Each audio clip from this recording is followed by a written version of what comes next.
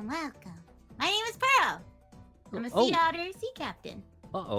Something weird happened with the visual frame here. We had this working in the pre-show, I swear. You're still coming through, Pearl. Don't worry about that. But the sizing everything got shorter. Here, yeah, the window. I know what it probably was. There we go. We're back. There it was. I fixed it. Yay, fixed it. Fixed it. Anyways, folks, let us know if you have any difficulty hearing myself or Pearl. As always, audio engineering is a finicky thing, but I think we've got it pretty good this week. And Pearl, oh my goodness. So, one thing that I'm pretty open about in my operation of the show is that I usually do pre-interviews with my guests, that I talk with them earlier in the week, and we just sort of plot out a couple different talking points to, have as a baseline. And congratulations, Pearl. This week, you set my new high record for the longest pre-interview I've ever had. And this is a good thing. Don't worry. This is a good thing. It's not that anything was difficult. In fact, it was very easy. It was too easy. It was so easy, in fact, that we just got on long, winding conversations and we had to reel ourselves in. And I had to keep telling you, okay, I'm really enjoying this, but we need to stop because we need to save for the broadcast. Yeah, it could have just been the stream. Honestly, that was quite literally it. We went for 3 hours. We went for 3 hours on just many different tangents and topics. And yeah, I have had shows that are 3 hours. Most of my shows end up being 3 hours or less. So we've already done a show together for all intents and purposes. But hey, now we get to do a second show and we have all this other stuff. Electric Boogaloo, number 2. You know, hey, I warned you that I talk in circles, much to like my driving of my my ship. It goes nowhere. We just keep going in circles. I said, and this is also making me realize that I wanted to do sort of the extra flourish of please welcome my guest this evening, the captain of the SS Otterworldly Traveler, Pearl. I missed that. Oh, well. It's okay. It's in the fine print. We'll just put it in the merchandise later. We can shill it out. Just like, here you go. Get that money. Yep. Cruise ships don't pay for themselves. Yeah. Well, they kind of do. Well, I guess. What are the amenities on the SS Otterworldly Traveler? Like, are we dealing with super, super top of the line? Is this sort of a mid-grade one, or is it actually? I would say that through the power of Bermuda Triangle magic, definitely more of like a princess cruise line. Definitely like a Norwegian princess cruise line. We're not Carnival here. Like, no, we got good shit. Yeah, classy. we got a spa. Like, there's no like children running around like attempting to just knock on all the doors and windows and rubbing snot everywhere. No, we are a classy establishment. Yeah. Also, because if anybody under the age of 18 gets a wind of my mouth, I will have a lot of suing. Suing will be happening. Lots of questionable adults being like, "Did you teach my child the German word Fruchen Sie? Fruchen Sie as Dummkopf?" And I'm like, I may or may not. I have no memories. I plead the fifth, and now I have the obligation of asking, what is the translation of that? That would be, fuck you, dumbass. I don't know what I expected. That was about what I expected, to be honest. The literal translation is fuck you, but like the U is formal. Z is okay, so it's the classy. It's the classy you. If I just wanted to just be like, it would be like Fruks du sind Zumkopf. Like that would be it, which would be do, which is usually like done for close personal friends or like somebody you just don't care. Well, like, hey, at least you're insulting them because it's like fuck thou, or just fuck it's to you. I have no bite brain. My thumb at you, good sir. Yeah. Yes, like that. So, well, at least the insults are classy here, if nothing else. Yes, we're always classy, even our insults. We have standards here. Thank you very much. Yes, we do. Thank you. This is why we have a 4 or 5-star rating. Yes. But yes, the SS Otterworldly Traveler, your home, and the ship that you captain so wonderfully. And obviously, Pearl Otter, you are an otter. One thing that I sort of feel, once again, obligated to do, could you treat us to an otter fact? An otter fact? Otter fact, otter fact. Here comes an otter hope you'll like it. So, for those who may not know, but sea otters, the reason they're endangered are because, well, at least the North American sea otter. The reason why it's endangered was way back when the New World was being discovered and France and Britain fought over land. France, in itself, made trade agreements with the Native Americans. Now, Native Americans would hunt sea otters and many other animals for their pelts, but they used all of the animal. Like, they used the meat, they used the fur, they used everything. Okay, so at least they're being efficient. Yes. The French did not. The French would hunt for pelts to trade with the Native Americans, hoping to foster good relations, but did not use all of the animal and would overhunt because they were hoping for land agreements and to marriage into Native American tribes so that it was easier to overtake the land. Versus Britons, of course, this my land now, and if you don't like it, I'll shoot you. The what became essentially the southern version of hippity hoppity, it's my property. But you're not wrong.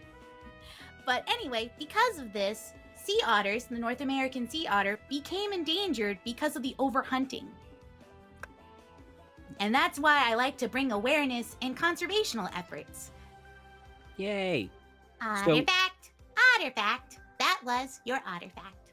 I love that you have the intro and outro for it. That it reminds me of just sort of a, Saturday morning cartoon We end just of got episode. a letter. We just got a letter. We just got a letter. Wonder who it's from. The resurgence of Blue's Clues in the past couple months is an entirely separate thing with, Steve just making the collective internet cry. Oh gosh, yeah, where he's just like, I went off to college for me, and it's just like, we both grew up, and I'm like... But I didn't forget you. I never forgot you. You look great, by the way. And I was like, oh. Don't do this to me, Steve.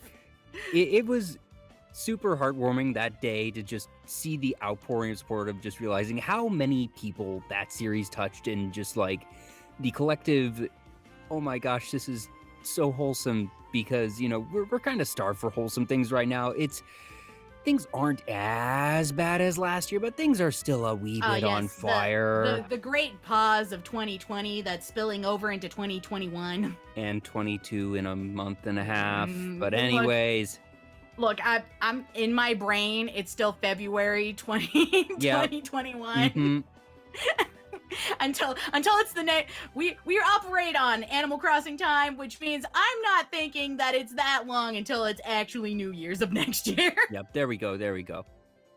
Anyways, yeah, this is just a preview, folks, of how far around we can jump in 5 minutes, because we went from Otter Fact to Blue's Clues to Animal Crossing in 2 minutes flat. So buckle in, you're in for a ride. It's gonna be great. My conversational skills are a whirlpool. It sucks you in and you don't get to leave. Hey, at least it's an entertaining whirlpool. But anyways, backtracking a wee bit there, I do love that you have the intro and outro and have that all as part of your thing. For your Otter Facts, are these all things that you just, have in your brain and is top of mind, or do you have some books nearby that whenever someone redeems an Otter Fact that you just, pick out a book, flip to a random page and say, that's what I'm going to read out? Kind of a mix of both. So there's always ones that I know off the top of my head that I can recite them old reliable. Pretty much from old reliable, what is the, especially if it's about Southern or Northern American sea otters. Those are the specific facts that I know way too much about. Now if we're talking about otters in general, there's 13 different species, and I know that, but I can't name every single one of them off, or at least one fact for every single one. So if we're talking about learning about otters in general, I may have to flip open to a book that I have that came from the World Wildlife Foundation when I made a donation some odd years ago as part of their thing that you could buy a cute little animal plushie, or a calendar, many different things that they've used to help for conservation for endangered animals. And one of them was a book about otter facts, marine animal facts. It's more than just otters, but I have the section for otters just kind of right there. Bookmarked right there. Yeah, right there. But it was just a book on marine animal facts, a marine biologist book that I have for some of the more kind of overarching otters instead of just sea Mhm. otter. I also have a couple of like kids facts websites, and one that's more of a research document that actually goes over the Treaty of 1917. That is the reason why we can't hunt otters anymore. Okay, the Treaty of treaty 1917 is news to me. So, was this treaty specifically written for the conservation of otters, or was this a larger agreement that happened to include a section about otters? I have not read the document 100% fully because it is full of legalese and I don't speak that language. As most treaties are. I'm just like, I speak conversational German, I speak Otter, I speak dumbass, and I speak Southern. Like, those are my languages, all of them. I don't speak legalese. But to my knowledge, it seems that this one was made specifically for the fur trade, for otters. For otters, for the fur trades of 1917. And it is an agreement with both Canada and America, continental United States, to not hunt them for trade, for pelts. Like if they end up, if an oil spill happens or something like accidental happens, of course there's going to be, fines and other such things for, destroying habitat. Yeah. But making it outright illegal for hunting for pelts. Yeah, for being a predator for these animals. Yeah. So kind of like the same situation in, Africa for, elephants or rhinos for their ivory, for their tusks and stuff. It's a similar concept. By the way, we jumped in so fast, I forgot to thank the people who followed early. Thank you, Nixie Kuma, Art Universe, and Jade Dragoon DS. And welcome to the chat, Walker Media. Isn't Walker Media like a big media company? I'm surprised you got that name. Anyways, tangents. Yeah, they're great. So, where were we? Yes. So, otters and otter facts. Do you recall what really got you into otters? That were you always into wildlife and that otters piqued your interest in particular somewhere along the way? Or was it you loved otters and then got into broader animal appreciation? Can you otter even broader track? And then a broader otter. I didn't even mean to do that, but let's pretend that was intentional because that would have been really witty. Not on purpose, but definitely appreciated. So I was always interested in animals as as Michael's a small pup. I loved going to like zoos and aquariums and stuff, but it wasn't until my dad, Papa Otter, who is a truck driver. So he has been all across, I've been everywhere in the continental United States. I am a nomad myself and a traveler of many. I do have a license to sail. I do know how to drive, and I don't have a license to fly, but I have flown planes. So that's super cool. I figured that you might have had a license to sail. That I just sort of guessed that. I figured, all right, you seem like someone who genuinely has knows how to helm and knows how to helm a boat. Yeah, but the fact that you've actually flown a plane, license or otherwise, that's different. I don't know if I've ever had a guest that's flown a plane before. I had a neighbor who had a private plane, like a private seaplane, and he would ferry people around on it. And during the summer, he would teach me. So I had enough flight hours on that seaplane. I could probably be a pilot, but they still require you to go to, pilot school. They require you to go and take the courses and stuff to make sure, and that's money I ain't got. Yeah, and to be fair, it's probably good that they require these things. Absolutely. Among the many different types of governmental regulations, I would call that among the more reasonable ones, to be sure. Yeah. But still, that's really cool, and that's a really nice neighbor, allowing their neighbor to, pilot what is a very large, very dangerous piece of equipment if handled improperly. Yeah. He started when I was very young, and I used to sit in essentially, your parents teach you how to drive when you're a little kid, right? And they sit you in their lap, let you hold the wheel, like they're also holding onto the wheel. Yeah. But, you're holding onto the wheel, and you're like, I'm driving. they're pressing the gas pedals and everything else. He started with that. Like I had grown up with this gentleman for years. Like he knew me the day I was born, and was a close family friend. And so like he started when I was very young, and then it just took off from there. Every summer when I didn't have school, I had essentially flight class for like a few hours of the day. That's super cool. And the other half of the summer, I would go with Papa Otter on the 18-wheeler. Oh, wow. Okay, yeah, because you mentioned that your father was a truck driver. So, and I guess, is that part of how you've seen the vast majority of the continental United States going on these truck drives? Yep. Also, I never want to see St. Louis ever again. I'm done. We've been there too many times. Why the animosity towards St. Louis in particular? I hate how they drive. It drives me nuts. No, like I live in a place where like we consider the speed limit like a suggestion and not really a rule. But they're like driving Miss Daisy and with an 18-wheeler trying to get somewhere with small roads. Cause it's small roads, kind of like in that, ye old timey like spokes wheel sort of situation. Mm-hmm.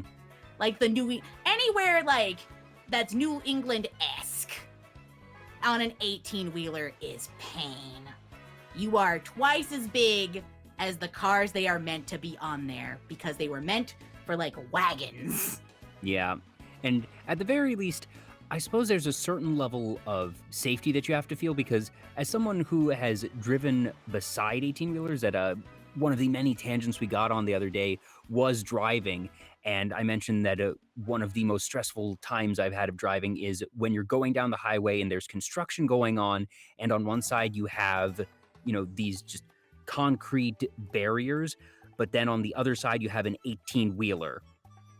And it's just, okay, I can't move more than a couple inches in either direction, but this road is already turning at a slight angle, so I need to be sure that I am keeping this angle properly. And then on top of it, it's raining, and the spray from the 18-wheeler is getting into my windshield. And yeah, fun times. Yeah, you're just sitting here like, it's okay, this is fine, this is fine. Just be really careful, really careful. Usually the best part about being in an 18-wheeler is that you get one of two responses. One, they're going to zoom past you because they don't want to deal with you. Mm-hmm. Or two, they're going to let you through because they respect you. Yep. They know how big that is and that they would be crushed. Regardless of what happens, you are going to win out. You are going to win out in the end. That you might be liable, but you will be safe. You'll be alive at the end. I might not be. Yeah, basically. So, did you ever get to drive the 18-wheeler, or was that one where it was... Yes, I have. I have driven the 18-wheeler. I'm not legally supposed to say that, so... yeah. But, yes. Don't worry, I won't tell anyone if you won't. You got that, chat? This is a secret. We're all now have a blood-sworn secret. Nobody's allowed to tell. I will find you. And I will nibble you. Nibble, nibble, nibble. These fangs ain't for show. But, getting back to the topic of hand about otters, after our tangent. Winding back. One summer, Papa Otter took me to an aquarium. And this aquarium in a city had sea otters. They were their first sea otters. They had a pair of them. They were a brother and a sister, even though not really, because they don't really get more than one. Sea otters don't have more than one pup, like at a time.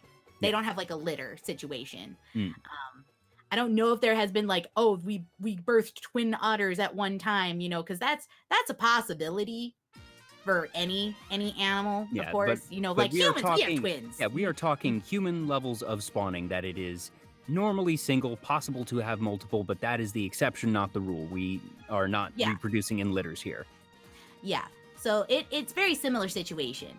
So it's two family bonded, a boy and a girl, sea otters that were two there, and they made like a big hullabaloo, like a big splash of it. Like, look, we have these sea otters, and I fell in love. We went to the aquarium. I sat there. and just watched them for hours. I didn't want to go anywhere else in the aquarium. So much so that later on, I traveled to the Georgia World Aquarium. And I know that one. I've been to that one. That is the aquarium in the U.S. That it has world in its name for a reason. It's flipping massive. It's huge. It was amazing. I loved it. I went to the behind the scenes meet the sea otters tour. I did the whole shebang. We got to take pictures. I got to touch them. We got to feed them. It was an amazing experience. But I've always been a huge fan of animals. And before the sea otter, my favorite animal was a ferret. Another of the Mustelidae superfamily. Yeah, I was going to say that feels... Obviously, one is a land creature, one is a sea creature, but they feel marginally similar, that they are... They are both of the weasel family. They're very similar. Yeah. Because, again, neighbor, best neighbor, teaching me how to fly a plane, also kept ferrets. Ooh. And I would help take care of the ferrets and chinchillas. He also had chinchillas. He had 2 chinchillas and 4 ferrets. And I just fell in love with those animals. Because I wasn't allowed to have one because my Otter's like, we ain't having none of that stinky shit in our house. It's not happening. But honestly, she was probably relieved. She was like, oh my gosh, you mean I get to have my child getting this, very sweet experience handling animals, that she's able to interact with them and get this education and this fun, and I don't have to worry about this animal being in my own house? This seems like a win-win. Oh yeah, and he got somebody to help clean the litter box and do the cages and stuff. He got free labor. Yeah, this was a genuine everybody wins situation.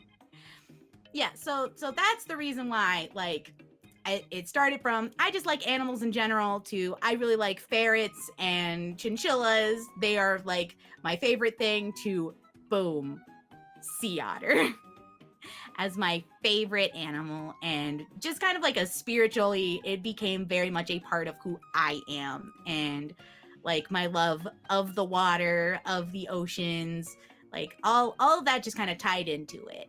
And that when it came time to decide, all right, what do I want to do or be as a VTuber, that I imagine it sounds like it was not a question. No, it sounds like this was pretty just intuitive here. Some people sort of labor over their concept, figuring out, all right, what really speaks to me? What do I want to be? What do I have my lore as? And sometimes it's just, what you're going to be right out of the gate. And it definitely seems like you were in that camp. Absolutely. I was like, no question. Sea otter, sea captain. It's a part of my introduction for a reason. It just rolls off the tongue. It's just who I am. And how long did it take to think of the wonderful pun of SS Otter Worldly Traveler? All of 2 seconds. Nice. I mean, I was sitting there being like, all right. So how cruise ships are named is, one, they're usually named after women. It's supposed to be a good omen so that Poseidon doesn't capsize your thing. It's also the reason why you're not supposed to have a woman on board, and why ships helms at the beginning, the nose piece, is a mermaid, is a woman. It is to appease Poseidon to not kill your ship. Yep. Because as is just sort of nature with most of the Greek pantheon, what was the phrase that we talked about Animal Crossing, and Celeste has this wonderful line about Zeus and just, not respecting personal boundaries and not being very communicative and starting wars over silly things. And, the Greek pantheon's a bit of a mess. Yeah. And Zeus and most of his brethren, most of his blood brethren, and take a lot of the same concepts. They're like, this is mine. I don't care what you say.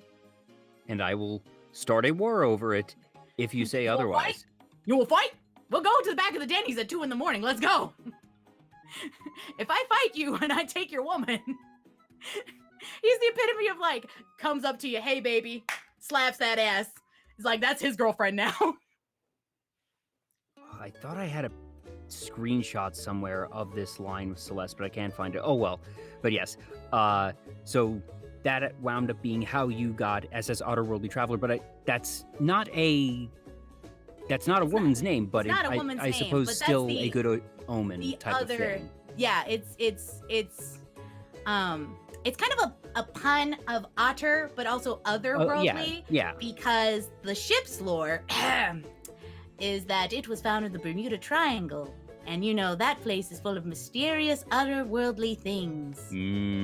So it's kind of a play on both, and that not only am I a traveler, but you are also one too. Yes, yeah, And the SS is for single cruise ship, which means it's one crew, not multiple. And is the old-timey way that we would name a ship. It was a little bit more of the ye olden ways, because not everything is SS anymore, because originally that stood for steamship or single cruise ship. I never actually knew that's what SS stands for. It's the stereotypical thing that goes in front of basically every fictional ship that, you know, Pokemon has.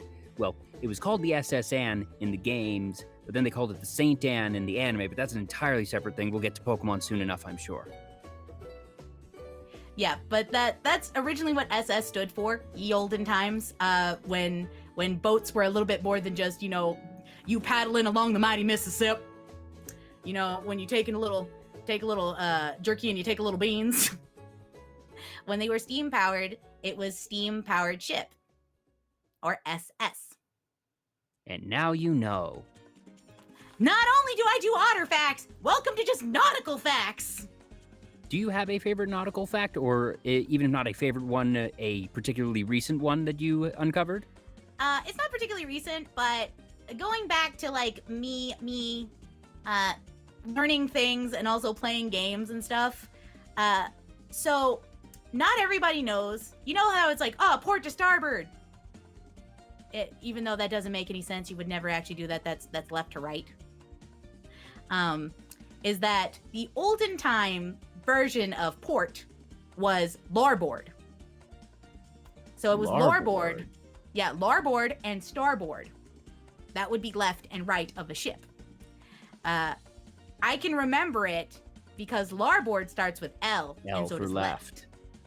And port has 4 letters, just like left. But if you play Final Fantasy XIV, like I do, and I was a raider during not the newest one that we've got right now, Shadowbringers, that's currently, but during Stormblood, there is a Omega raid that they have starboard and larboard as the mechanics instead of left and right. Ooh. And they don't show you the thing that's going to hit you until it is too late for you to move, because this is the hardest content next to ultimates that were available. So I knew which side was left and which side was right. The tech. So that was a fun use of my nautical knowledge. It's always a special feeling when a game has some sort of, you know, like referential nod or, you know, niche knowledge, which is supposed to be something that the player has to discover or find out from an NPC or something. And it's just, no, I know this, you know, like a game using Morse code or, you know, to use another Pokemon example, the Reggies had Braille in their initial iteration. I had to look up a Braille alphabet and hand translate everything. But if somebody had been familiar with it, that they could just glance and be like, oh my gosh, I know what this is. I've trained for this day. My people need me. Away. Sort of situation. Yeah, it's really neat to have like just little nods to like other it's really good for puzzles too. Yeah. Because it's accessible to everyone. You can easily find a guide or a lookup or something to help you along, but it is niche knowledge. It's not the same as, okay, here's this environmental puzzle, and if you just don't get it, you just don't get it. Mm-hmm. There's not really a good way to like show you the rules of like how you're supposed to figure this out. I'm looking at you, Genshin Impact. Some of your environmental puzzles make me angry. I don't want to have to look up a walkthrough. If I have to look up a walkthrough for an environmental puzzle, you have failed. Yeah. Puzzles supposed to be, I can sit there and bash my head against it. Eventually, I will figure it out. Yeah, it's the most frustrating thing, and it happens sometimes in other big environmental ones like Legend of Zelda, and it's just, all right, this is a puzzle. You know what you are supposed to do. I'm supposed to find a rock that fits into this opening. And I've searched and searched, and I cannot find this gosh darn rock. And then you find out, it was up on this ledge. Just, That's sort of the worst of when you know what the solution is or the form of the solution, but you can't find the specific piece somewhere. Oh, yes. Or one of the ones I like is like stuff that you pick up that's like just normally used everywhere. Like food items, or just that good hoarder, that hoarder instinct we all have. Yes. Just like, I need this for later. I need this for later, and then you get to the end game and never use it. Nope. But like, I love it when they use things like that. Like one of the ones I can think of is Breath of the Wild, the apple puzzle, where you have apples and you just put it in you there. Put them in the little things that you'll get the Korok seeds or. Yep. Yeah, just like, I'm here. Yep. Like, I thought that was cute. I thought that was a really good use because you're going to have apples in your inventory. You are going to use them either for healing or for cooking, or just because, you see a thing and you got to pick it up. And it became sort of a learning thing that the first place I remember seeing that particular puzzle was in one of the villages, and there was a row of, 3, 4, 5 statues with dishes, and like 2 of them had apples in them already. So from that, you can extrapolate and be like, oh, I'm supposed to put apples in these other things. Apple for you, apple for you, apple for... Oh, shit! But then you would see these same statues around, and they would not have apples in them, but because you had that previous knowledge established of, you put apples in them. I see this statue in this dish. Apple goes in dish. This is what I do. And sure enough, the Korok will appear, and there you go. And I love that sort of instructionless teaching in puzzles and in gameplay of, you need to think just a tiny bit. It doesn't take a huge mental leap or, deep thought or unpuzzling to figure out, there's apples in 2 of these. I should put in the other 2. And then it just becomes that thing that it becomes that added knowledge, and it then gets used in other places, all without ever having to speak a word.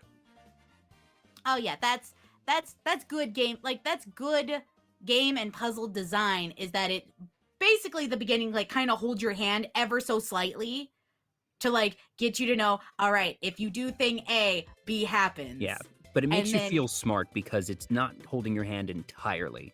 Yeah, it's like holding a pinky finger. Just a little pinky finger. Your dad is holding the back of the bicycle ever so much and just lets go, and you're just going on your... Hey, see that thing over there?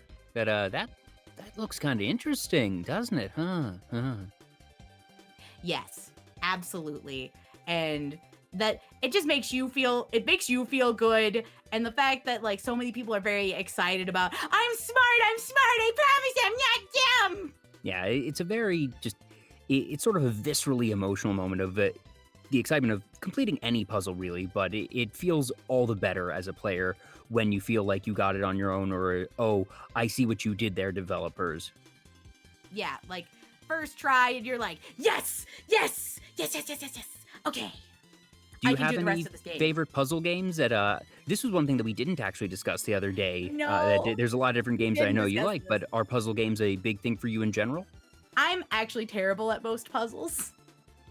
I like them, but I get easily frustrated by them. But a game that I really like that is kind of a puzzle game is the Chocobo Party game.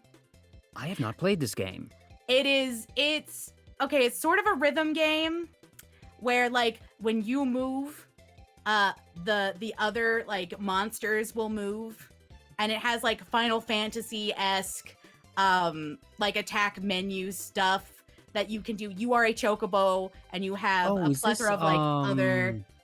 I'm blanking on the name. They made one of these for Legend of Zelda that it was Let me. Now I need to look it up, or I'm gonna be frustrated. I'm just gonna. Where's my chocobo party? Where's my chocobo party game? It was Cadence of Hyrule. Crypt of the Necrodancer was the game for Zelda, but it's the type of system where you have a beat in the background and you need to move along with the beat. Is it that type of game, or No, it's not moving along with the beat, but every time you move, they move, regardless to the background. Okay. But it is sort of a you move, they move, you move, they move, like at the same speed, or you can like wait like a beat with a button to like make them move. Yeah, it's like a Pokemon mystery dungeon game, but with chocobos instead, Final Fantasy. Okay, I like that analogy. And it's kind of it's also rogue-like, where you don't get to keep your stuff when you die. Other than like the 3 main pieces of armor you have on your person. You can buy items, you can get stuff in the dungeon, but once you are perished, you lose everything except for what's on your person, like what is equipped to you. Yeah. And it is kind of hard because some of it's also got like a map where you don't see all the maps, so you have to go like looking all around, and there's traps in some of them, and they have some puzzles of like how you're supposed to like get around in the dungeons, and it is probably my favorite, if not the only one that I could play for like large amounts of time, because it also like has a story that goes along with these dungeons and like for the grinding. I play too much gotchas. I'm here for the grind. MMOs gotchas of like put my nose to that grindstone. Let's go. hours of mind-numbing entertainment. Okay, I also found the screenshot of the Celeste quote that I was talking about with Greek gods. She's talking about, what I have to assume was the Taurus constellation. The bull, it turned out, was the god Zeus, who had fallen for Europa, but had trouble with boundaries. But consonant names aside, I imagine Europa would have preferred it if Zeus simply asked her to tea. Oh, yeah. And if that's not the story of Greek gods in a nutshell, I don't know what is. Hey, I will have to say this, though. That story did bring about one of my favorite Fate Go characters of Esteros. He's a good let's boy. get into Fate Go. Why not? Because you mentioned Gotcha and now this, so... Segue! Esteros. Let's start there. Who is Esteros? He is the son of Zeus, as, you know, kind of, as he took the form of a bull, because he wanted the king, his father, to pay homage to him, and he didn't want to, because you know that thing where like people are like, no, I'm the king, I don't have to pay homage to gods, I don't care, do you know who I am? And he was like, all right, I'm gonna NTR your wife then. Also because he like already wanted her, but that was just the excuse. That was the excuse. I can't decide if that escalated quickly or if that was, now that you say that was the excuse, it was like, okay, maybe it didn't escalate quickly. Maybe it was just always escalated. He wanted her, whether, you know, it was just more of like a, all right, you're not gonna pay homage? You're not gonna pay homage to the Don Zeus? Well, you're gonna be, I'm gonna be sleeping with your wife. That's kind of what happened. But he's one of my favorite characters just because you get to see him humanized of like what it's like to just suffer in that labyrinth alone and only have like things thrown at you where you have to kill them or be killed. And it's a lot of trauma, but just the fact that like he still loves very deeply anybody who just accepts him as a person and not just the bull, the Minotaur. And it is that kind of like emotional healing of me showing you my absolute worst and you still being like, it's okay, I still love you, I still want to be your friend, I still believe in you, you can be a hero. And do they weave this into FGO lore, or? They do weave this into, okay, so how Fate Grand Order, the game, works is that they have essentially these different, time has a problem. You are just some random schmuck who barely counts as a mage, and you are getting paid to go to this facility to just be a rank and file helper for like this large organization full of other mages who are secret technically from the world because they have their own like governmental overstructure thing, and they're trying to just keep the world from going to fucking shit. Well, a thing happens at the facility that basically blows everything up, and you are the only person who has capability of a mage alive. Congratulations, you're the protagonist. Yeah, congratulations, you're protag. And because you made an emotional connection with the only person who is a pseudo-servant at the time, Mash. She is your rock, and you are her rock, and you become friends, and you go on this wild adventure together with the support of Da Vinci to basically fix all these gaps in time where they're trying to change time. Like, they're trying to change the things that happen from just, well, what if Joan d'Arc didn't, who was burnt at the stake, turned evil, turned her back on God. That's like, I think the first one is during that period. Or like, what if there was pirates at the same time as, Greek history was going on. There was like, Victorian-esque pirates, or like, what if the Civil War of North America, instead of North versus South, was Americans versus the Celtics? Like, versus... How'd the Celtics get involved here? How the Celts got involved? They just wanted to shove Meb and an excuse to give an altar form to Cuchulainn. That's really what it is. They just wanted to put Ku Altar in there. That's and fair. He's a good unit. I got him. He was one of my first few 5 stars, and he's my boy. If I want something to die, I send him in there. I'm now just sort of realizing that Fate Grand Order is Smash Brothers, but with historical figures. Yeah, and characters from books. So it's not even just, it is anybody who's made a mark on history. Yeah, they even have that it's the historical space figures, probe. fictional and nonfiction. They have the space probe of Sputnik as one of the Sputnik characters personified. Yeah. We have Ship Girls in Azure Lane. Why can't we have personified Sputnik?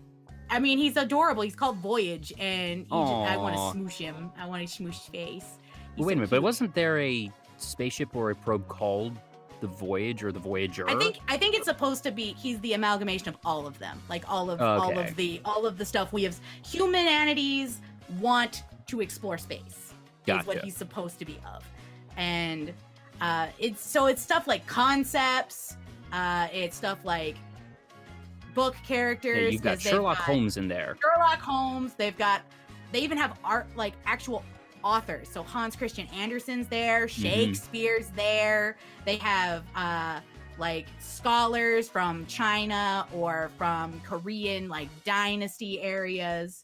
There's also characters that are like Jack the Ripper, who is an amalgamation of all the kids who were not wanted by their moms.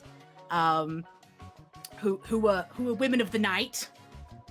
It's funny because I've had a lot of people, friends and past guests on this show, tell me about Fate in general. That is, I watch a lot of anime, but I've never actually dived into the Fate verse. But I have a basic understanding, or at least as basic an understanding as one can have in the mess that is Fate, of the battle for the Holy Grail and everything, and that you have all the different mages. But Fate Grand Order is its entirely own thing with all of these. Fate Grand Order is the glue that holds all of the other Fate franchise together. That's my best. Okay, so you have like all the anime, all the manga, all the visual novel games, all of it like all on its own separate thing. Fate Grand Order brings all of that together. It is the glue, or like the webbing that connects all of it, because the events come from not only the actual Fate, like anime, visual novels and stuff, but all of the Natsuverse, like stuff that isn't even like supposed to be in Fate specifically. It brings that in. I suppose from a writing standpoint, the fact that you're already working with wibbly wobbly, timey wimey stuff sort of justifies it as that glue of, all right, we can do whatever the heck we want in here and justify it in these other parallel universes, continuities, because this is where we do the weird stuff. Yes. And it gives a lot of like interactions for like characters that have been together either in a game or in an anime or in a movie with them to like be having events or some of the lore of like the actual main game. They have interactions, and they also have lore bits when you gain a character and you use them and you level them up by using them. You gain more stuff about their story, either historical facts, or you get like likes, dislikes, you know, all your stats for your typical husbando or waifu like stuff. But you also get their backstory, and one of my favorite ones for that is Merlin's. Is Merlin. What makes Merlin special? Merlin is actually essentially your silent supporter through the entire first part of the game. And you don't know it until the very last chapter of the main game. You get hints, and he's mentioned basically through like the middle of the game to like towards the end, where he, if you get him, he is a limited servant, and is the reason I started playing this game. Is because I liked his design and his like personality was cute, and me watching a friend kind of play a little bit of the game, I wanted him. I wanted him real What bad. is Merlin's personality in this universe? His cheeky. He is cheeky, he is fun, he is chaos kind of personified, but like chaotic good. He does chaotic kind of like, he seems very puckish, but he does it for a good reason, or like the ends justify the means, but he seems like he's lackadaisical, like he's lazy, like he doesn't want to put in any work, like he's just here having a good time, but he's actually doing a lot behind the scenes, and you don't realize it till the end that he set it all up for you, the protagonist. I like that, just whether it be in, you know, a mystery novel or something else, that I enjoy that type of twist where you see, all right, not only is the character not who they seem, but being able to realize, okay, events that I have gone through were actually not preordained, but planned and plotted out. And the idea of taking the lackadaisical character and having them sort of be 180 of psych, I was actually very invested in this the entire time. Yeah, he's like playing 4D chess, but he looks like he's playing checkers. Like that's the best way to describe him. He's got that playful kind of puckish older brother going to tease you sort of situation. That is his personality. And the best part about it is that in the beginning, till the middle of the game, till he inserts himself, which you learn later, is that he is amazed by you. He is stuck in Avalon. If you have ever touched on Arthurian legends at all, is that he gets tricked by either the Lady of the Lake or by Morgan Le Fay to be in Avalon, to be trapped in there for eternity. He is unable to leave in the tower in the Garden of Avalon. He is watching you essentially because he has clairvoyance. He can see the future, but not perfectly and not like forever and ever. He is like the budget Walmart version of like clairvoyance, which means he can see a little. He got that off-brand clairvoyance. He can see it a little bit, but not too great. But it's that he is watching you, the protagonist, in your adventure in the first 3 chapters of the game. He is watching you step up, just a normal human. You are barely counting as a mage. You are like a mage by technicality and technicality alone. But that you are going through this adventure and you are continuing to strive. You light a fire in him. You gave him hope that, you know what? Maybe I can help humanity. Maybe if I insert myself, it won't turn to shit. What happened with Artoria or Arthur, where Arthur dies, won't happen again. Sort of like situation. You give him hope. And he's like, I want to see how your story ends. I am your biggest fan. I am rooting for you. And he's like trying to tell you, oh, I'm selfish. I hate humanity. I'm just here to watch it because it gives me, like, it's bad television. So he's a tsundere. I wouldn't necessarily say that. he acts hot and cold. It's really more of just he's aloof. He acts aloof, but I feel like that's to convince himself, not you. He's saying it to convince himself that he doesn't, I don't care. I say as I'm caring, as I'm doing everything in my power to help you. I'm definitely not getting emotionally invested. Certainly not. How dare you insinuate that? I definitely did not think about kissing you in the middle of the moonlight. I did not do such a thing. I did not circumvent my imprisonment by going to a timeline before I was technically born and have somebody else summon me as a servant, because that doesn't void the warranty of me being in my prison. Baka. But it's more of like it's more he's convincing himself he doesn't care. I love hearing people talk about Fate and Fate Grand Order because, like I said, as someone who doesn't play it, I don't really have the interest in, diving into this deep, winding story, but I love people who are really into it telling me about it because it sounds great, and I love hearing these tidbits. It's very good. If you like lore, if you like reading too much into it and like want to have like a 2 or 3 to like 12 hour like YouTube video explain every single detail of every single servant and how it's interwoven, like it is good for that. And because of course, this 12-hour lore video is actually the efficient way to consume this series because of how much there is just spanning the manga, the animes, the movies, the games. The visuals. So, yes, a 12-hour info dump is actually the quickest way to do this. Yes. But if you want to understand more than just the lore bits, but just kind of like the whole Fate as a concept, there are like 5 of them that most people would tell you to watch. They'd be like, start with Fate Zero. Just start with it. It's the one that got the most popularity for a reason. It also sets up like there's like a 3-part kind of series where it's like, this is chapter 1, this is chapter 2, this is chapter 3. This is how the story progresses. And that's like the main, what everybody knows it for. And then there's like a couple offshoots that are just like, well, what if the Holy Grail War was not, versus 7 people, but versus 2 teams? There's Apocrypha for that, where it kind of like shows you that situation. Or what happened to Waver after Fate Zero? Here's what he's doing. And there's a few that are like offshoots like that.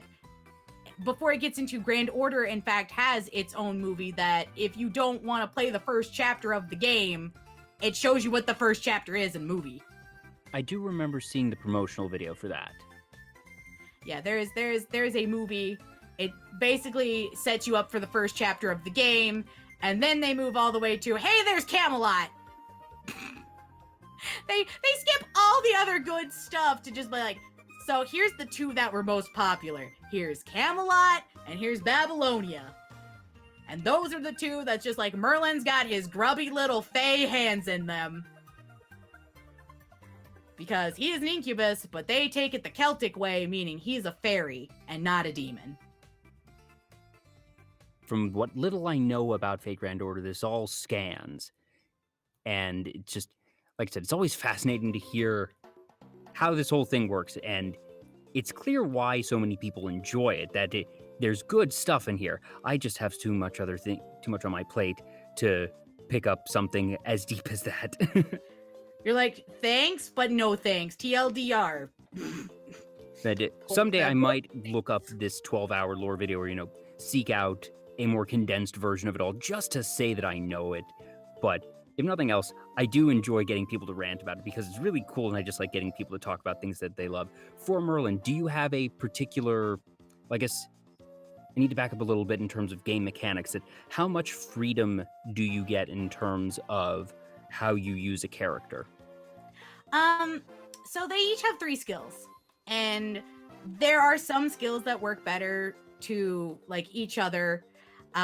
You of course have your noble phantasm, or like your big button, your special move, essentially. It's pretty free form. Some cards work better with each other, but generally it's here are your 3 skills. Merlin is a support. So he makes somebody else shine quite a lot. You can use him in any team composition and it will automatically be better. He is quite literally one of the 2 penultimate supports.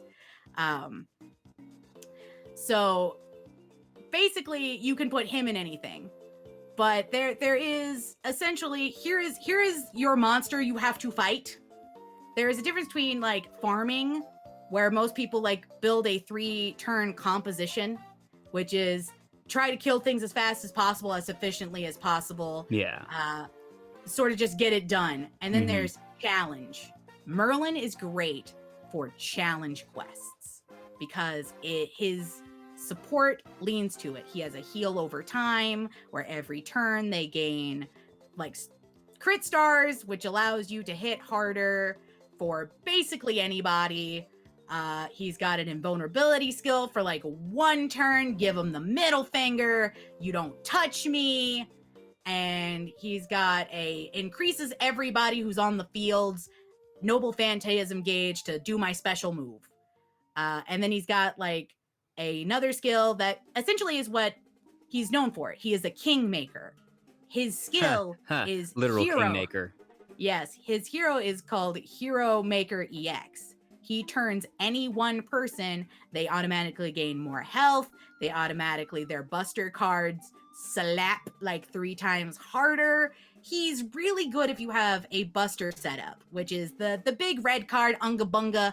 I don't care about Noble Phantasm. I just want to go burr. I want every single one of my hits to hurt. That's essentially what he's for. But you can make teams out of just like, yes, here's my team of 3 people that just make debuffs. Or here's my team of 3 people that I've used Merlin in this way, which is a stall team, which he sits there healing. I've got another character to mitigate kill me, damage. And I will eventually kill you. Yeah, this is a war of attrition, and I'm gonna win. Where my highest turn rate was over 200 turns. Oh my gosh. It was in Babylonia. I had Jeanne d'Arc, the first one, the ruler from Apocrypha. And she is a tank.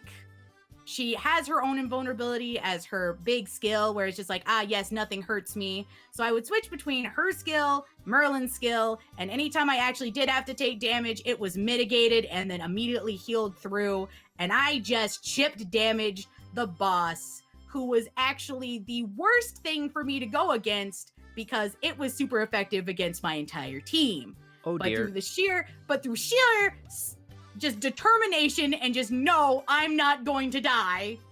We won. It took 200 turns, but we did it. What did that translate to in terms of time? I don't want to think about it. It was the end boss for Babylonia, and I just wanted to win and move on with my life. Okay, big question now. Best Merlin outfit. Best Merlin outfit, I would have to say the promotional one for the horse races that Japan had. The essentially the Kentucky Derby looking Merlin. He's got like a white pea suit. He's got like a pink shirt. He's got a Victorian hat. He's got his staff is a cane with like a horse head on it. He looks dapper AF, and he's got like flower corsage. And I just like, wow. Beautiful.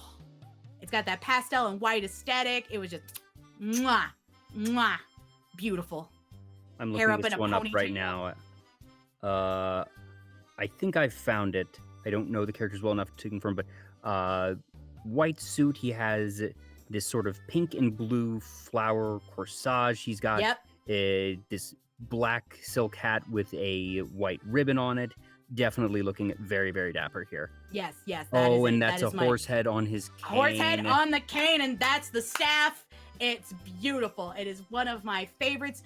They always do such good promotional art for like all of their sports events that Fate sponsors or like just brings to it. I'm just like, every time it's pretty good. And that's one of my favorite ones because it was involving a lot of the like Knights of the Round Table, i.e. people who would use horses. Horses, yes. So that's definitely one of my bigger, more fantastic, enjoying moments. Is that one. So wrapping Also, I will just talk about how much I love Merlin for hours. I'm sorry. What is Merlin's best feature? I would say that Merlin's best feature is his hair physically. His best feature personality-wise is his playful nature, that cheeky, I have never wanted to kiss and slap a man at the same time, but boy, do you pull it off. And I think it also sort of fits your personality, that you're very much the type who is, you've sort of leaned into really the cheeky little sister type of thing of, I'm adorable and I'm great and I'm awesome, but I can also be very sassy when I want to be. Come fight me in the back of a Denny's. It's that a little bit of gap moe. It's that little bit of gap moe that he is a beautiful person, but at the same time, he's also a little shit. Gatmo is a really good term there. Ooh. Because you expect, him to be like lovely, elegant, incredibly, sophisticated. And he's like, why make magic when punch do good? We stand Merlin here. We stand Merlin. Why make magic when punch more effective? And everybody else like, he's not wrong, but we hate it. He's out of line, but he's got a point. Yeah, so that's definitely probably my favorite feature about his personality is just cheeky. Mm-mm. Now, wrapping back to one of the other games that you were discussing earlier, FF14, what type of character are you in that game? Because you mentioned, all right, that you use this nautical knowledge to be able to navigate through an event, but you never actually said what your build is. Okay, so my class/job is Dancer. It is a support DPS. I make other people's numbers go burr. Make big number. So my doing damage also means my partner or the person I'm attached to, their damage goes higher because I do more damage. And it is the most There's a vicious cycle of buffs here. Yes. So not only do I make their damage go up higher, but I can also have a variety of supporting tools. Like I can heal myself, my partner, and everybody who's in this circle that both of us are occupying with like a heal. I've got a damage mitigation button of 10%. I also have basically a button where it's called improvisation, where I can dance for X amount of time until it runs out. That increases healing done, shielding done, and also gives me my end gauge, or like my big blow up button, Esprit. My big button is Saber Dance that costs 50 Esprit every time. So I gain Esprit the more people are standing in my like improvisation bubble. The bigger the audience, the more the impact. Yes, definitely. And the longer that I get to sit there and just use that button, the more Esprit I gain. It's usually for like downtime, big mechanics, like something you gotta prep for it or like LB3 it essentially or die. Because some of the mechanics in Savage are like that. I understood most of that jargon except for LB3. LB3 is Limit Break. So okay. If you played a Final Fantasy game, it is Limit Break 3. It is the ultimate move, which sometimes the tank, theirs is like 75% damage mitigation. And if a tank has to LB3, it's usually because the fight requires it. That is how you get through it. Otherwise, it's usually the melee DPS for 10% off the boss's health, essentially, hopefully, maybe, if your party's good. And is this Dancer the only character you've had, or have you had various builds over time, and this is your most recent one? So you get one character and you can try everything. It's not like World of Warcraft where you like build a toon and this toon's a druid, but my other toon is okay, yeah, because that was sort of the system that I was thinking of, but okay. Yeah, no. This is one character can become anything. Gotcha. And you have access to the whole kit and caboodle. Granted, you have to level them up. It's a pain in the butt, but you also can change at any point in time. To if you wanna roll a tank and you try tanking and it's just not for you, you're just like, all right, maybe I'll do healer instead. And you can just go pick up the little stone, start the quest to become a healer, and bing, bom, boom, you're a healer now. and you can move on for the rest of the quest as part of a healer, or a DPS, either ranged, physical, or melee, or magic. You have unlimited options. And support is where you've found your sort of gamer passion, I suppose, for lack of a better term here, that you like being this support class, because you also mentioned that Merlin is a support class, and I'm not sure if that's just coincidence or not. Oh no, I love support. I like to help people. I like to help other people do good. That is my favorite part of doing like MMOs or kind of gachas like Genshin Impact. I main Zhongli. I main, my other main is Venti, which they are support characters. Yes, they do damage, but mostly they are there to either add shields, add heals, or do crowd control.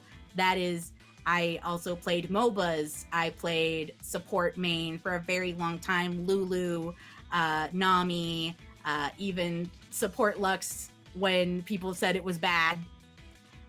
That is my favorite thing to do, is I want to help somebody else. I don't want to be the main attraction. I want to have somebody else be the main attraction, but like I help. I help. I'm Palin. I'm helping. So originally I did Bard or Archer. Archer is what you start out as, and then you turn into Bard. Because I loved, one, the aesthetic, because you get to see like what the end gear for ARR, the first expansion, looks like when you make your character. And I love bards. D&D, that is my bread and butter. Of 3.5 was to be a bard. Good old skilled monkey bard. Master of... When you could just, 3.5 skills and feats and whatnot were some crazy things. If you knew the right combinations. Yeah, just rogue bard, 5 rogue, go. 5 bard, and 10 dodge warlock, roll, sneak and attack, you're good. Here we go. Like dodge roll, sneak attack, eldritch blast, to get past, any sort of like magic resistance, because screw you, force damage. I don't care. Like, you could do anything. Everything is based off charisma. You only got to really have three skills maxed out, which is dexterity, constitution, and charisma. That's it. That was the perfect build. Intelligence? Who needs it? Strength? Don't worry about it. Yeah. Why do I need to carry anything? I've got magic for that. Or I have a tank for that. I just put everything on the disc. I seduce somebody at the local inn and they carry my shit for me. The way that I usually do my character creation in D&D is that I look at the rest of the party and figure out what is needed. That I enjoy character creation, but I'm very bad when I don't have direction. That if you just plop the player's handbook in front of me and say, make a character, I'm just going to too many options, don't know what to do. I'm a big fan of the phrase, restrictions breed creativity, that I let the rest of my party do what they want, and, well, fortunately, parties love me because of this, because then I just look at it and say, all right, what are we missing? Missing healer? Okay, cool. I'm going to be a paladin or a cleric or something. Do we need someone to be a melee fighter because everyone's gone magic-y and is super squishy and going to the back? Okay, I'll take paladin or a barbarian or something, and I'm going to hit things hard. And once I know what is needed, I will then make a super deep character based on that. But I need that direction. And just statistically speaking, for the different campaigns that I've been in, I usually end up as either a healer or a bard, because people go for the flashy ones. They want to be a wizard. They want to be a monk. They want to do damage. They want to hit hard, whether it be via magic or physical. I want to be a warlock. Let me Eldritch Boost. Being the bard is not an inherently, flashy, sexy type of role. So that's where I've fallen in, and I've actually really learned to enjoy these types of support characters. So it's sort of funny that we wind up occupying these similar niches, but for separate reasons. That you have the genuine love for it. I fell into it and have learned to love it. I loved it because of my Ren Fair background. My almost just, I grew up Renny Well, I feel like this adjacent, is a perfect segue into Ren Fairs, because this is something that came up when we were chatting the other day which I did not know, because maybe I'm missing the streams where you talk about it, or maybe it's just something that doesn't come up a lot in your normal streaming. But you, like you said, are very much into rent fairs. It comes up it comes up at least twice. The twice is the times when the Ren Fair happens.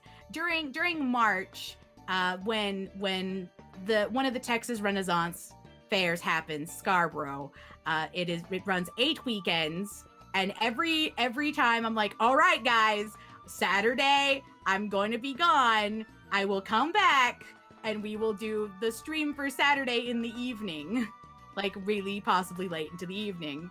And Sunday I will just be gone. Do not need me. Somebody's got to hold down the ship. It's Cher.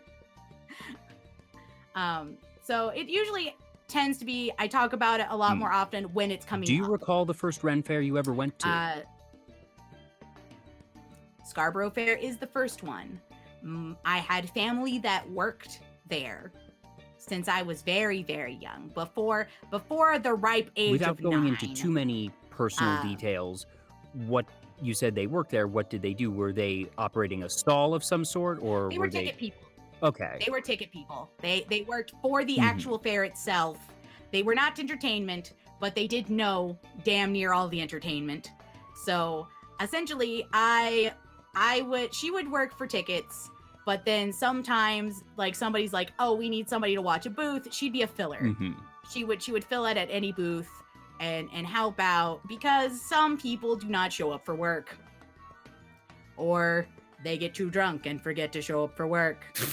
The Ren Fair has a lot of alcohol, and a lot of people are just like, yeah, I'm good. I'll just have one drink. 5 drinks later. I'll just have one. Just one. You know, that voice in the back of their head, the little goblin in the back of their brain But goes, what if we had more? But what if more? So that's essentially how that plays out. Is that she would do that, and she would be watching me at the same time. So I ended up being a gopher.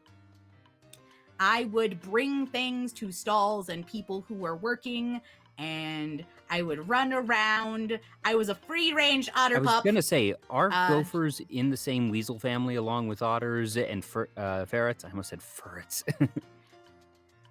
I mean, that is Oshawatts and ferrets, all of them Pokemons. I don't believe gophers are, but I know that badgers are. Badgers are in the same family. So gophers, I don't think so, because they do not have the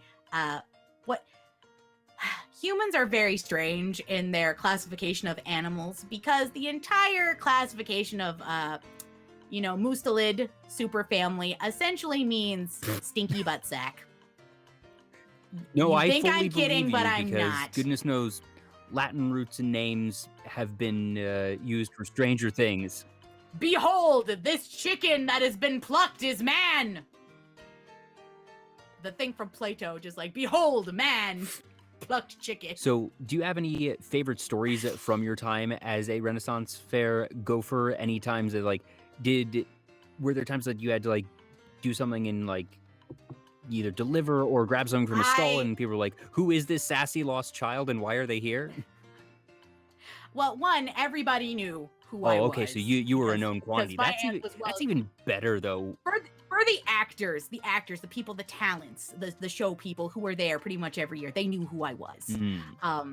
But people who come, who we call as naked, the people who come in with their regular clothes, who aren't dressed for the Ren Fair, the civilians. Who, maybe the civilians, not the patrons or people who've been there for years.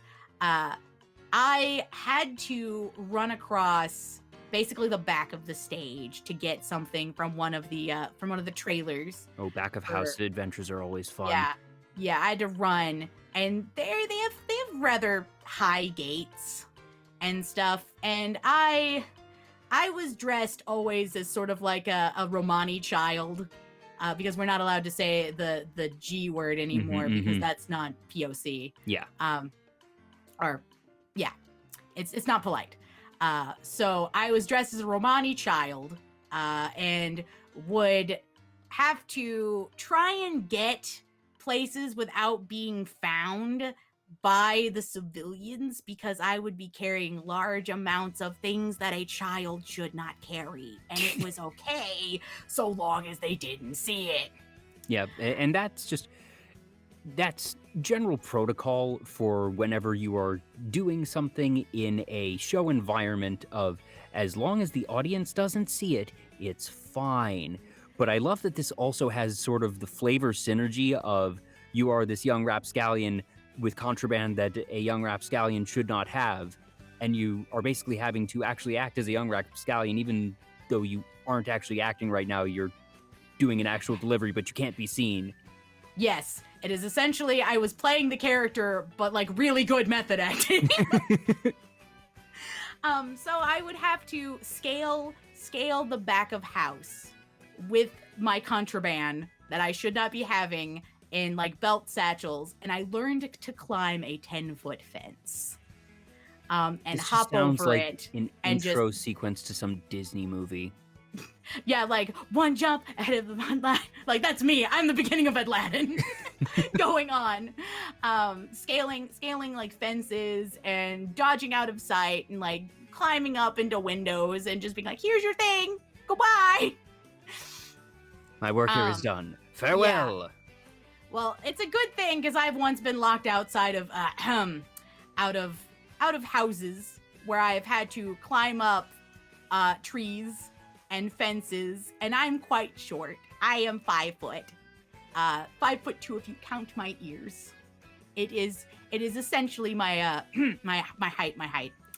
And I have scurried up like the sides of people's houses and their trees and their gates, because I and many of my friends have no brainhead empty. Forgot that we locked the door. Oops. And I am the person who has to go do it because I am not scared of heights or damage, and I don't like to make what we call good life decisions. So it became a good skill, but that was pretty much my life of growing up, was just scurrying around, try not to be found, and here you go, delivery. Special Otter delivery. Bye. I was paid in candy though. Ooh. So I did get candy and like kettle corn and like treats. Okay, that's good. For my Just, payment. sampling the wares of just, you deliver something to, like I said, a kettle corn stand, get a bit of kettle corn for your trouble, and that has to be fun, especially, like you said, when it gets to the point that the actors know you and maybe a couple of the stall owners know you, and that you just become that kid, that person. Oh, and there was a gaggle of us too. It wasn't just me. There was we had a gang going on. Oh, this gets even better. So that was basically it. We had a young rapscallion gang of gophers and people who would deliver stuff and walk in the parade holding signs for the various booths and whatnot. And it was fun. I did not go for a number of years after of that until I was much older. Until I was at a much older teens. After about 9 or 10, I didn't go back until I was like 15 or 16. And it was a very different experience for them to realize who I was. Oh, but there were still enough people there after all those years, because I have never worked a Renaissance Festival. I've worked a good number of events, but never a Ren Fair. But I have a few friends who have, and I know that the turnover rate there, at least for the actors, is very low. That if you're fortunate enough to get that gig, you're going to hold on to it by any means necessary for as long as you can. There are people and shows who have been there since it opened 30 some odd years ago, and they're still there. They're going to be there next year. They're going to be there till they're dead. But yeah, there was quite a lot of people, like either because they lived in the local area and like that's just where they did their side gig, their side hustle, or it was like a family thing like mine, which is just you had family that worked there or went there, so you went there. It was a lot of that. Or like people that you knew. I meet people from conventions there. I'm gonna be honest. I know too many people from anime conventions that show up there, also in anime Yeah, this was something we cosplays. talked about the other day because I have worked conventions. That's my wheelhouse. And we were saying that there's been an increasing overlap in the past decade, really the past 5 years in particular, I feel, of Ren Fair attendees and Anime Con attendees that just statistically the interests overlap, and also for people who are cosplayers that the Ren Fair is one place that you can go and be relatively assured, all right, I can wear whatever outfit, even if it's not period garb, and even if I get some weird looks, it is going to be significantly fewer weird looks than I will at any other time that is not an anime convention. And if I can wear the outfit that I've worked really, really hard on for 8 weekends in a row, as opposed to just one weekend for the con, yeah, I'm going to take that opportunity. Yes, I mean, I feel like it's a number of things. Like the first one is the Ren Fair is outside. It's picturesque. It's, great backdrop, super great for photography. So even if you're not there for the actual Ren Fair, but you're just there for the aesthetic look that's going on, there's plenty of nature. There's like gardens that you can sit in. There's, like little cafe looking shops that you can the price of look entry in, is still less than either the time and effort it would take to find a picturesque photo shoot location or renting a photo shoot location. Yes. So, and nobody bats an eye. If you're taking pictures of yourself or other people, nobody bats an eye. Nobody cares. Just, there's people who do Renaissance photography, and that's their job. They just take pictures of people going to Renaissance fairs, and that's their job.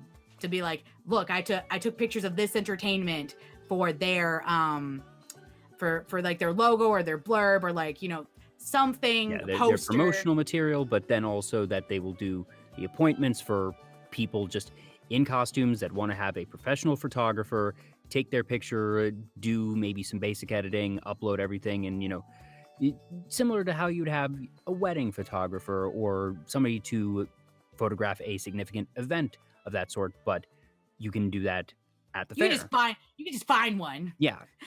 Throw a rock, you'll hit one. But it's one, you can hire somebody it's picturesque. 2, you can hire a professional photographer for not as expensive as you would imagine because they're already out on location. Yeah, and they're on hand. It's not okay, I need to seek someone out and now I need to create an appointment. It's okay, who's here today? Would you like some money to take some photos of me? Cool, let's do this. Yeah. So it's very much that sort of situation. Also because Ren fairs and sci-fi conventions, there is the fantasy part of science fiction, material. They go hand in hand. So just adding anime, which is kind of an off-brand of, it's fantasy. Yet another tangent of it. Yeah, it's just another branch. So there's a good amount of people. I know more people who have dressed as a doctor from Doctor Who, any of them. In fact, I think they had all of them up to, I think, Matt Smith just walking a line one time. And they all had their sonic screwdrivers. Of and course. They took up an entire bench of a show. And trust me, it was commented on. And everybody had a good time. And they all took out their sonic screwdrivers and went, "Ree!" But so many things at the Ren Fair are made of wood, it's not going to work. Yeah, funny enough. So yeah, the Doctor is really a layup outfit there because, tee-hee, I'm time traveling, that I can pretend that I am in period, but I'm a time traveler, not haha. But I mean, so is everybody who dresses up like they're from Star Trek. That's true. That's the other one that I see a lot of. And one of my favorite things is to watch somebody go over there who's got like a wooden Star Trek button and inside their vest and be like, "This is a primitive planet. You are You're- absolutely yeah. shitting on the Mhm, mhm. Prime Directive right now. Where's your badge number? Put me in charge of you. Let me talk to your officer." I love seeing that. Yeah, and it 'Cause- feels like it's almost an overplayed gag at this point, I feel, because I'm aware of those as well, of just, people of, what are you doing? You shouldn't be here in uniform. You need to actually dress up here. But at the same time, it's such a good gag that we'll allow it. Yeah, when it's gonna become one of those classic gags where you're just like, "Mwah, thank you. It's just it's too good to just not do it." Yeah. Especially because maybe this is their first convention, or there is Mhm. their first Ren Fair, or there is their first time seeing this, and it's nerd on nerd conversation, and you don't always get that out in the public world in your grocery shopping. Exactly. Or you're going to Best Buy to go grab something, that sort of situation. This is, you see a nerd and it's like, you like the same thing that I like, let's talk about it. Yeah, and you really hit on something that I always keep in mind whenever I'm working a show or working a con is every con is someone's first con.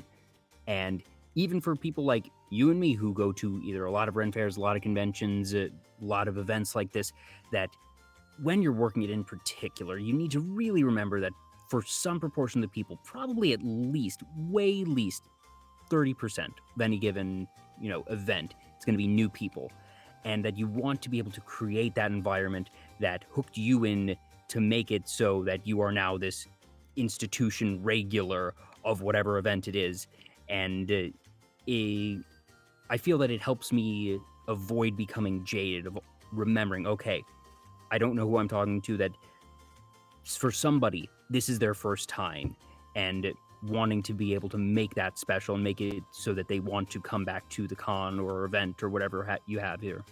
I love it when somebody tells me it's their first time at the Ren Fair. Oh yeah, no, it's such a I special thing. It's like, love it's it. heartwarming. Because I take them to all the prime locations. I take them, one, to where the good food is. Mm-hmm.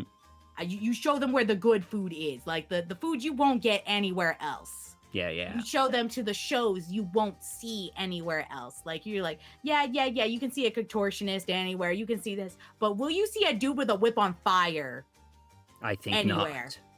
not. Will you see somebody who has trained both cats and rats and a circus anywhere else? Where are you going to see that? I have seen trained cats jump through hoops of fire. Yeah, being able to give that insider info, or just, the basic tips that, all right, here's the stuff that you might not have read of, make sure that you have water, or, by the way, there's a shortcut that goes through that way, so if you need to get to a show on time, there you go. And you know that everything, or darn near everything you're telling them, is going to be new information, and just the look of glee that you see on their faces when not only are they happy that, okay, this person is going above and beyond to help me, but when they feel like they're really getting the juicy insider info, that's always a very thrilling thing. Yes, it warms the heart, and you know that they're gonna, if they enjoyed this time, their first time, they're gonna keep They'll coming. be back. Mm-hmm. And they'll do the same thing that you did for them. Yep, and it perpetuates the cycle that just creating regulars, creating fans, and just keeping the wheel turning, because someday they might end up working just tickets or becoming an entertainer, what have you, because they remember, gosh, the first time that I went to the Ren Fair, there was this Otter girl, and she was so nice, and it left an impression.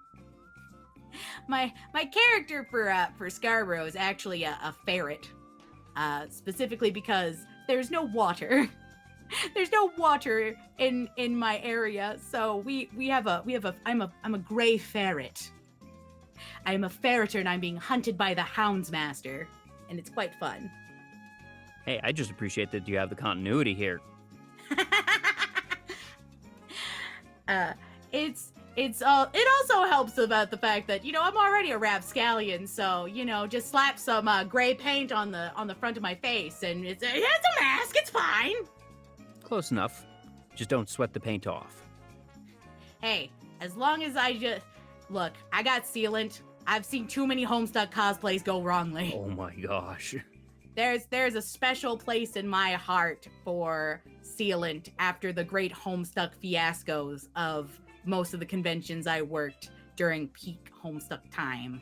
Because bathrooms were smeared, poor light bulbs were taken. I worked Pour one a out for the convention. just, you know, I worked that facilities convention. management, whoever had to take care of those restrooms after the fact. Man, pour one out into their mouth, please. They needed the drink afterwards. Oh man, I know that that me and a friend worked an elevator one year. Oh no. Oh no. And ours was the only one that didn't get the light bulb stolen out of because I'm Gamzee. It's canon. I would steal things. I have an elevator. So now you said you worked an elevator. So I was a bouncer. For the elevator. For the elevator. Yeah. Because people would, well, either stealing light bulbs or just, you know, elevator parties at cons are a thing. Yes, elevator parties or people getting a little too hot and heavy, like needing room for Jesus. Wait till you get to your hotel room, please. Thank you. I've been to a lot of cons. I don't think I've ever seen one that actually had dedicated staff for the elevators, though. I've seen all these crazy things happen on elevators, don't get me wrong. I can absolutely understand the need to have staff working the elevators, but I don't think I've ever actually seen an event that went as far as to actually dedicate bodies to it. Well, it was at a hotel that, like, the only way up, there was only, like, one set of staircases. From the bottom floor to the first floor, everything else was elevators. And then, like, the emergency staircases, and that was it.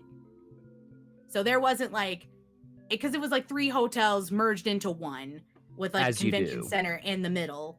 And the convention center only had bottom floor, first floor, escalator / staircase if it stops working. Everything else was elevator based. If you wanted to get anywhere else in the hotel sections, it was elevators. And so to keep shenanigans to a minimum, we had one person per elevator. And they were con staff. We were not really paid, but we were paid. Like, we got to go and we had, like, rooms. Yeah, where, like, you get the perks, you get your expenses covered. Yep, everything except actual food. Because I would not eat whatever they tried to serve you. Yeah. Any crazy stories, or was your presence usually enough to prevent the crazy things from happening? I had to lift a 300-pound, incredibly wasted man. Oh dear. And I am 5 feet tall. Yeah, that's... And well, frankly, that's just impressive. People don't expect me to be strong.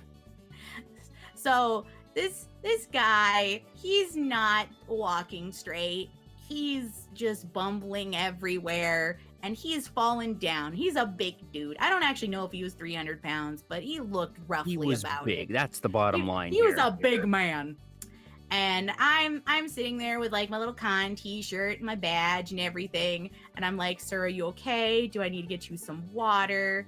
And he's like, I'm okay. I'm fine. Like, he's obviously not fine. He is obviously not fine. And we get him some water.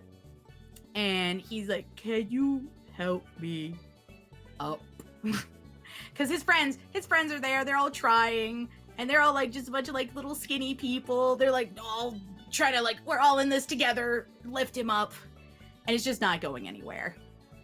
Until I grab his arms and I pull him up onto his feet. And the rest of his friends keep him up.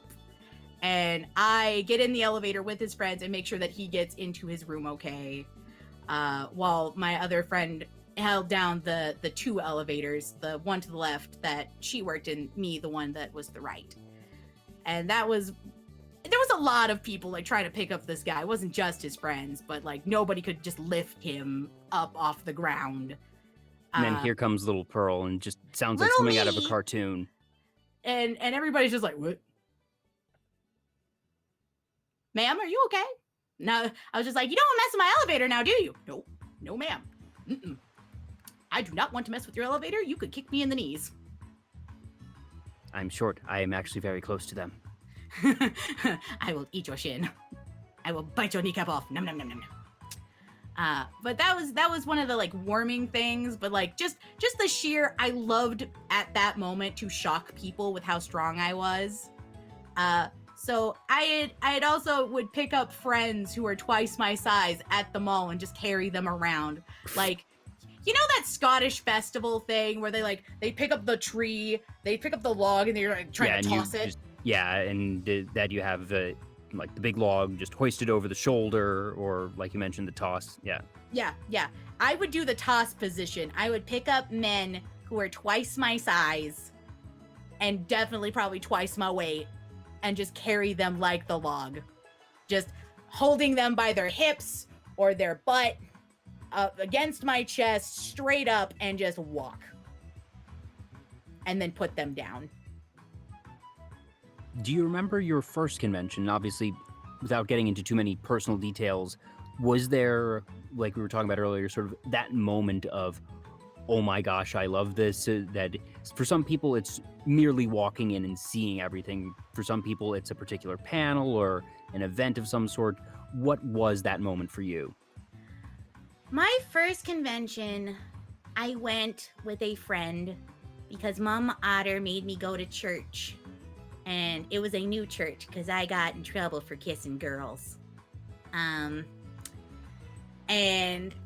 there was like sort of a like not quite teenage, but like preteen-esque, like come to church, this is our preteen class. And I met a girl there, and her mom was letting her go to an anime convention because I didn't know what one was. I'd only been to the Ren Fair beforehand. And she was like talking to me about it. And I was like, wait, you like anime too? You like Japanese stuff too? And I was really excited. And I was like, Mama, please, may I be able to go with her? Mummy, I'd be ever so good, I promise. It's not on a Saturday. I was wondering when British Pearl would show up. And her mummy will take us and be there with us the whole day. Could I perhaps go? Could I perhaps wear my Naruto jacket that Papa bought for me? Perhaps? Would it be ever so kind? And she'd be like, maybe, my dear, maybe. Only and only if you weed the entire garden and clean the entire house from tip to toe. Done. And I was like, okay, done. I spent the next week every day after, going to the schools, cleaning the house to make sure everything was perfect. And then came Friday night inspection time. The moment of truth. And Mama Otter had our house looking like one of those, Homewood suite, like Hilton-esque, like picture-esque houses. Like you would show for sale or like for an interior design magazine. Like that's how clean our house would be. Like you could eat off the floor. Not that you'd want to, but you could. And she was like, all right, this is good enough. Acceptable. You may go. Yeah, it was acceptable. But I was so thrilled. I went with my new friend, and we went, and I had the OG Naruto jacket, the orange one with the blue, and I held her hand, and we went with her mom, and we saw voice actors, and we saw Artist Alley, and we saw people in cosplays, and we were so excited. I got a limited edition, like, toy from the Artist Alley area, where they also had, like, merchandise. It was Card Capture Sakura, the cards, in the plastic book. That was, like, a kid's toy that ran for maybe, like, 2 or 3 years at a Toys R Us that I wanted forever. It was all of my allowance, all of it, because it was like $50, because of course it's at a convention, so it's like heavily marked up because this is a limited edition. It's a limited edition piece of merchandise that somebody else hoarded for God knows how long in mint condition. And I bought it. That was my souvenir. is I bought it and I played with that. I brought those cards to school. I showed everyone. I still have the dash to this day. I've lost all the rest of the other cards, but I still have the dash one. It is in a scrapbook. It is there for life, and it was my first convention, and I loved it so much. And I was like, all right, we're going again next year. And then I went every year that I didn't go to the Ren Fair Festival. I went to an anime convention instead. And then I was like, wait, I need to go to both. Yes. So it was the experience, the whole experience of being able to be with like-minded people, because I did not have a lot of communication for it. This is a thing that I like, and other people also liked it, other than my dad. Yeah, conventions are special things, and so I'm happy that they are finally starting to become viable again. We're not quite back at 100%, but, you know, nature is healing, slowly but surely. Yes, and people are ready to go. They were like, I have 2 years of cosplay making. Let me in. Let me in. People have been going through withdrawal, and we're ready to finally just, you know, we had sort of cold turkey forced upon us, and we're ready to get back on the bandwagon here. Ugh, I miss cons.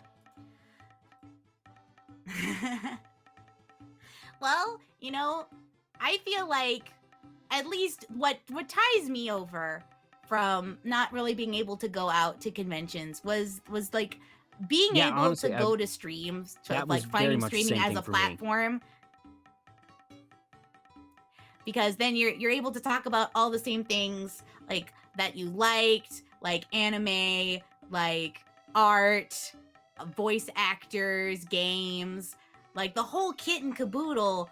But it's just nobody has to go anywhere physically, and you don't have to wear pants. I remember, I think looking back, that same sort of emotional line is sort of what got me into VTubers. That I remember I'd been aware of VTubers, and for me, like a not insignificant number of people, Hololive EN was where I really fell into the rabbit hole. And I remember tuning in for their debuts, and seeing chat Zoom was the closest thing I'd gotten to the feeling of a crowded convention hall or a concert in 7-8 months at that point, because it was September. And I think that was a pretty significant part of what really started to hook me in. That obviously, you know, the personality of the stream itself, but the feeling of chat, and that the feeling of being more than just yourself, being a part of something bigger than just you, and enjoying it with multiple people, being like, ha ha, what she said is funny, or man, that was really cool, and just being a part of something even larger, feeling like you were connecting to people when it was such an isolating time.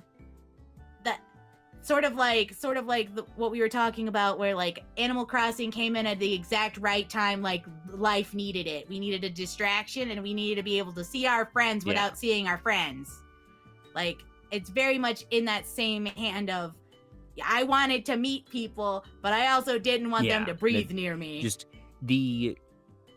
for especially me as an extrovert, seeing the sheer volume of people, and, you know, like I said, sort of the feel of the chat zooming, and listening to a VTuber doing a concert and chat going wild and being like, okay, I can't be in a massive crowd right now rocking out with everyone, but I am here in my chair rocking out on my own, but I can feel the other people around the world rocking out with me. You can get the energy. You could get the energy from that conversation, from what's going on. And as an extrovert, you need people. Being alone by yourself, it's just, you're like, yes, dopamine machine is not here. Quick, need dopamine machine. Need people. Yes. Talk to me. Exactly. You become like a chihuahua who's just like, Daddy, come home. Mommy, come home. I miss you.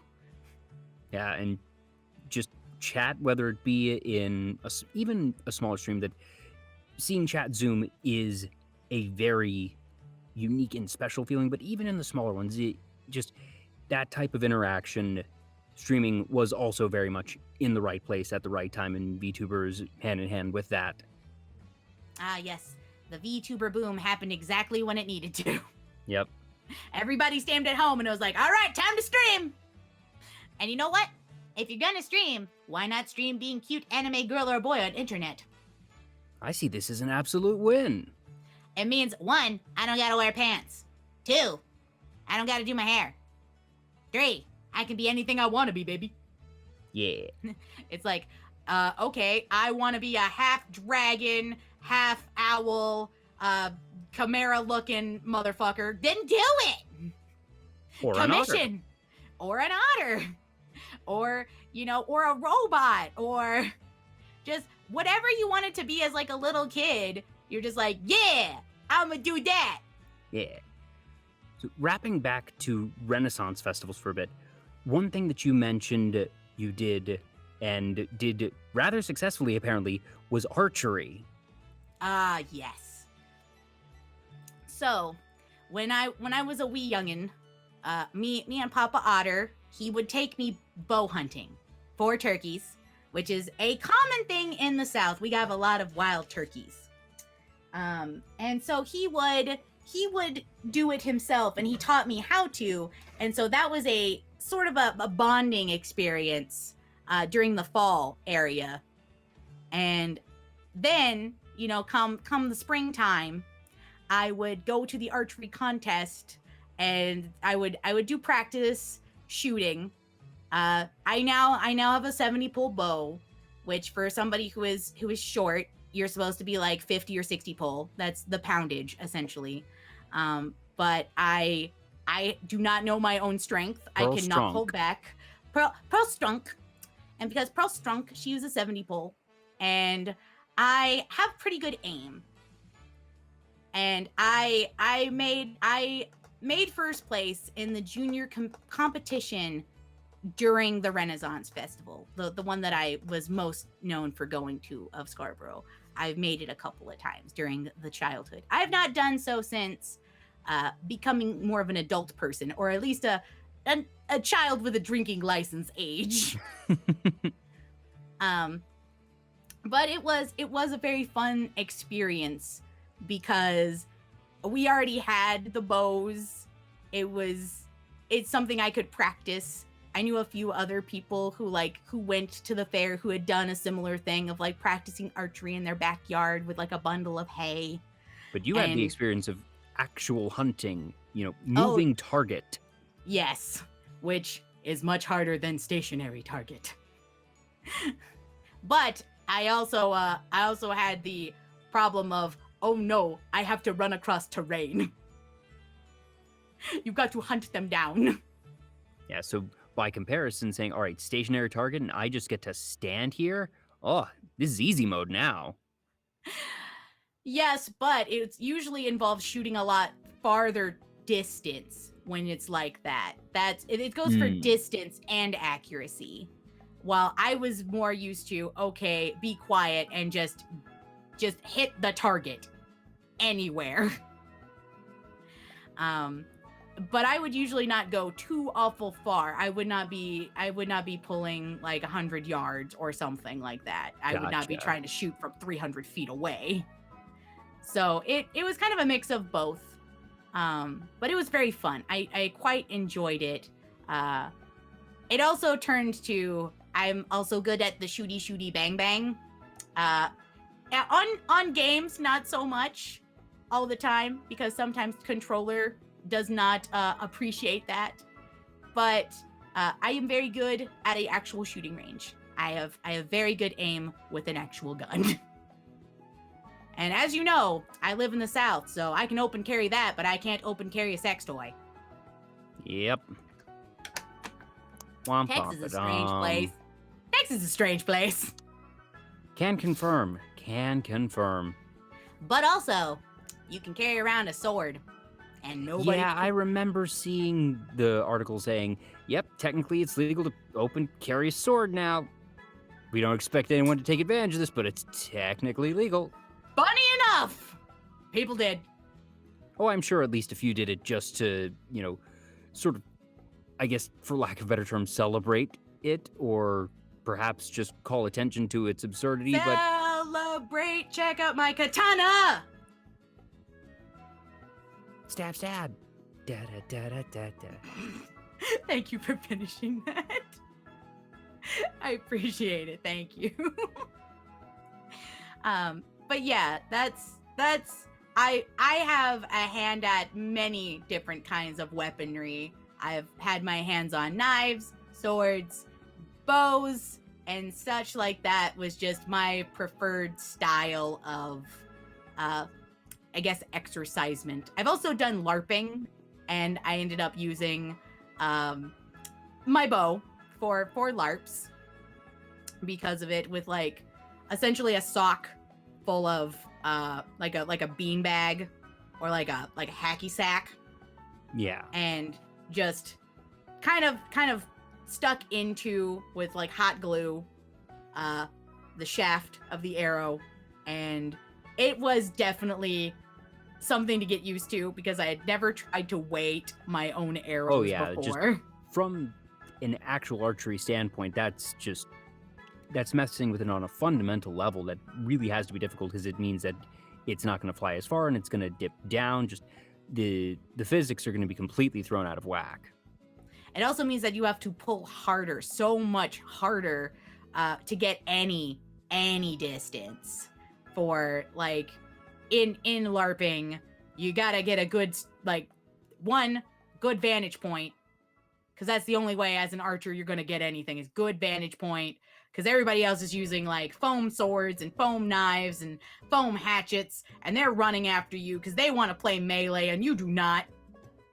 Any favorite stories of successful ambushes? It wasn't really an ambush, but I climbed it. As per mentioned, I'm good at climbing. It all comes together. I shimmied up a rather tall tree, and I shot from there. But they couldn't get me. But I did run out of arrows that I had made, or some that somebody had made for me. I only made a couple, and mine were not so good, but somebody there at the LARPing thing had ready-made arrows that were weighted pretty good, significantly better than mine, but like weren't exactly, what I was used to beforehand. But I did get most of them, and I felt very proud. But then they were like, all right, now it's time for the melee competition, where everybody had to do melee, and I was just like, ah! Like, oh no, run! I'm not good at hand-to-hand combat this way. Look over there, distraction. Ah! Because these are like people who were LARPers for a very long time. I was just getting into it, so it was definitely a learning experience for the hand-to-hand section, because they had like the if I touch you 3 times you're dead. Mm-hmm. And they perfected it. The ability to just hit you 3 times, like left shoulder, right shoulder, and like stomach. Just up, and then you're dead. And then you had to go like sit out. Boo. Yeah, I went toe to toe with one of the people who were using a sword and a shield.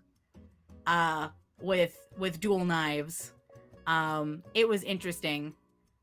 They were not exactly new, but they weren't some of the veteran players who would just like, if you were against them, you're out. Yeah, they weren't a honed technician.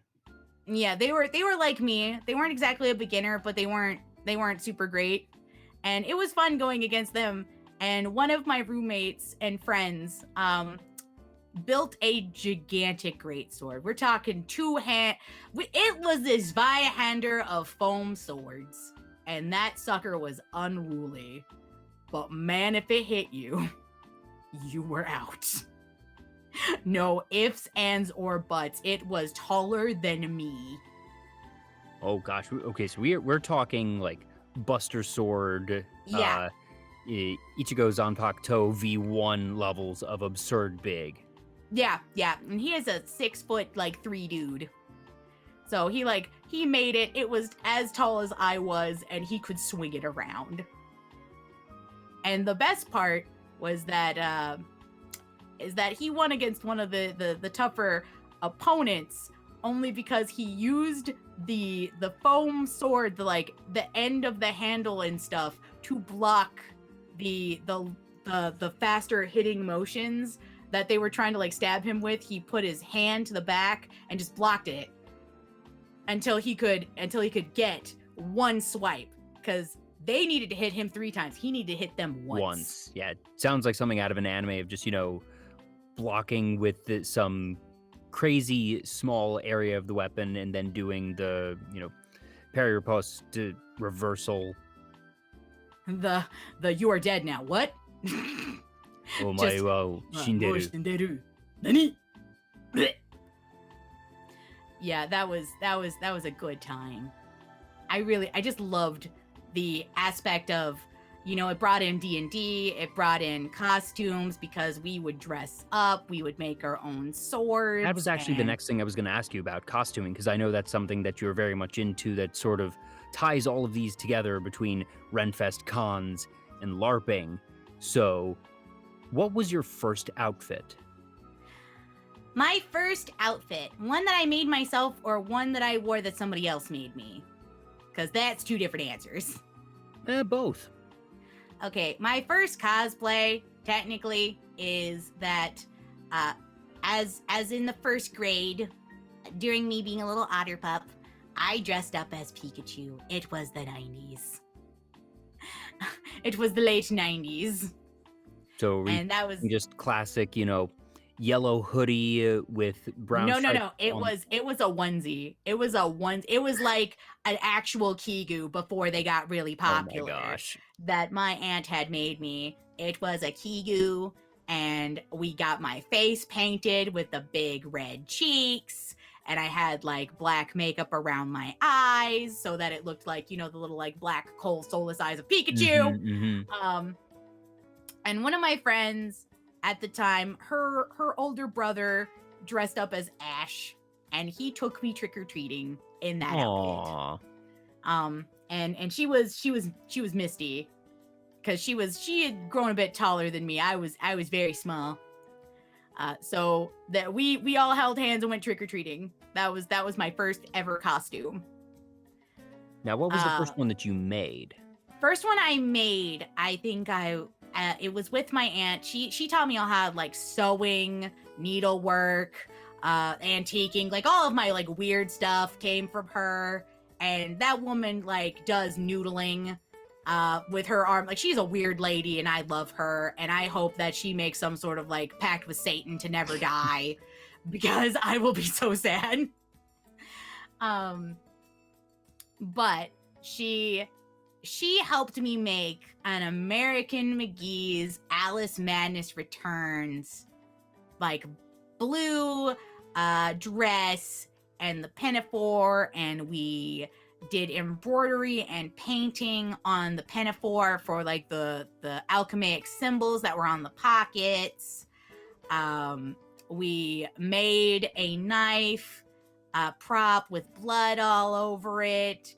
That was my first one that I'd ever made. She kind of like helped me with it by like showing me how to cut the pattern and how to pin it, and then helping me with the sewing machine. Did she have questions about why her niece wanted this strange sort of Alice in Wonderland but bloody outfit? No, not at all. She worked at the Ren Fair. She knew what she was like, all right, you want a costume? We'll make a costume. No questions. The second costume I made for another person. I made a Lady Deadpool costume, full spandex, for another person. And as my first costume by myself, it was not bad. It held together very well. I just think that we should have done better on the measurements, because I didn't realize that spandex stretches nearly as well as it does. Because it became a little too big. Whoa. Yeah, it was a little too big in certain areas. because I didn't think it would stretch quite as much as it does, and that's just not knowing material. But it still served its purpose. My friend wore it to the convention and had a fun time. Had the like yellow wig, like the one ponytail out. It was very fun. Another one I had done was I did Blair from Soul Eater. Blair Witch. And I made the dress costume part myself, but I bought the sleeves. Fair. I bought the sleeves and I bought the hat.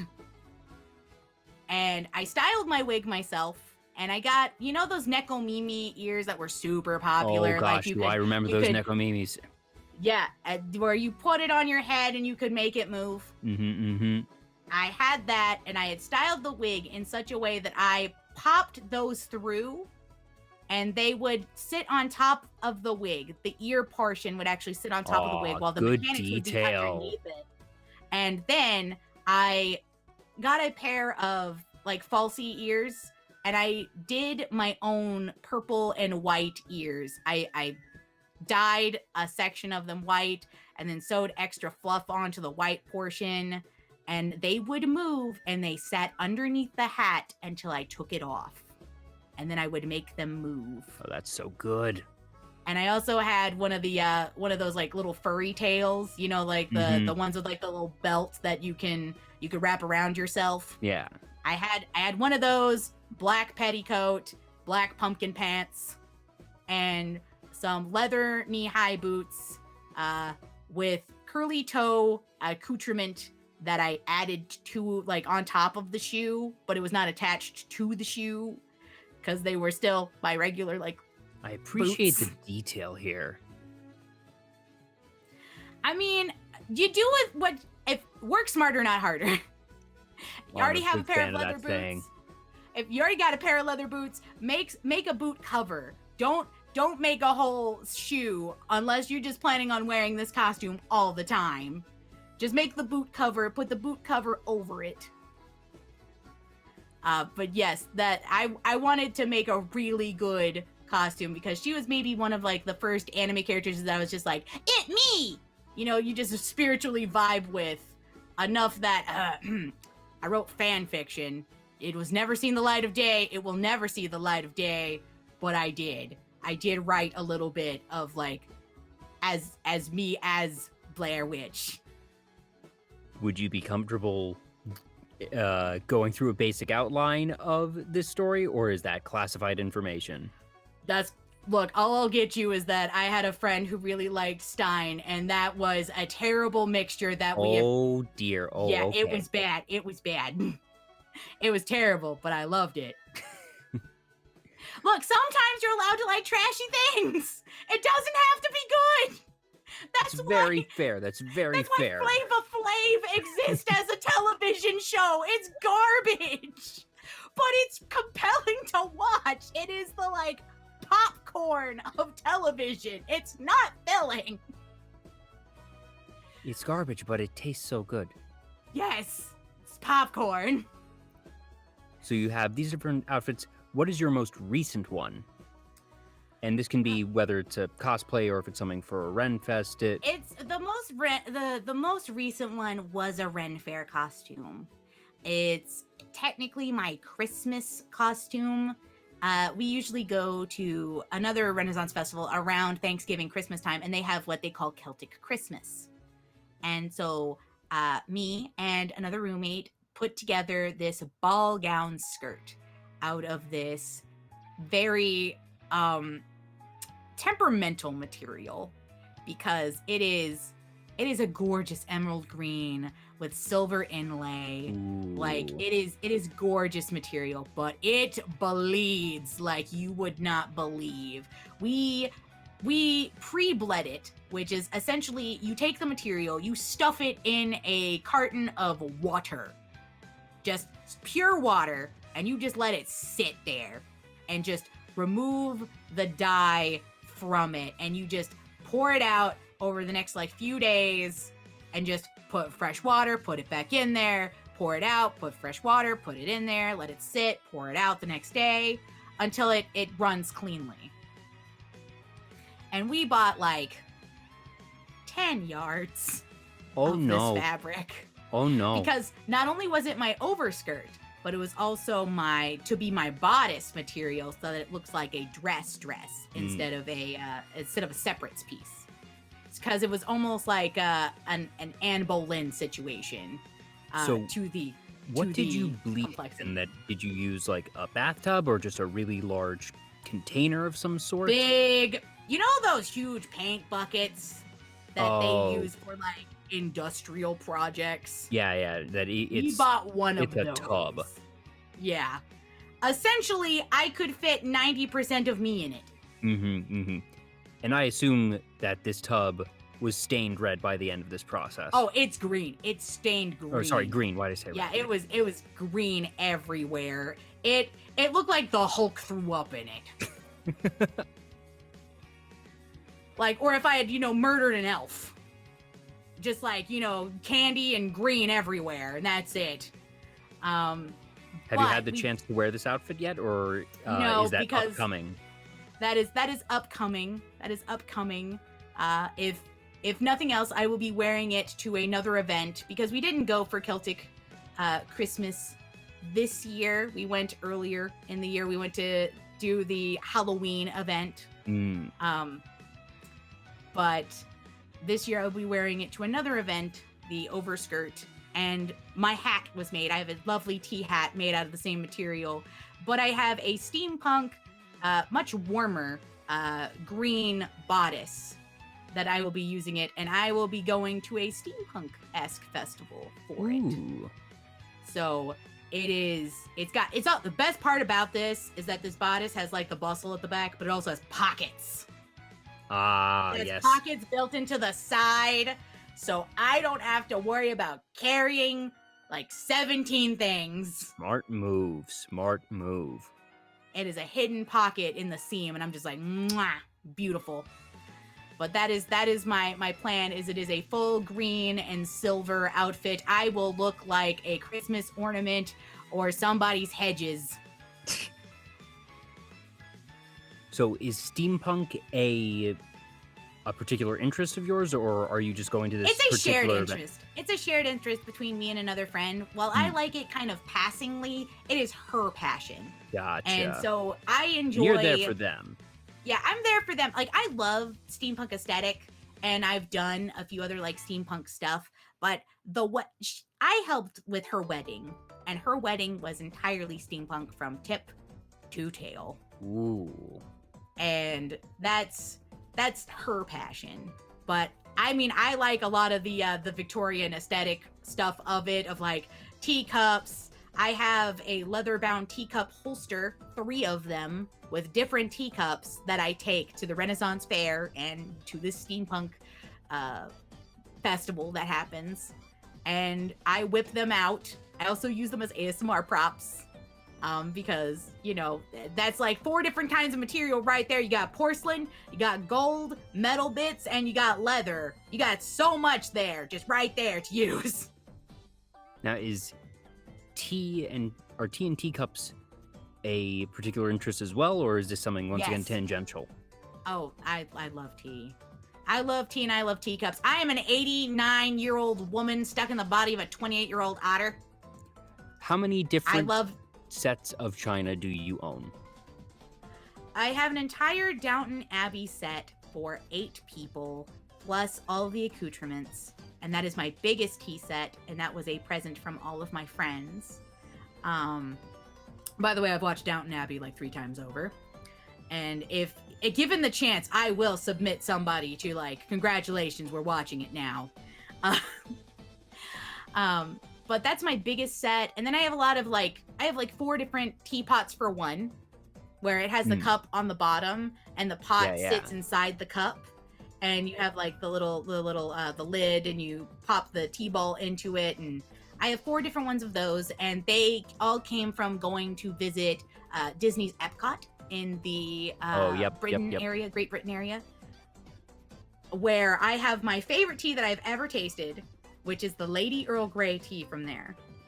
So much so that I bought 3 boxes and Is there took something them home. particular about this blend? Because Lady Earl Grey is not a particularly rare type of blend. It was the Twinings blend was so good. Like, it's dark black tea, but it has a floral aftertaste. And not all black teas, and not even all Lady Earl Greys, have that, like, almost kind of like lavender cream aftertaste, so much so that I did not need sugar. I just needed to to steep it, put it over a little bit of ice, and enjoy. And I could have it both hot and cold. The fact that it was so versatile that they sold at the restaurant, the pub there, I think it's the Rose and Crown pub there, they had it as a latte, or you could just have it iced with your meal. And I had it both ways, because if you've never been to Florida, is it's much like the state of Texas. If you don't like the weather, wait 5 minutes, it will change.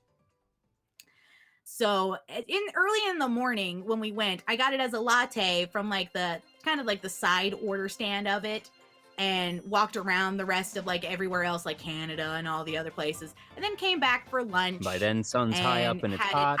Yeah, it's hot. And I had it iced tea'd with, like, I split the behemoth of like a corned beef burger sandwich with my friend. Because I love food. I love a good corned beef. Like, if it doesn't taste good, I'm not putting it in my mouth. I was talking with somebody else just the other day that they were asking, what is your favorite Thanksgiving food? And for me, my uncle is a gourmet chef by hobby. He's a realtor by day, but he has taught, like, professional cooking classes just on the side for 2 decades. And his corned beef is the best damn corned beef I have ever had. It tastes like freaking candy. He makes it with apricot preserves and just I don't know how he does it because it's not just it's got that perfect sweet, salty, just tender enough it falls apart in your mouth. It's not stringy. You don't gotta fight it. You can just take your knife and just lightly press down on the strip of meat and it will break apart. You don't need to actually do a cutting It's like motion. butter. Yeah, it's incredible. Corned beef is so underappreciated in general. Corned beef is so good. I love Irish food. So, like, basically it's corned beef and it's taters and it's cabbage. And I'm gonna eat all of it. Tea, that's actually something that hasn't been discussed on the show in a while. That my first guest, Lane Blanc, was a huge tea fanatic, and it's come up, I think, with 1, maybe 2 other guests, but it's been a while. I'm very simple when it comes to tea. I just like plain black, 1 sugar. I'm happy.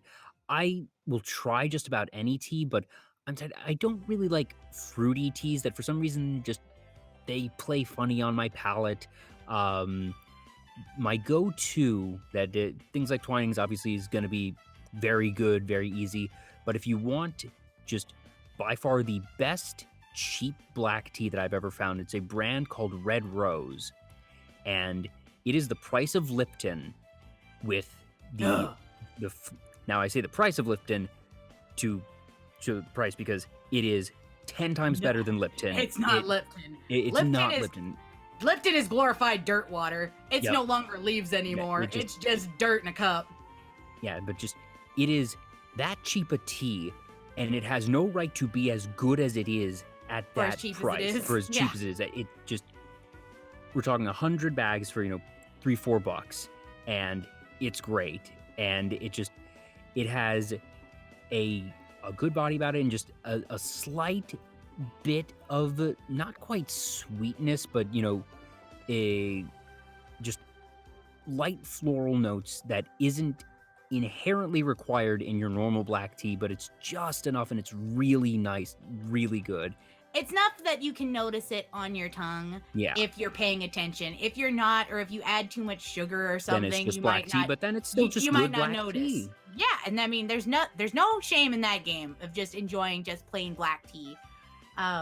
Usually, I don't buy pre-made teas, I once again am a Renaissance lady, and I buy made by other people at the Ren Fair.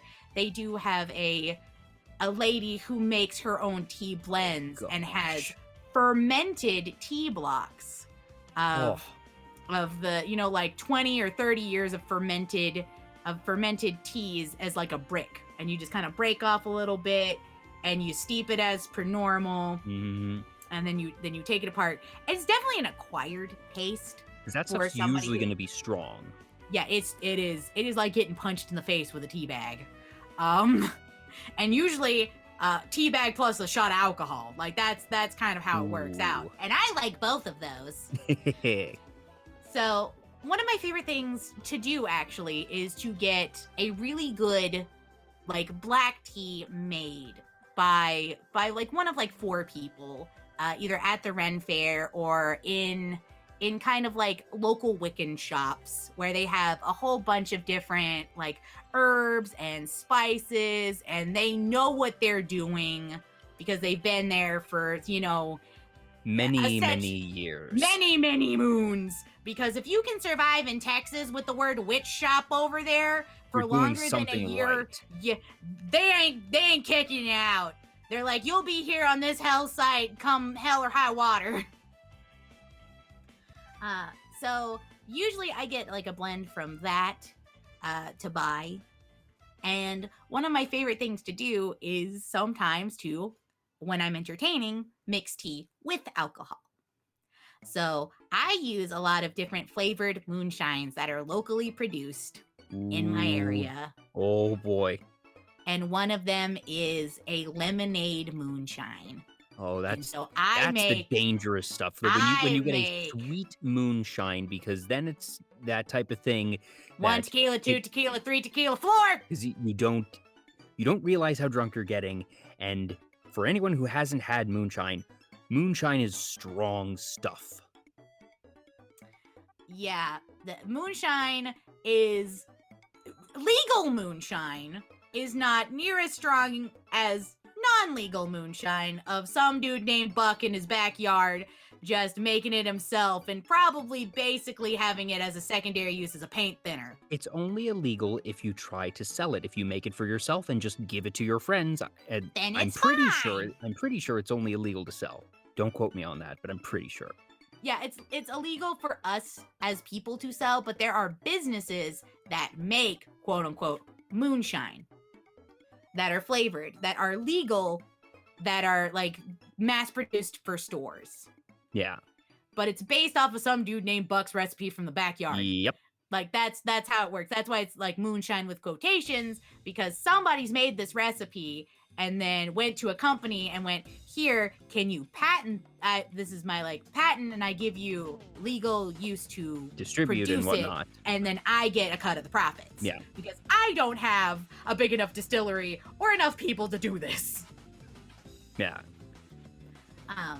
But I usually use something moonshine. like lemonade moonshine or blackberry moonshine. Usually something like either fruity or like I have also used rum, like a butterscotch rum for like a chai tea situation that we had, or like a golden Assam, which is a much, you know, it lends itself to more of a like spicy, like nutmeg, anise, butterscotch, or like a dark rum with like a vanilla or like something like a burgundy kind of almost taste to it, something a little bit deeper, something a little bit richer.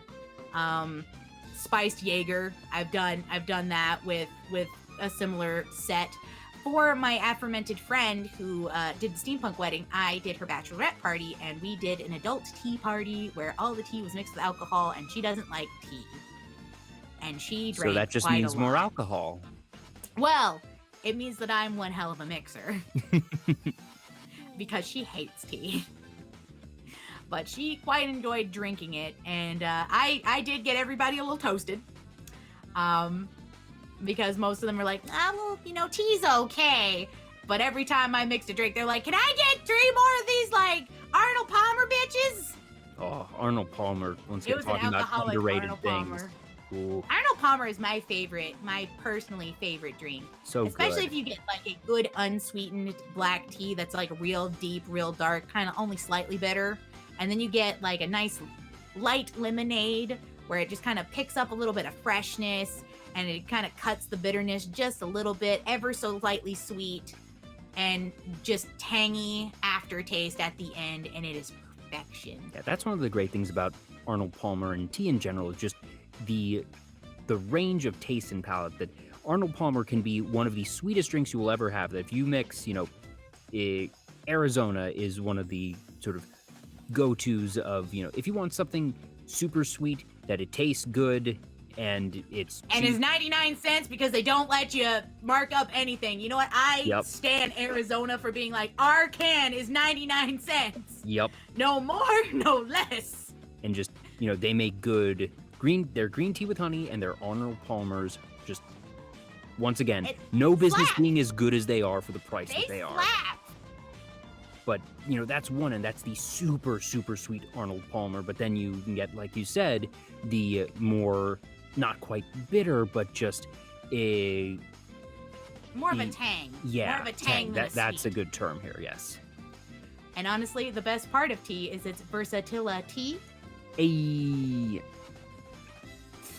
Look, I've been waiting to make that joke for like 5 minutes. Waiting for the opening, finally got it. Yes, thank you. Finally. I could unload my tea baggage on you now. Yeah, well, hey, there were many, many teabag jokes that we could have made over the past 5 minutes. I'm actually kind of proud of us for our restraint here. You know what? True. Though it's a good thing to know that we have Twining's mind. We're sharing a brain cell right now.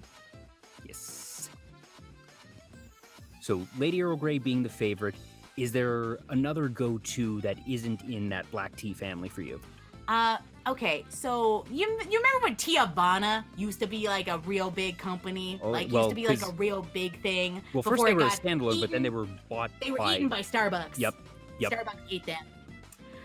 But like when they were a standalone company with like standalone places in malls where they had free the samples wall of tea. Just a wall of tea. Mm-hmm. There was a samurai chai that I liked and a jasmine monkey picked oolong. Those were my two favorites that weren't in the black tea quote unquote family. The samurai spiced chai was really good. It was deep. It had lots of like kind of ginger notes in it. Like it was very spiced heavily. I loved it on like a winter or like a late fall situational like time, like when it's like really early in the morning, you are just awake, everything's too cold to be outside of your blanket, like, and you're just huddled to this cup. Yep. While I'm in Texas now, I grew up in Maryland. One thing that Maryland has is all 4 seasons. You absolutely are going to get spring, summer, fall, winter. Now, they're not going to necessarily happen in equal durations or in the correct order, but you're going to get all 4 seasons eventually. Don't worry about it. But I know those days of it's cold. It is. Yes, yesterday was 92. Today is 35, and you're just like, how? It's not quite as whiplashy as you'll get in Texas. That it's more of, you don't know when the change is going to happen, but when the change happens, it's going to be there for a time. But you never know exactly how much time it's going to be. That sometimes winter is a month and a half. Sometimes it's 3.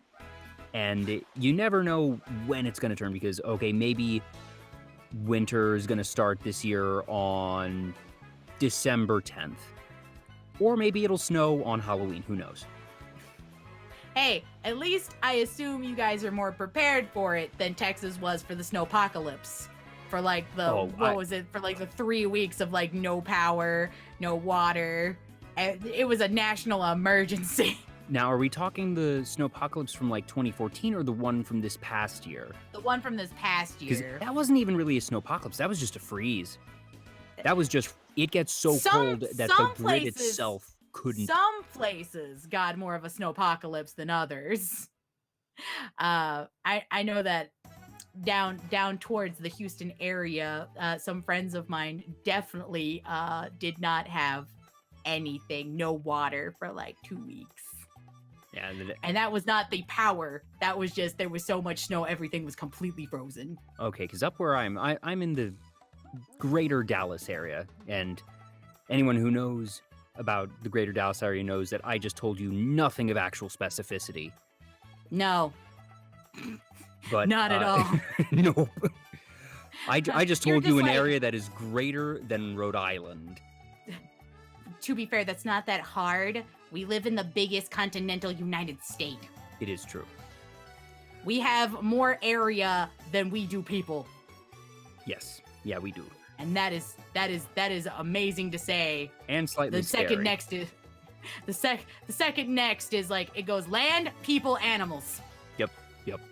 Yeah, Mostly cattle. up here we didn't get any precipitation, but it froze. And for me, so I live in an apartment, and one of the walls that I have is mostly glass. That it's a big window, sliding glass door on the ground floor of an apartment complex, and just then a big window next to it. Because generally speaking, Texas is hot, so you want to have that because it releases the heat, and it makes it so in the summer things are able to cool down a bit easier. In Yeah, and the you winter, got that good AC unit Yep. somewhere else Oh, to, yeah. to, Oh, yeah. to not die. But in the winter, when it's cold, it means that my apartment does not retain heat efficiently at all. And I got very, very, very lucky and fortunate that I lost my power for about 5 seconds at one point. That just like the power surged for a moment.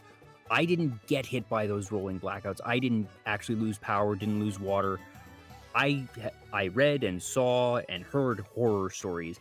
I got very lucky, but oh boy, living in a studio apartment with one wall made of glass. Not a fun time. Not a fun time. Not a fun time. That I still had my heating, but I was trying to conserve power, so I kept it low, and even trying to keep it at like 72 to 74, so not super warm. I saw my electric bill skyrocket, and at first I thought it was a price gouging thing, but then I realized, oh no, it's just because my heater has to be running nonstop because the glass wall is releasing so much of the heat so quickly, because it was like 10 degrees here. It was 0 to 10 degrees here for a week. It was a time that Texas was not prepared for. Nope.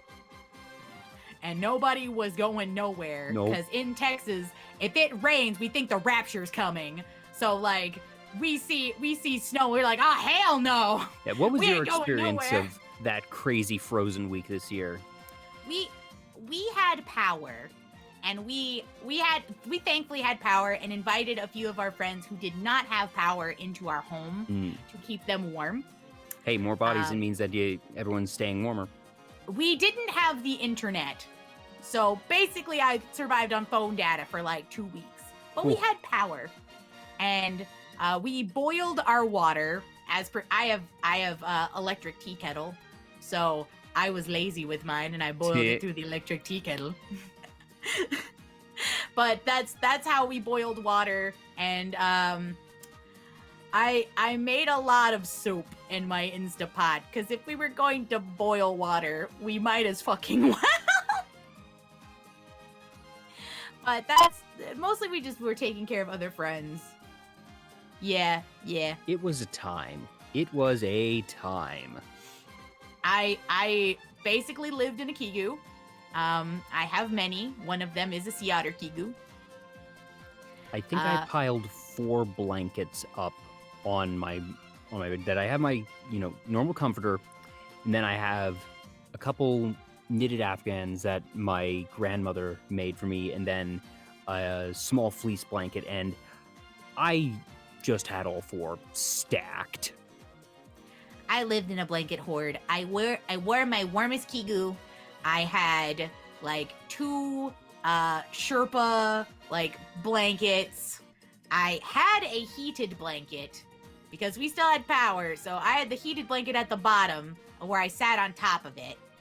And then the two like Sherpa blankets, one in front of me, one in behind me, clutching tea or soup or something warm into me because I don't have enough blood. So I am pretty anemic, so cold hits me harder than anyone else. Oh dear.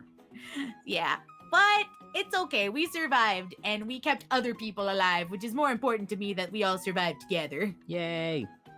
Otters together strong. Otter together strong. You know, if you're my friend, you're in my raft, and I die for you. That's basically it. I'm just like, if I had to go like fish you out of like a ditch in your car, I'd do it. And now I'm trying to remember. If a friend needs help, you help them. And I'm now trying to remember how on earth we got from costuming to winter weather in Texas. It was probably something to do with Renfest and then weather in there because Ren there in Texas. Yeah. We warned you at the top of this show, folks, this was going to happen. I regret nothing. I'm still having a great time. How about you? I'm having a good time because I get to talk. Yeah. And nobody can really stop me. Because this is the point of the this is the point of the show. So, wrapping back a little bit to Renaissance, you mentioned to me that in general, just the larger Victorian aesthetic is one that very much appeals to you. Yes, I love like Victorian Edwardian period, the like right before the flapper movement. You know, I mean, I even like even back way towards like the Regency period. So basically the entirety of Downton Abbey, where it starts, you know, Victorian, Edwardian, and, you know, gave you little glimpses of like almost kind of like the Regency period of, you know, evening gloves, Empire dress line wear, gentlemen in, you know, tails and dinner coats. I love a good hat. I'm a sucker for a good hat. If I'm not wearing a hat, something needs to be in my hair or on my head. Okay, gosh, there's so many questions I can go here. I suppose for starters, do you recall where your fascination with Victorian aesthetics began? Was there a particular Disney's Alice in Wonderland, the Okay. 1950s version? It actually sprouted a love of a lot of things for me. One is my favorite flower. Two, my love of like singing, wordplay. And three, just like the entire aesthetic of Alice in Wonderland, the like very Victorian period clothes, and a lot of just like reading, needlework, lots of like nods that they made back and forth to that. That is what started it. That was the firecracker in my heart. Also opera and musical theater in general, also that sprouted it. Okay, that's a realm that we actually haven't gotten to yet, but that's one that does come up fairly often, that you sing a lot and that theater is a background of yours, and it's seen bits and pieces here with your experience in Renfest and performing as a whole. What was your first what was the first show you were in? Let's go with that. I have actually never been in a show because I am not an actor, unfortunately. I was in the pit with the band because I had terrible stage fright. You mentioned that to me on on Sunday and blanked out on it completely. I did theater tech, where I helped like build props and did some lighting, and I did the pit with the band when they needed a flautist. Okay, so rewinding a bit, picking up flute, was that for concert band first? Was that for marching? Where did flute come in? And then we'll figure out how to tie this into the rest of it. Concert originally. Okay, so it's a fun story actually about why I decided to pick the flute. Because when I was a youngin', the beginning of the end of elementary school, they give you the option of like, okay, you did, you know, you're singing your choir, your music class, where you got to learn how to read the music. And then it was like, okay, you have the choice to play the recorder, and you play the recorder for 1 year, and then it's like 6th grade, I think, where it's like, okay, do you want to join orchestra, where it's like you can learn violin, cello, viola, like string instruments, or you can do the band, which is all the woodwinds and the saxophones and everything else like that. And they give you like a walkthrough where they let you pick up all the instruments and fitz around with them for a little bit. Instrument petting zoo. Yes, the instrument petting zoo. So I don't know if anybody else picked up on this, but I don't really like the words no. And I don't like being told what to do. And so during this time at the instrument petting zoo, I've been through all the string instruments, and I played a little bit of guitar because Mama Otter played guitar and did the piano. And so, like, I just kind of fitzed around with them. So I knew a few keys, and I knew, like, I could pick the key and do like, bing, this is C, and I would be able to sing the C note. So like that was something I already knew, kind of in passing how to do. And I played with the string instruments, and I was just like, I like the sound of it, but it's not as satisfying as playing the guitar. Just the for my hands, it was not as satisfying as to feel the string on my hand, like strumming it in that way, in that motion, in that familiar motion. Yeah. I didn't like the idea of plucking it versus strumming across it with my fingers. And so we were getting up to the woodwind section, and there was a guy, and he, was telling me, all right, I'm the band director for the high school or whatever that you may go to that's in your local area, blah, blah, blah, blah, blah. And he was like, okay, try this. And he like puts like the trumpet piece, the mouthpiece next to me. He's like, okay, blow into it. Here's, this is how you make an embouchure. Kind of like a hot minute. You sound like a duck farting. Yep. Yeah. And it was, that was fun for all of 3 seconds because we were all children. And it's like, I made it sound like a fart. It's funny. And he pulls me through all of the brass and he makes me stick my tongue on the reed, and I get to suck on that for like a good minute, and then try the clarinet, try the saxophone, try the oboe, and we get to the flute at the end of the journey. And he goes, I don't think this instrument's gonna be for you. And I'm like, why not? Oh, now it's a challenge. Yeah, he goes, yeah, you're not gonna be able to play it well. I was like, why not?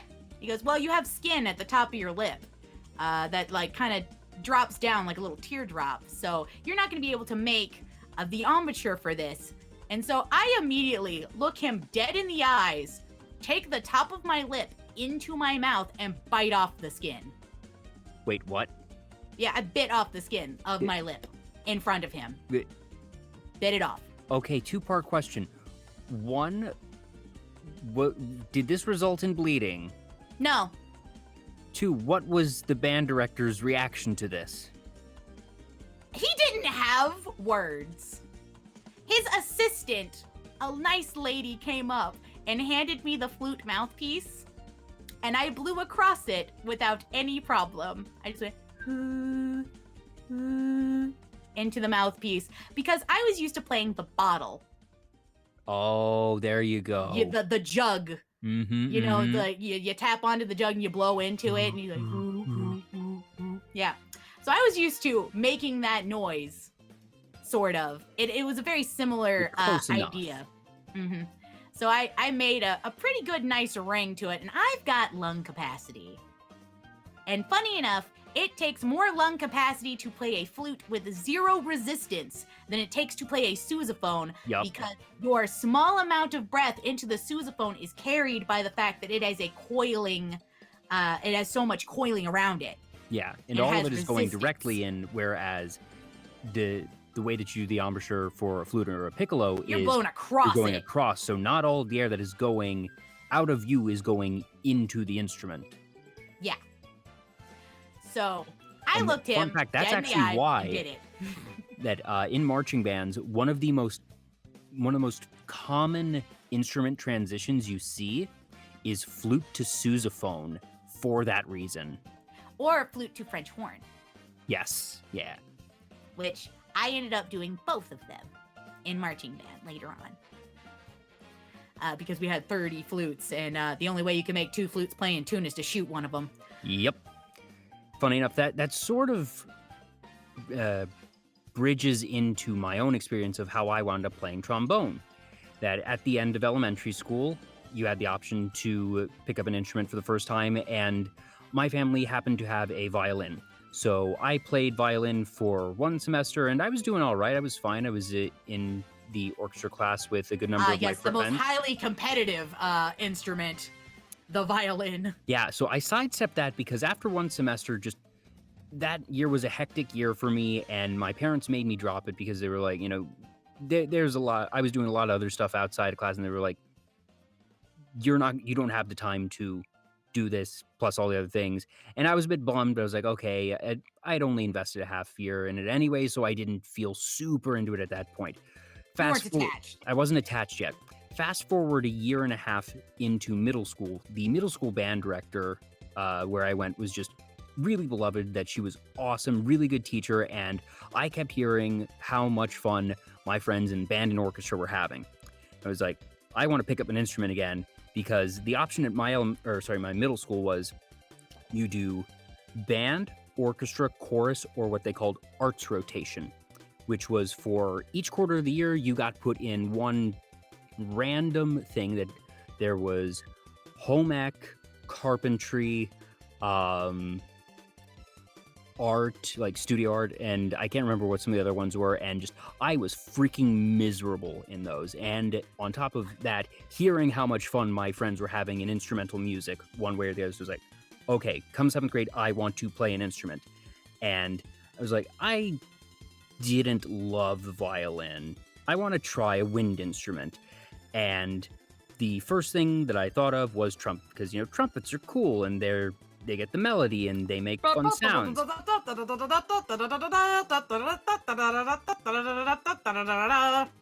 You see it all the time in like cartoons or like in military shows, or literally they're everywhere. It is the congratulations, motherfucker, pay attention to me. Yeah. It is the high profile front and center instrument. And I had happened to play, I forget what it was. It was like some horn. It wasn't a proper concert instrument, but it was one that required a buzzing embouchure, and I had been able to do it very easily. So my parents were like, okay, you doing a brass instrument makes sense. So went to the band director, was like, I want to play trumpet. And she said, okay, if you really want to play trumpet, I'm not going to stop you. But just so you know, there's a lot of people that play trumpet. And it's very popular. And if you're just starting out, I might have to put you in the 6th grade band as a 7th grader, because there's going to be so many, and I don't know if I'll have enough trumpets in the 6th grade, so I might do that. But we don't have any trombones. There's just the last trombonists were graduating at the school. There weren't any in the 6th grade band at the time. She's like, if you pick up trombone, I can guarantee that you will be in the intermediate band from the get-go.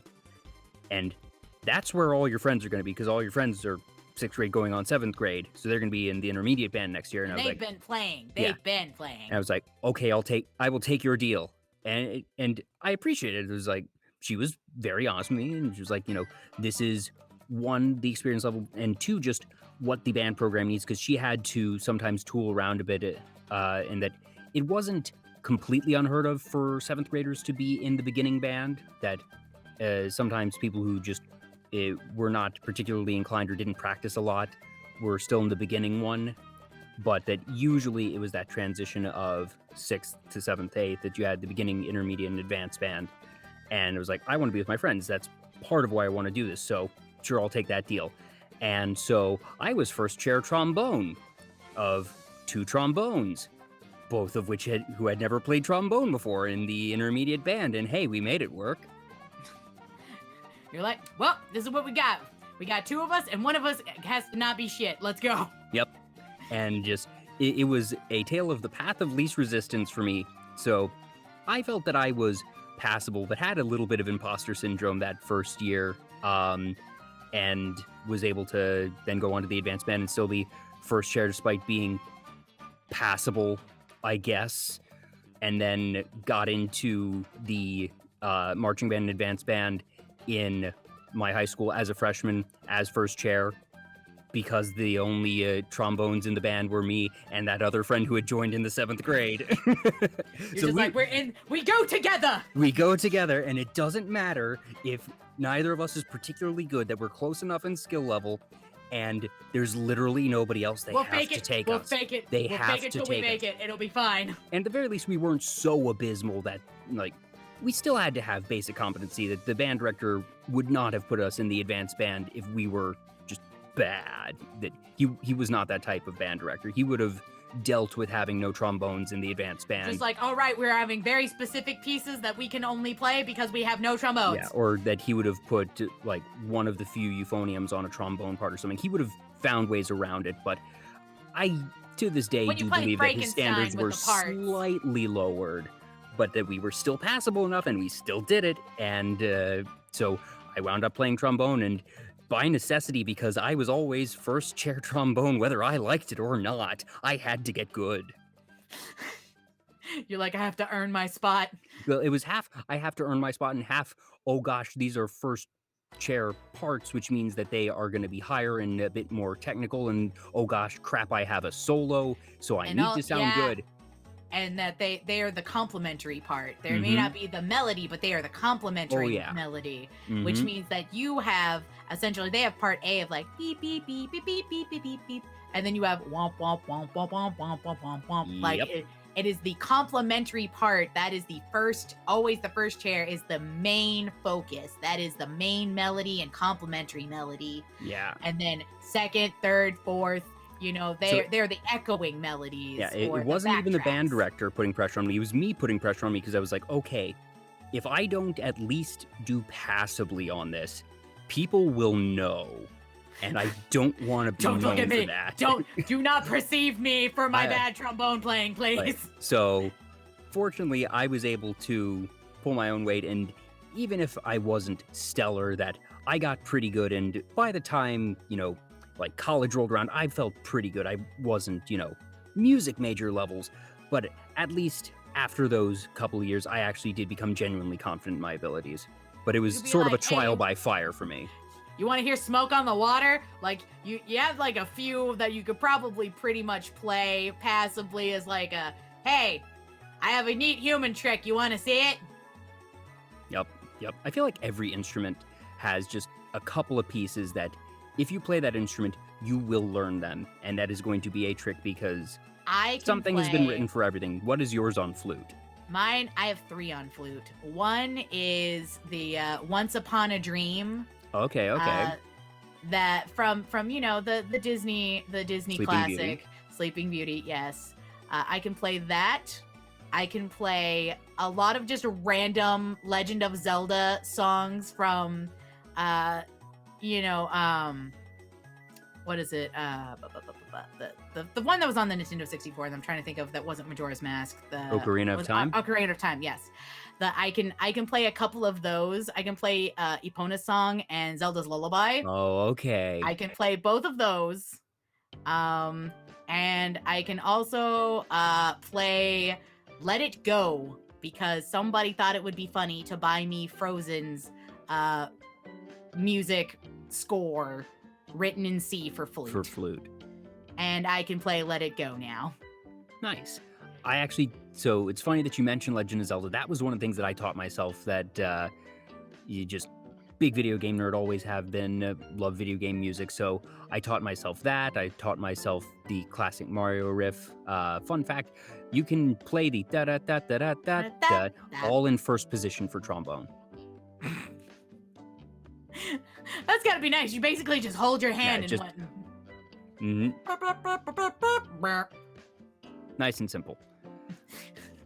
But yeah, so that's my story with trombone and how I got there, and me just sort of skating by on the fact that, okay, I'm passable enough to work with and you don't have other options.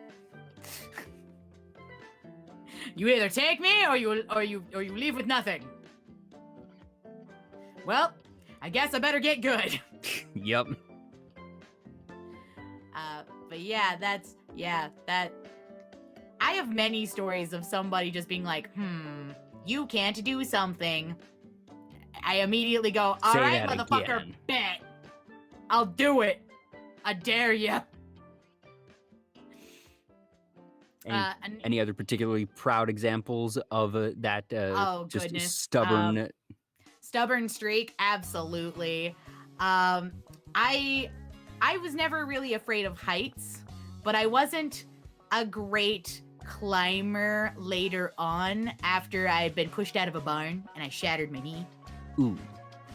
It was accidental. It was not on purpose. Or at least I'm told to believe. They may have gotten away with attempted murder. I may have been like, oh yes, I'm too annoying, and they pushed me out of the beginning of a barn. Bran Stark. I don't know if you've seen Game of Thrones or not, but... I have not. I've actually dodged that bullet because I was told the ending was shit. I was gonna wait till the end. I was waiting till the end to like go watch the thing, because I hate waiting. I love to like if it's an English show, I'ma binge it.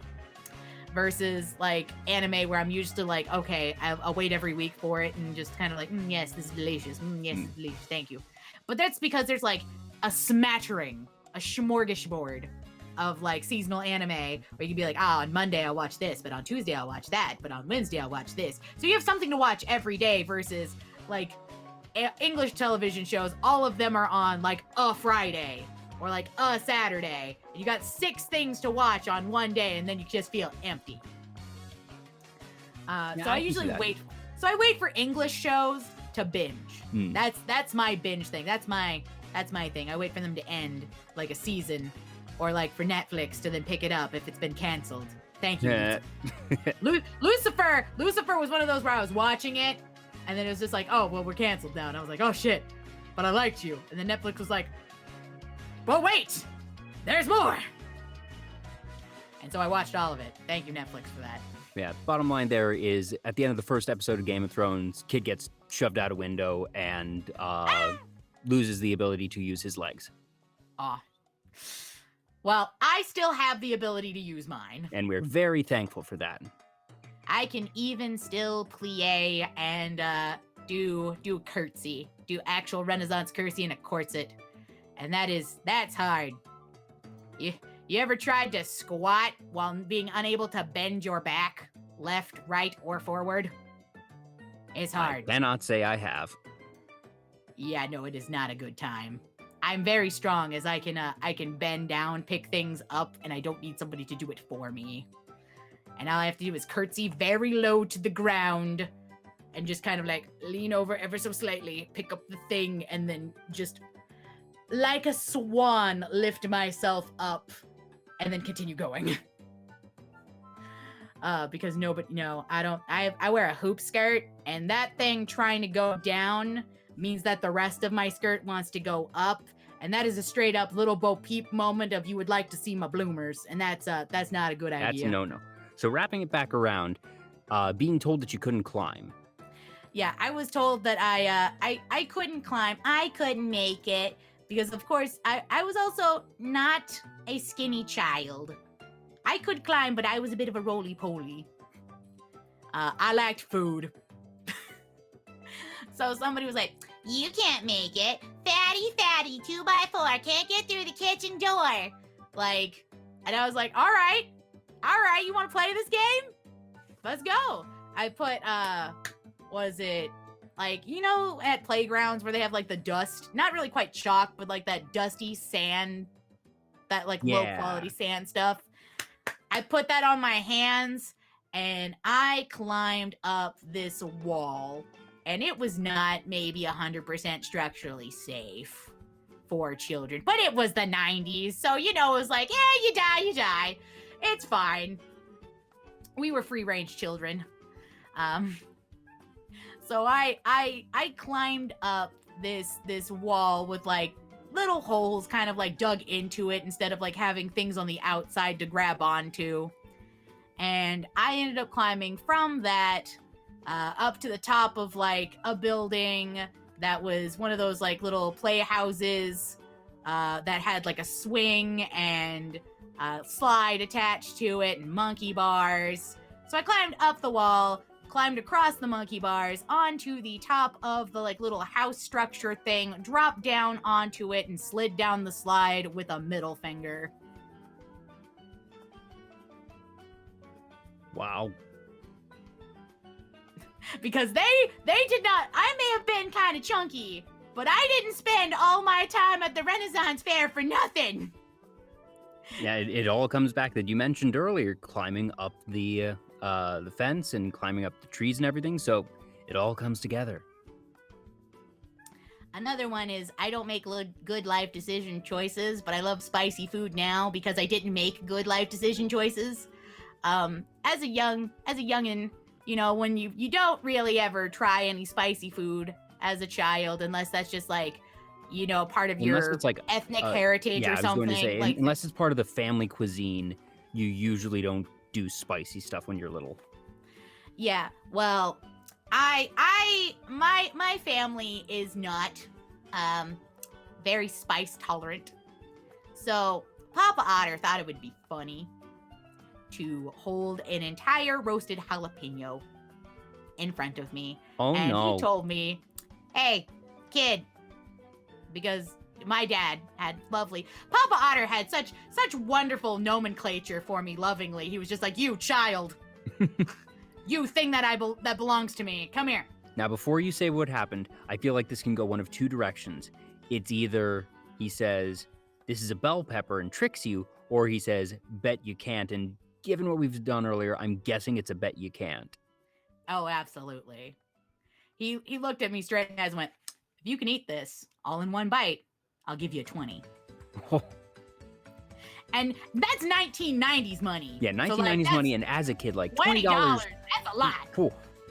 I was like, that's Pokemon. I was like, that's Pokemon card money. So I was like, all right. I took it. I stuck my whole mouth in it, bit it down, chewed it, seeds and all. And I mean, it was kind of hot, but I didn't cry or nothing. And he was just looking at me like, are you okay? Are you broken? I didn't think you'd actually do it. Kid? He's like picking me up. He's like looking. He's like swirling me around. Like, are you dead? Please don't be dead. I don't want to talk to your mom about this. Please don't be in shock. Just like, please don't be dead. But he gave me that 20. It was earned. It was earned. It was actually really spicy. Like, but I didn't cry because I didn't want to give him the satisfaction to know that it burned. I was like, I'm a tough girl. I'm a tough girl. I want my papa to be proud of me. And also, I ain't no bitch. Face might be red, might be grimacing, but I will not break. That's essentially what happened. I didn't cry or nothing. He gave me the 20. We went to the Toys R Us and I went and bought $20 worth of Pokemon cards. Hell yeah. It was a good time. And he also bought me a stuffed animal because like he was just impressed. He was just like, you know what? Here, you know, bonus. Bonus, you get this. Yeah. But because of that, I ended up liking jalapenos. Like, I ended up putting them on nachos and, like, a whole bunch of... And, like, jalapenos as a kid is spicy. But then, later on, he gives me another bet. He gives me the bet of the Szechuan pepper in Chinese food. The Thai pepper. You know, it's dried. And... It looks so unassuming. So unthreatening. Because I didn't get the Chinese food with the Szechuan peppers or anything in it. Or, like, near it. Like, I just got lo mein noodles. Because I like noodles. You can slurp them, and it's okay. Nobody can get mad at you when you're making the slurp noise. But he was like... Szechuan pepper. But the Szechuan pepper, because he gets his orange chicken super spicy. Super, super spicy. He loves spicy food. So he makes me another bet. I think I'm like 12 or 13 at this time instead of like, you know, 7 or 8 or 9. And I'm like, all right. He's like, all right, new bet. This is much spicier. Little did Papa Otter know, by the way, during this time, that my time at the Renaissance Fair with my aunt, they had a pepper place with all like from basically tomato salsa to like Phoenix fire peppers, habaneros, poblanos, the whole 9 yards. Like before Carolina Reapers existed, they had the hottest pepper that was there. And that I had been training myself. And by training, I mean I was hungry and that they gave free samples. I was hungry and they gave free samples. But the bottom line is, you had that sort of anime moment of, you think I'm not ready for this, but I have actually trained for this. I have trained for the pepper blade. So he makes me another bet. He goes, all right. It's twice as hot, so you get twice as much. I'll give you 50. And I'm like, I don't know, Papa. Did you hustle your father? I did. I was like, it's so tiny and it's been there for a while. You know, it's got to be hotter than just fresh off the grill roasted. I don't know how old this is. Capsaicin only gets hotter. So he's like, all right. You know what, kid, you're right. Hundy. You played him like a fiddle. I did. I was like, all right, Hundy. And he hands it to me. I stick it in my mouth. I chew it. I make a show of it. Don't even flinch. So did you tell him after the fact about the training, or did you just let him baffle and wonder? I let him baffle and wonder until my 16th birthday a year later. Well played, Pearl. Well played. Mostly because he ain't getting that Hundy back. Do you recall what you spent the Hundy on? Because I'm guessing it wasn't Pokemon cards at that point. I think I spent it on a Pokemon game. I'm pretty sure I ended up spending it on Heart Gold, Soul Silver. I'm pretty sure that's what I ended up was buying it for. And I think I ended up using a little bit extra of that money for this, McDonald's run. There you go. I suppose it is topical. Do you plan on getting Diamond and Pearl? I already have my Shining Pearl downloaded, the pre-download on the Switch. It is starting up Monday. Pokemon Mondays are coming back, y'all. It's been too long. I have an itch and I need to scratch it. The thing is that this version was not so near and dear to my heart. So this generation's just not always gonna be. But I'm thinking water starter, because I usually go grass starter, but I'm thinking water starter. Isn't this actually the one with? This is Chespin, isn't it? No. Wait, is this Piplup or Chespin? I think this is Piplup. That's right. Yeah, because it's fourth. Yep. Yeah, Chespin was 5th. Yeah. So I'm going Piplup, because usually, unless it's Oshawott. Oshawott. Oshawott is 5th gen. Oshawott, I have to. Yeah, I have to. That's 5th gen though. That's 5th gen. That's my favorite Pokemon. Period. I wonder why. End of story. Goodbye. Now, number 2 is Primarina. Number 2 is Primarina. Oh, okay. Seal got that same kind of aesthetic. She is a singer siren. She's got that move of her own called an aria. That's that water attack move. And I'm just like, look, I can't not like her. Also, that they start out as like a funny little clown. Poplio, who's now become a beloved Twitch emote. I adore the Wiggly Poplio Twitch emotes and all their variations. They're so cute. Somebody actually did one for me. I need to figure out how to put it on, but I love it. I love it so much.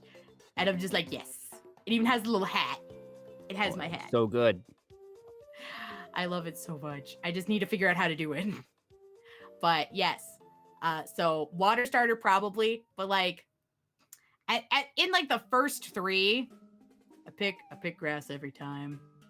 Bulbasaur, Chikorita. Even though people hate Chikorita, I loved her from the Pokemon anime. That's what won me over, was the fact that Chikorita was like, no, Ash is my boyfriend. Stay away. And I was just like, I loved Chikorita because she's like, no, he's my boyfriend. I'll fight you. Yeah, and I'm like, you know what? Fair. So my first Pokemon game was Yellow, so the first starter I had was Pikachu, meaning I never really had a dog in the first gen starter fight. But for second through most gens, I've gone with Water. That I love Totodile. As the meme goes, I do in fact like Mudkips. Mudkip is so cute. Mudkip I is do great. like Mudkip very much. It's very adorable. But if memory serves, what was the one that I went grass for? Rowlet.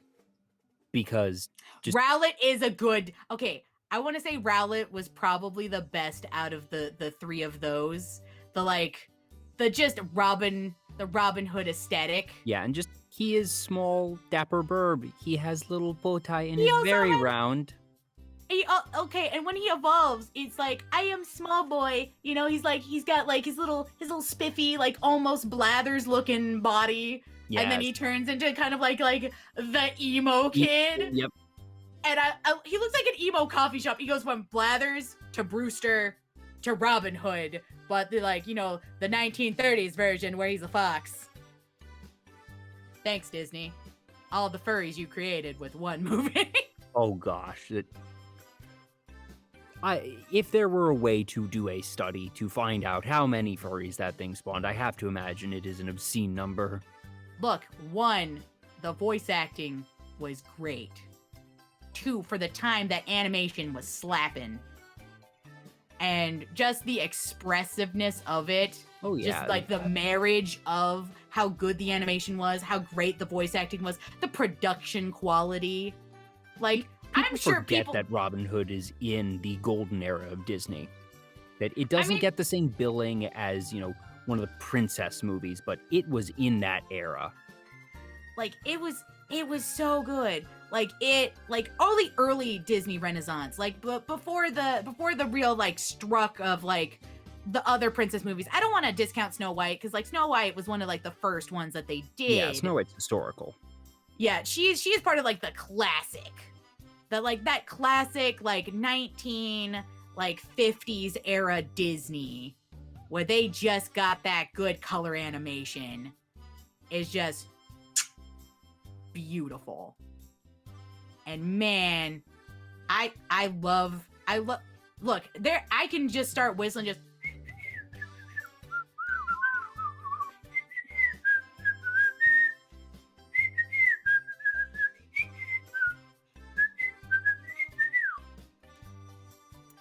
that's dunk, dunk, dunk, dunk. So many people will start. That I do that classic. at the Ren Fair. I do that at the Ren Fair. I mean, I'm essentially a ferret. I am a bandit ferret walking around. I wasn't even really thinking whistling. of it from that angle of it being also in that time period. But yes, yeah. Yeah. That's one of the characters I have played is just bandit ferret, just whistling about, trying not to get hunted by the King's men and by the Houndsmaster. Because fun fact. Because not only do I know facts about otters, I know facts about ferrets and historical facts about ferrets. You want to hear one? What makes a ferret fact historic? Because, fun fact, the thing that you think of as ferrets, the ones that you see at the pet store, they are man-made. They are not natural creatures. They are technically, if you took an English stoat and took an American black-footed ferret, once Britain came to the New World, they took back the American black-footed ferrets and they bred them.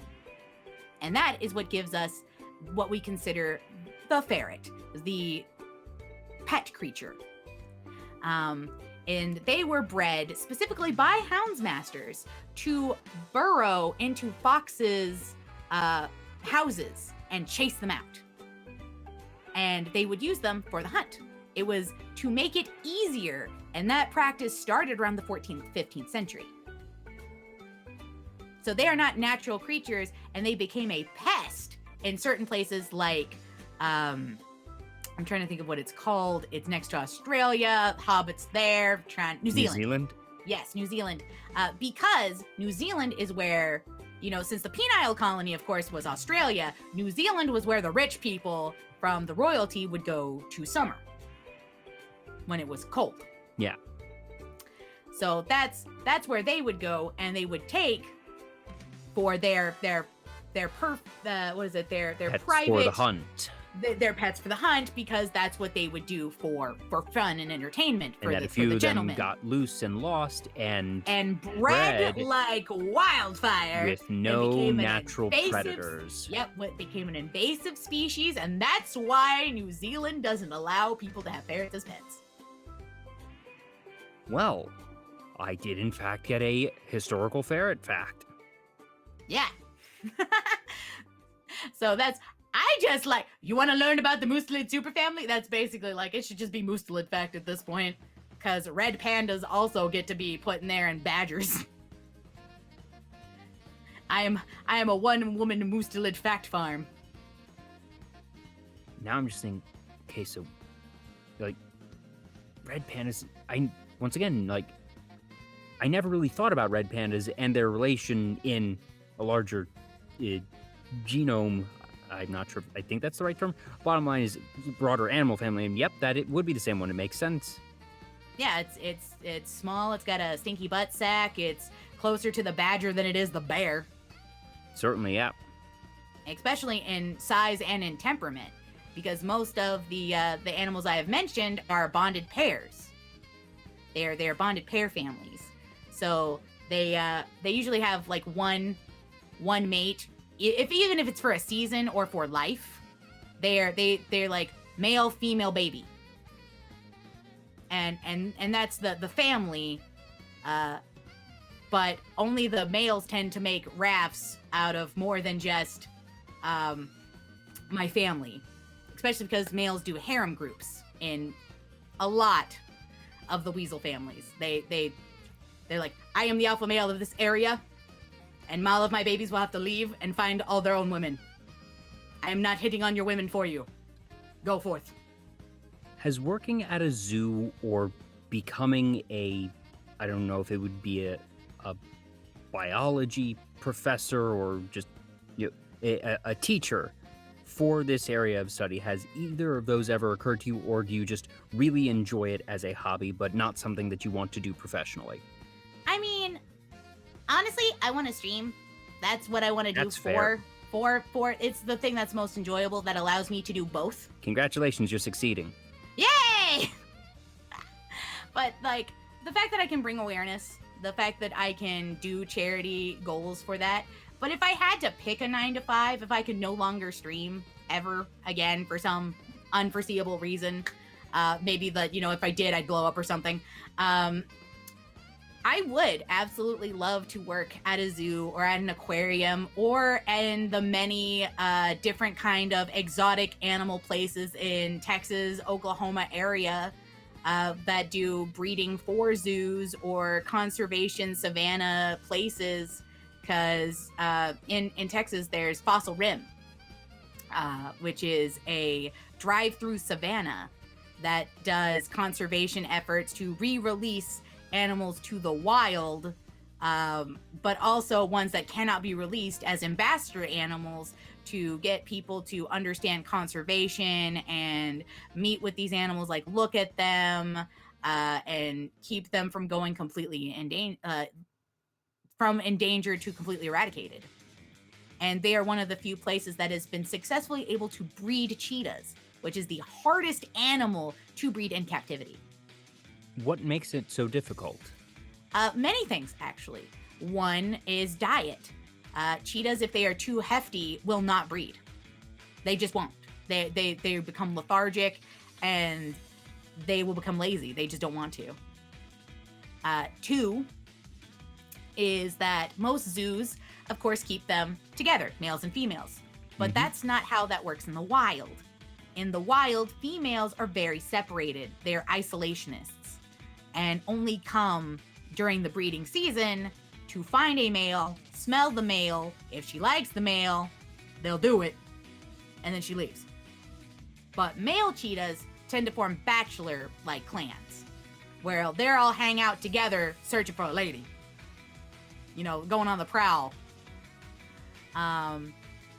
So when they're kept together in captivity, they see each other as brother and sister, and they do not want to. Incest is not best. Do not put your sister to the test.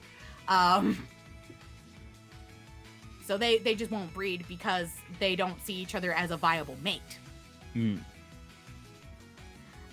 the third thing is that they have a bit of a problem with the genetics because cheetahs almost went extinct multiple times throughout, and humans have intervened to make sure that they continue to live. But that also means that the gene pool is a little skewed. So if they are too closely related, the baby or the cub will not be viable to continue to breed. Kind of that like horse, donkey, mule situation where a horse and a donkey can make a baby, but that baby will not be able to make more babies. Gotcha. So it's that situation. And then there's kind of a fourth caveat, which is they're very nervous animals during like breeding, and some places need to give an emotional support dog for this cat to want to mate, to feel safe enough to mate, like that they're not going to be attacked or something. Because if they're too nervous, it just won't take. The pregnancy will not take. They will miscarry. And that's what makes cheetahs the hardest animal to breed. That's fascinating, and especially like the fact that that there would be a need for a emotional support third party like a dog, and then the fact that humans realize this and were able to actually implement it is fascinating and comical in equal parts. Oh yeah. And the fact that this isn't our first rodeo about it, apparently. Because, like, almost 100 years ago, this happened. And humans at that time were like, no, wait, they're a part of the ecosystem. We don't want, like, all of the prey to run rampant and destroy all of our crops and all of our civilizational areas, because we can't kill enough of them ourselves, with forks, pitchforks kind of situation. To keep them from ruining our living situation. So we had to continue to try and give them land that was safe enough for them to feel like they could breed, and continue to do so by like fencing it to where males would have to go find this female. Like in Africa areas. Like that is amazing that 100 years ago we figured this kind of out. Humans are indeed stubborn. Yeah, and we really don't like the idea of, like, our lives being uprooted, so we're like, nah. You two get... Yeah, we're just like... Ebony and ivory. Like, we're just sitting out here just when the moon hits your eye like a big beat. Yeah, like, we're trying to, like, Lady and the Tramp some cheetahs. When the moon hits your eye like a big pizza pie, that's amore. Like, we're trying to Tinder some cheetahs around. Just like, yes, nope, yes, nope, yes. No, you can't have that one too close in the gene pool. How about this one? How about her friend? No, she looked cute. All right, so wrapping this all the way back to Robin Hood, classic cartoons and just old-timey cartoons, you said, is a area of interest. So you've mentioned a lot of Disney Renaissance here, but is the interest focused in that era, or are we going farther back into like black and white, really, really old-timey cartoons, or is it both? It's both. It's both, actually. I really liked a lot of black and white cartoons. Felix the Cat is one of the ones I loved quite a lot. Of course, ye old Popeye when it was black and white before it turned color. And, really old Mickey Mouse, when, Steamboat Willie era, big fan. Big enough fan that I liked, nautical stuff, so Disney, you did something right, I suppose. I mean, if they do defrost them, I still want to throw fisticuffs, but that's for an entirely separate reason. So is this another result of your parents? Were they the ones that showed you these, or did you discover them on your own? Mama and Papa Otter both worked quite a lot, so my early child care was the television. And my grandparents really liked old-timey cartoons. Okay, because I was Because it thinking, all right, reminded even them if of- you're watching a lot of TV, that these were not being rebroadcast very often, so it had to have been something that was consciously shown. Yes, it was my grandparents. The grandparent Otters, they sat down and they watched that with me. I mean, it also mean that I also watched MASH and JAG and way too much of like other things that probably children Probably should not shouldn't watch. be shown to children, but we'll just, push that aside. Hey, it molded my sense of humor, which is generally kind of cheeky and inappropriate for children, so I guess they got what they got. But yeah, they would be the ones to watch Steamboat Willie or to watch Felix the Cat, or just a plethora of like old cartoons. I watched the old Betty Boops. That was a perfect that was Grammy Otter's personal favorite. It was Betty Boop. And so I would just sit there and I would watch them, as well as like I Love Lucy, old TV. Love. Like classic TV land fare. I Love Lucy, Dick Van Dyke Show. Yep, Dick Van Dyke. I also watched, trying to think of Shirley Temple, like all the Shirley Temples, every one of them. They had it on a VHS. And trust me, I still, to this day, Animal Crackers in My Soup, Monkeys and Rabbits, Loop de Loop. That song plays rent free in my brain. Just sometimes like running animals one by one. That's very much a lot of the stuff that's just lives rent free in my mind, because of their influence and that they enjoyed that, which in turn later I got them to watch NCIS, so fair enough. They were like, "Oh, this goth girl Abby," and I'm like, "Grandma, that's me. That's me with a 9-to-5 job." I only watched a couple seasons of NCIS, but Abby was basically the best character. Like Abby and Jethro, best character. Cute goth girl, hot and funny and sweet. Like, ma'am, you're checking all of my boxes. Please stop. My heart can only take so much. But yes, that's the influence of like old-timey cartoons. And of course the older Disney stuff was also because they enjoyed it. So that ended up just being, we just had a lot of VHS tapes for that. I also had lots of Winnie the Pooh. Lots of Winnie the Pooh. Oh, now that's one that lives some rent-free in my head. That just the other day I was going back and watching a couple scenes. It's not classic Winnie the Pooh, but for a combination of reasons, one thing that lives rent-free in my head is Winnie the Pooh and the Search for Christopher Robin. The most freaking terrifying, just horror film of a cartoon that is supposed to be, for children. For children and common, and just the whole thing is I suppose, a commentary on the only thing you have to fear is fear itself, and the whole thing of, okay, things seem scarier than they actually are. But holy crap, Pearl, have you seen Winnie the Pooh and the Search for Christopher Robin? Yes, I have, and it's terrifying, especially for somebody who has anxiety.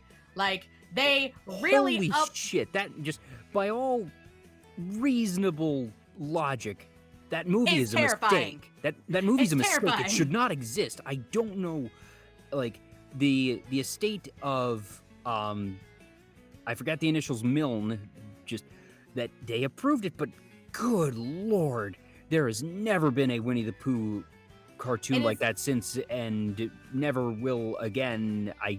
It's like creepy anxiety thriller, but it's a child's cartoon, and it doesn't stop until the very end. The very end. It is so misaimed. So you're just kind of like having like a panic attack this entire time. There's like 90 minutes of you being like, okay, I'm uncomfortable. I'm uncomfortable. I hate this. Scene, slight unwinding, stressful scene, slight unwinding, stressful scene. It is a horror thriller that was aimed at 5-year-olds, and I got caught in the crosshairs. And you're just like, you ruined a perfectly good child! That's what you did! Look at it, it's got anxiety now! And yet, for some reason, Adventure is a Wonderful Thing is still a banger to this day. Yeah. So honestly, favorite Winnie the Pooh character, go.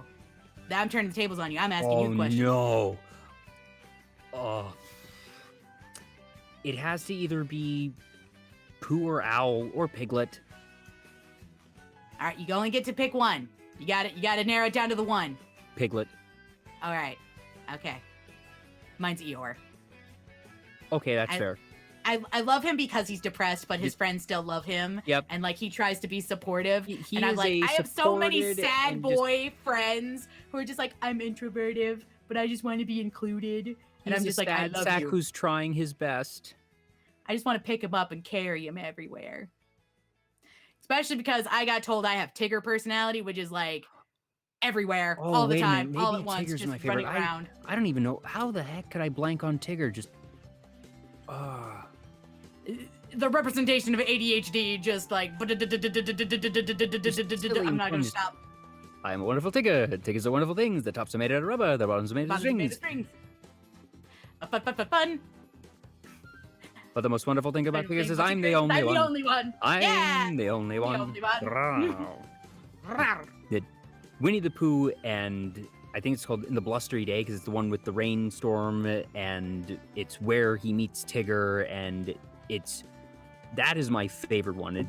I think it's part of just the classic Adventures of Winnie the Pooh cartoon, and that there's the flood, and there's a lot of good songs in that one because there's Heffalumps and Woozles, the classic Tigger song. That's my favorite. Do you have a particular favorite when it comes to Winnie the Pooh? I do not have a favorite song because all of them hit that good nostalgia dopamine button in my brain. And well, just broadening it then, do you have a favorite story or movie?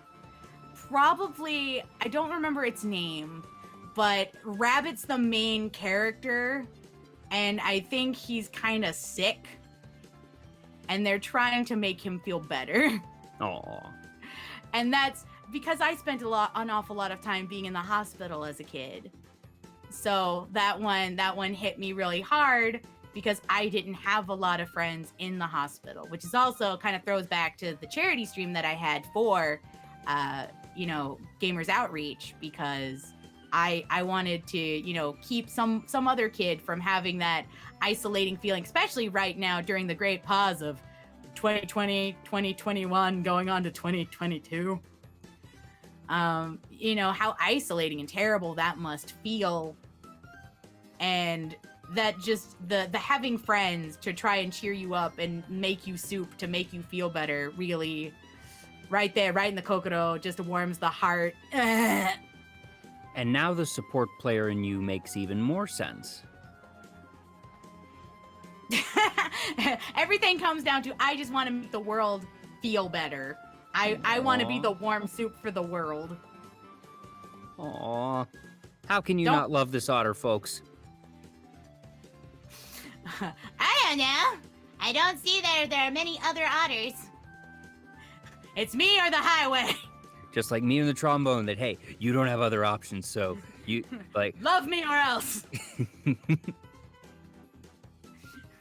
just like, put all the love in the bag. Put it on in the bag.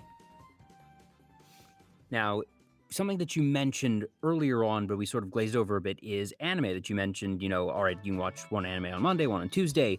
I know that My Hero Academia, Boku no Hero Academia, what have you, is a certain favorite, and you mentioned that you have two husbandos. You did not tell me who. My guess...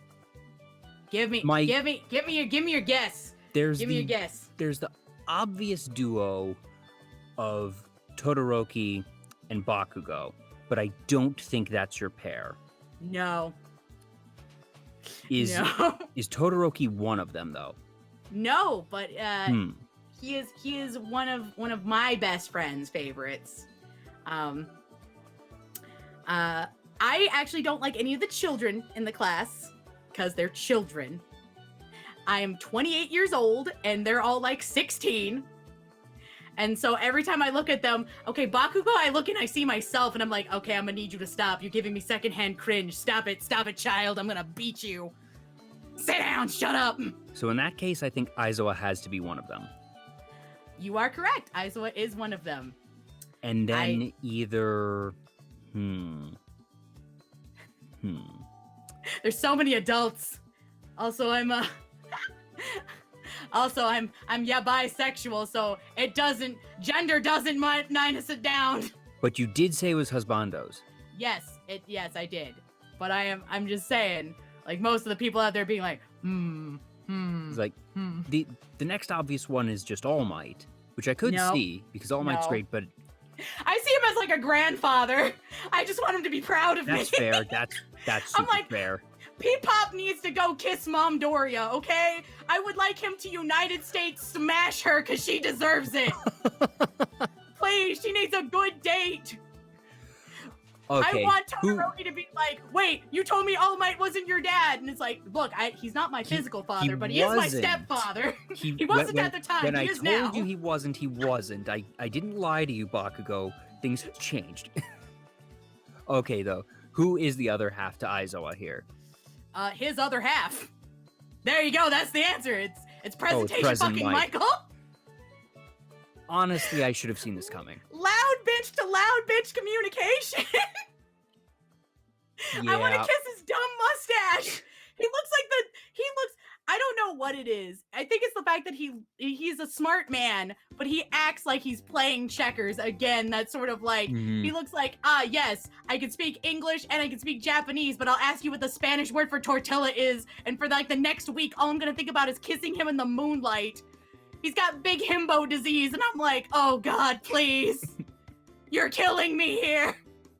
Yeah, like, just, he's so extra. He breaks the fourth wall. He is that character that gets to do it every time. And then so I am caught up on the anime. I even saw the recent film, World Heroes Mission, which was real good. Yes, good. Me too. I don't read the manga, though. That when it comes to series like these, I prefer to see it in motion and color with music, because for me, the reveals are just paramount for me in media. It's more emotional. It's more emotional with the like accompanying music. Precisely, because and, my gosh, the score in that series. With the talented voice actors that that the studio has done. Bones has done a great job so far of just like blowing it out of the water. So I have avoided the manga to avoid spoilers, because for me that first time is so important. Are you one who reads the manga or just watches the anime? I am in your camp, anime only for that one. For like big shonen, I am usually anime only. For my isekai trash, I'll go manga first. And there's no wrong way to consume. I only ask it now for my own spoiler reasons, to tailor my questions accordingly. It's okay. If I ever get like a warning or like a hey, because my other half, Shirale, my mod and very close compatriot and friend and confidant, she is my manga reader. She is the I'm gonna speed and consume all of this media in like 2 days. And catch so up. Going back to President Mike, I was saying he's extra, he's ridiculous, he breaks the fourth wall, but then as we saw this past season, that you can see him be serious and just intense. Yeah, he's very he's an emotional man. Yeah. I want that to be across. He is silly, but he's very emotional. So his emotions kind of dictate whatever he feels, he is feeling it is. strongly. And he shows his heart's on his sleeve. Like that is the kind of man he is. His heart's on his sleeve, and he is loyal to a fault, and he loves with his whole heart. And that is one of the things that like warms me to his character. I like that a lot about him. I also feel like he is much more powerful than people give him credit for. Yeah, I at feel the like very he least, holds himself I feel like back. in the anime, we really haven't seen the adults try. Yeah, go all out. They've intervened occasionally. That the attack. The attack on the school. The kidnapping attempt during the camp. But they didn't really end up encountering the main villains. That it was always Deku who ended up actually in those fights. So they haven't gone all out. We've seen All Might go all out, and we've seen him pay the price for it.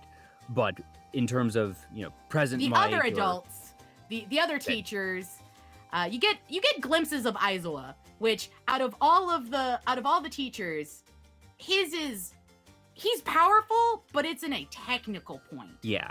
His is to erase somebody else's. The disabler in a world of quirks is a powerful thing to be sure, but you're only as powerful. It gives him equal footing. Mm-hmm.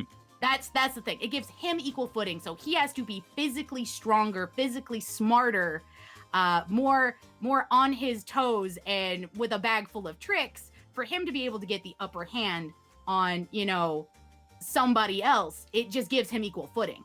So he has to go above and beyond just being able to disable their quirk.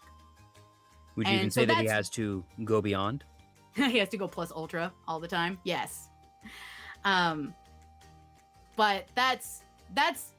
we see the most out of him and All Might because they are the ones for class, 1A.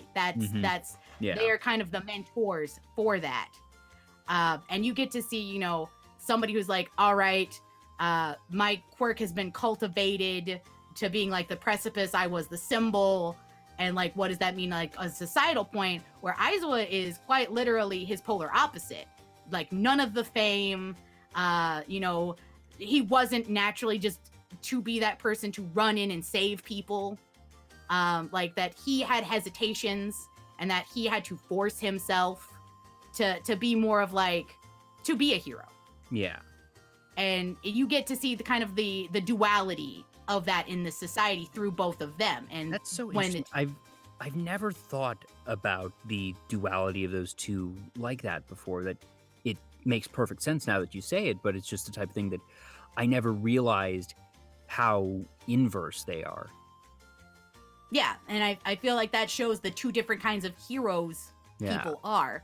Because like one shows you like, more of like a maybe an officer of the law, and the other one's more like a firefighter. Like you don't even think. Or the detective. Yeah, you don't even think. You just run in and you go to like pick them up, and there's nothing.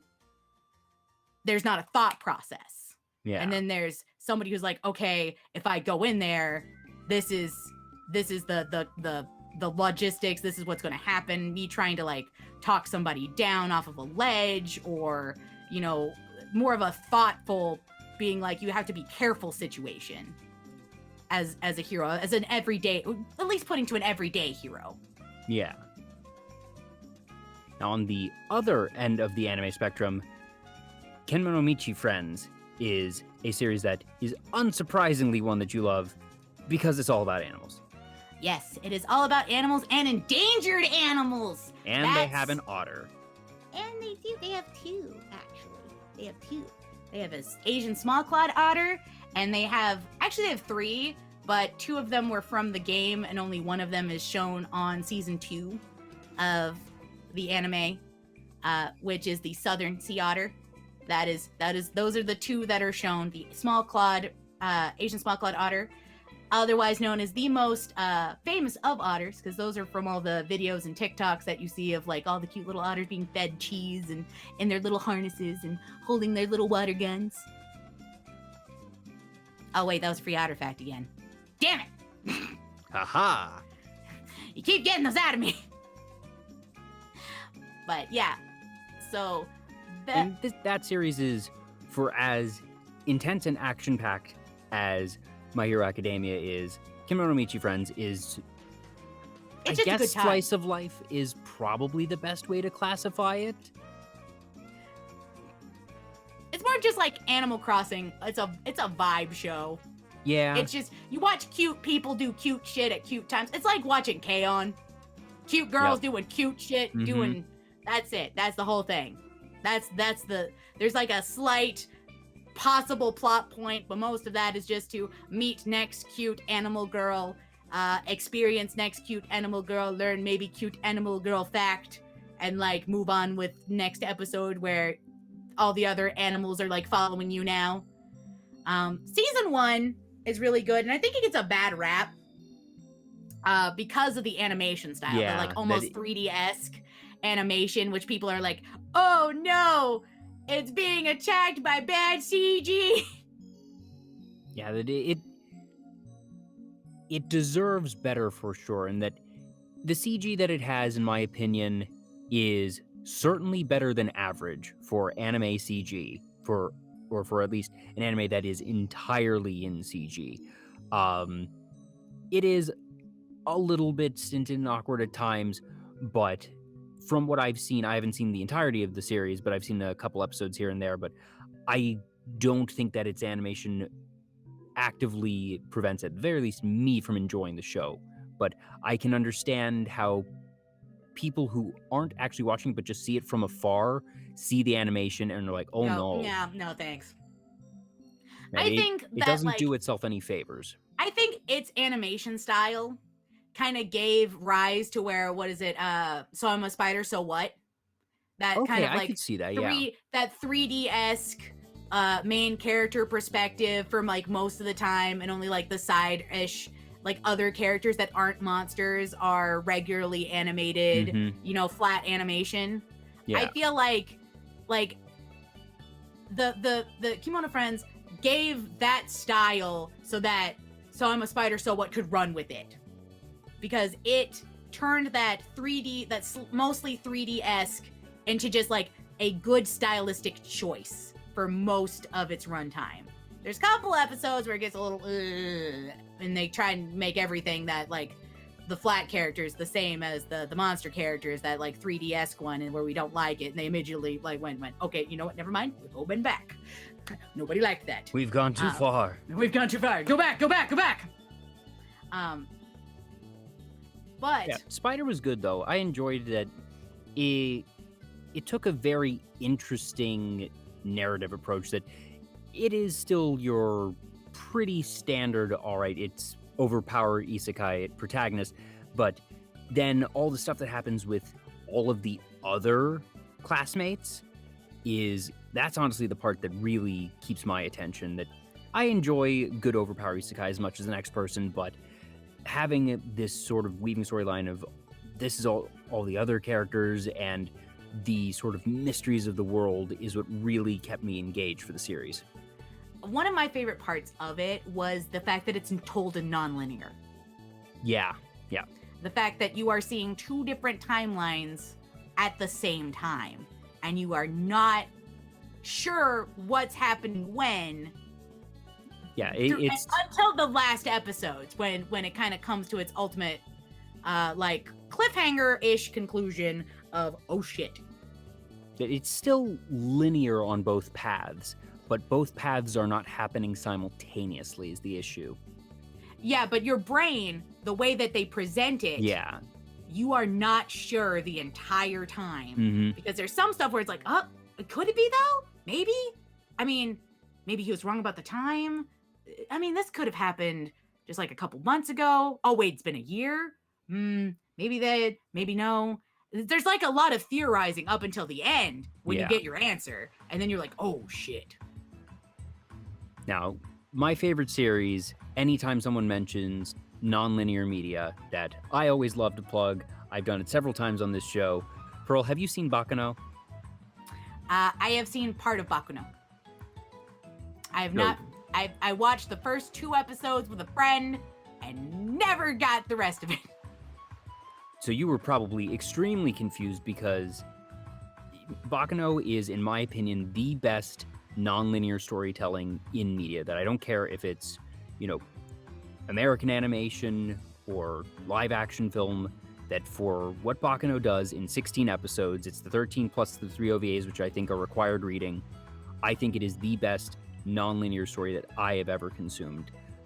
The first 2 episodes are going to be the most confusing because it jumps around so freaking much and it's definitely jarring, but the thing that I say is you need to watch Baccano in a week's time. You can do, like 2 episodes one day, 3, 4, 5 the next day, whatever, but because of how much whiplash there is and how many details there are, if you watch 2 episodes one day and then wait a week to watch 3 through 5 and then another week to watch 6 through 8, you're going to forget what happened in 1 and 2 that plays into the broader narrative as everything comes together in the final episode. So if you're ever looking for that type of story, Baccano is as good as it gets, but you do need to watch all 16 in a week. But that's, 2.5 movies, so it's not ridiculous, but definitely It's to be done. doable. I mean, I could do that. Watching an anime in a week, like I could knock that out. It's really more of just I wanted to experience it with that friend, and then moving happened. Understandable. So yeah, if maybe I'll desire maybe to we'll binge watch something it ever during, comes up, there you go. Discord or something. Anyway, not that I do that. Streaming on Discord, anime, yeah, wink, Wink wonk. wink wonk. But yeah, it's I like that non-linear storytelling. I like the mystery of trying to piece together when stuff happens, what this means, when, so that I get a broader picture of like, yes, so this is what y'all were doing while this was happening. Mm-hmm. And then like it kind of fits together like a puzzle piece in my brain, and I can figure it out. Yep. That you can just go back and rewatch and realize, oh wait, that detail there was totally and playing you to this get thing that happens later. Mm-hmm. And you get everything that you missed the first couple of times Mm-hmm. in subsequent rewatching. Let's see, what is other anime that I have sunk my teeth into, or they have sunk their teeth into me. Because I touched in on my latest happy for the isekai genre. We talked about my my shonen problem. We've talked about cute girls doing cute things at cute time, and the fact that it plays into my love of conservation and just cute animal girls. And I mean, come on, look at me. What makes you think I wouldn't like it? Honestly, you look like you escaped from Kimono Friends. Look, don't say that. They will come and take me back. I'm wanted for war crimes. Those war crimes are escaping. Oh no. I'm not supposed to be there. I have the Star Shard sands. I have all of them. I'm making more animal girls. I'm single-handedly making all of the Twitch VTubers. And here I thought that Pekaro was the only rodent war criminal VTuber. I'm not a rodent. I'm a weasel.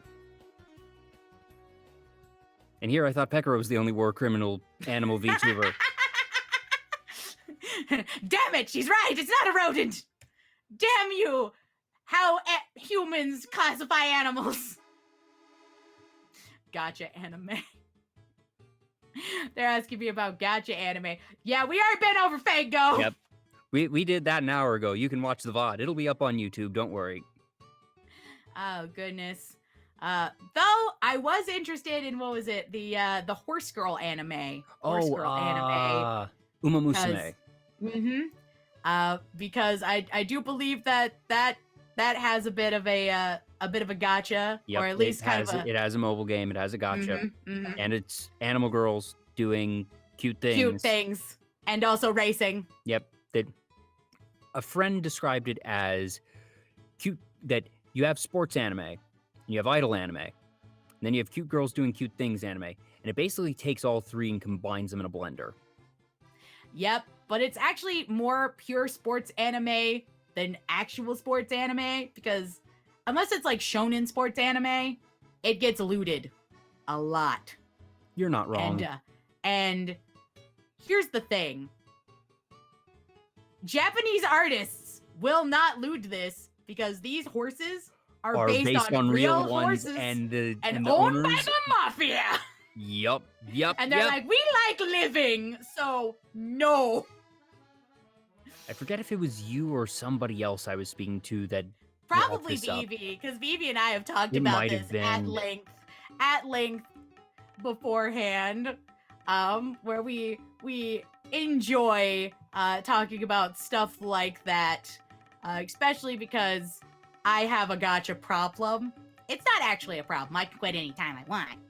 But I enjoy a lot of different gotcha games. Like Fate Grand Order might be the oldest one I've played. Oh, speak of the devil. Hi, Vivi. Vivi! Hi, big sister! How was your interview? It's a problem. It is not a problem! It is a solution! Shut up, Nemo! You don't tell me! Yes, yeah, Vivi, saw that you were with Toki today. Hope you had a great time with him. He's a good guy. But thank you for joining us. We have been at this, goodness, I think we're 4 hours in. Pearl, do you need to to take a drink or anything? Are you good? I mean, you'd think that I haven't been drinking this entire time. I am just very good at being very quiet about it. You are, gosh. That's because usually I drink when you're talking. That's the big brain thought. Is if you're talking, they don't see my lips moving, I can drink. Smart move. So what is your latest gacha addiction? Is it still just perennially Fate Go, or have you been dabbling around in others? Well, I mean, I generally rotate about 3 or 4 of them at a time. Of course, Fate Go is going to be forever in the background. Right now, it's kind of got a content drought until the next big chapter of Lost Belt comes out. And then I will be playing that on my stream. But I also, of course, play Genshin Impact. MiHoYo's got me by the cute boy waifu wallet, because Venti exists, and I'm a big fan. Then, of course, I do dabble a little in Azure Lane, because friends of mine play, so I dabble in that one. And Boku no Hero Academia, My Strongest Hero, is one that I play on a daily problem, because I was talking to a friend one day being like, man, I'm so glad there's not a Boku no Hero Academia gacha, because if I was, I'd be in big trouble. And then the next thing I know yes, there is. But Pearl, there is. And I was like, no, there's not. No, Pearl, there is. Oh, no. And then I was like, oh, okay. Well, curiosity. I went and I looked it up. And funnily enough, I got on Facebook beforehand and it showed me the ad for it. So, Big Brother knew I was talking about it. And I downloaded it. And the rest is history. I want to say that at least the gacha games that I play, I don't just throw money for the pixels. The gameplay has to be good. Yeah. Here's the thing. I have quit gachas. I have played so many, and not all of them are anime based. Some of them are just fantasy based. So Summoner's War, Eureka 7. I've done Fire Emblem Heroes, which, to be fair, has the worst feeling gacha that I've ever had in my life. And while the gameplay is good, the gacha dopamine button and the rewards that they give you are so stingy that I just don't feel like it's worth it. What makes that one different? Is it just that it is particularly stingy, or is there something more mechanical that makes it not as good? One, just the stinginess of it. There's, of course, we always talk about percentages, what's it? Drop when rates. You get drop rates, you get pities, things like that, the mechanicals of it. So, but there's also the spectacle of pulling for a unit, essentially. You spin the money button. And it does not feel good. It does not feel good. I do not like it. It's very bland and very boring. And I feel like they could do such a better job of it for the fact that Fire Emblem is a huge series, especially on the North American market. Yeah. Because you remember when Fire Emblem Awakening, restarted kind of that whole make or break the series, and it swam amazingly. So much so that they failed the next game, and people still played Three Houses. Gosh, you're kind of right. And I want you to know, I pre-ordered the Fire Emblem Fates. I pre-ordered that bitch for the $400 bundle with Birthright and everything to it. I got the DS, the special one. And that sucker was hard because they didn't make enough of them for their pre-orders. I was one of the few pre-orders that got it. Ooh. Without a $600 scalping fee.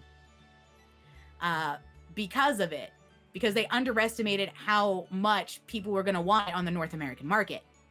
So for a huge series, a Nintendo-based series, to have a gacha and it not feel good, the drop rates be bad, the gameplay's okay, but not as spectacular as the game, I'd rather just play the fucking game.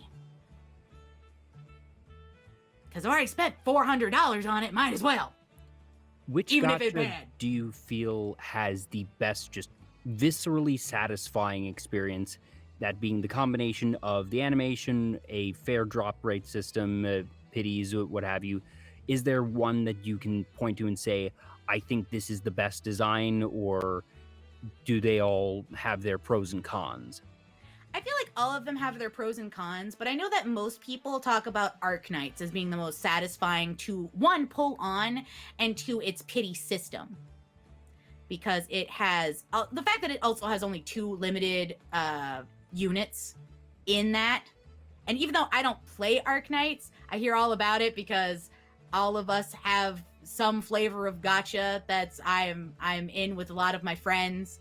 So pulling on those units feels good. It has a pity system kind of similar to the MiHoYos. If you don't get it, they also have like tickets where you can just pick a 5-star. Just pick the damn thing. Which one you want? Pick your husbando. So is that something that you have to earn either through a certain number of pulls or maybe an event? Because that's the ultimate. Like, that's powerful. They do that through, I think, both event tickets that they like give out as like rewards, as thanking you for continuing playing sort of situation. Kind of the same way that Fate Go gives a lot of Saints Quartz out for like any real big event for 15 million downloads, or it's been a year, or they've got a new anime coming out, or a new movie's coming out, or an OVA. They kind of give out a similar thing. And even Fate Go has done pick a 4-star ticket for certain events. And this upcoming year, I do believe that Fate Go will be giving its first pick a non-limited 5-star ticket, which we lovingly like to call pick your waiver ticket, because if you don't have waiver, pick waiver. Because he's the other penultimate support next to Merlin. Good for any team. So I do believe Arknights is that one because it does give you the power to pick the 5-star that you want. Mm-hmm. Goodness knows, in a random system, the ability to have things not be random means a lot. Oh, yes. In terms of just like which one feels the best for just pulling animation-wise that I've had, I actually really like My Hero Academia's, actually, because you have to write a signature to get your pull. Oh, okay. So you actually have an interactive element here. Yeah, you have to draw a thing. I do a heart every time, like a different kind of heart with my finger, because you have to sign it, like, so that one, if you don't sign it, you don't get your pull. So that means you don't accidentally pull on something you don't want. Oh, okay. Which I think is that one, makes sense because it acts as a confirmation. Yeah. Two, you get to interact with it. You are playing with the screen.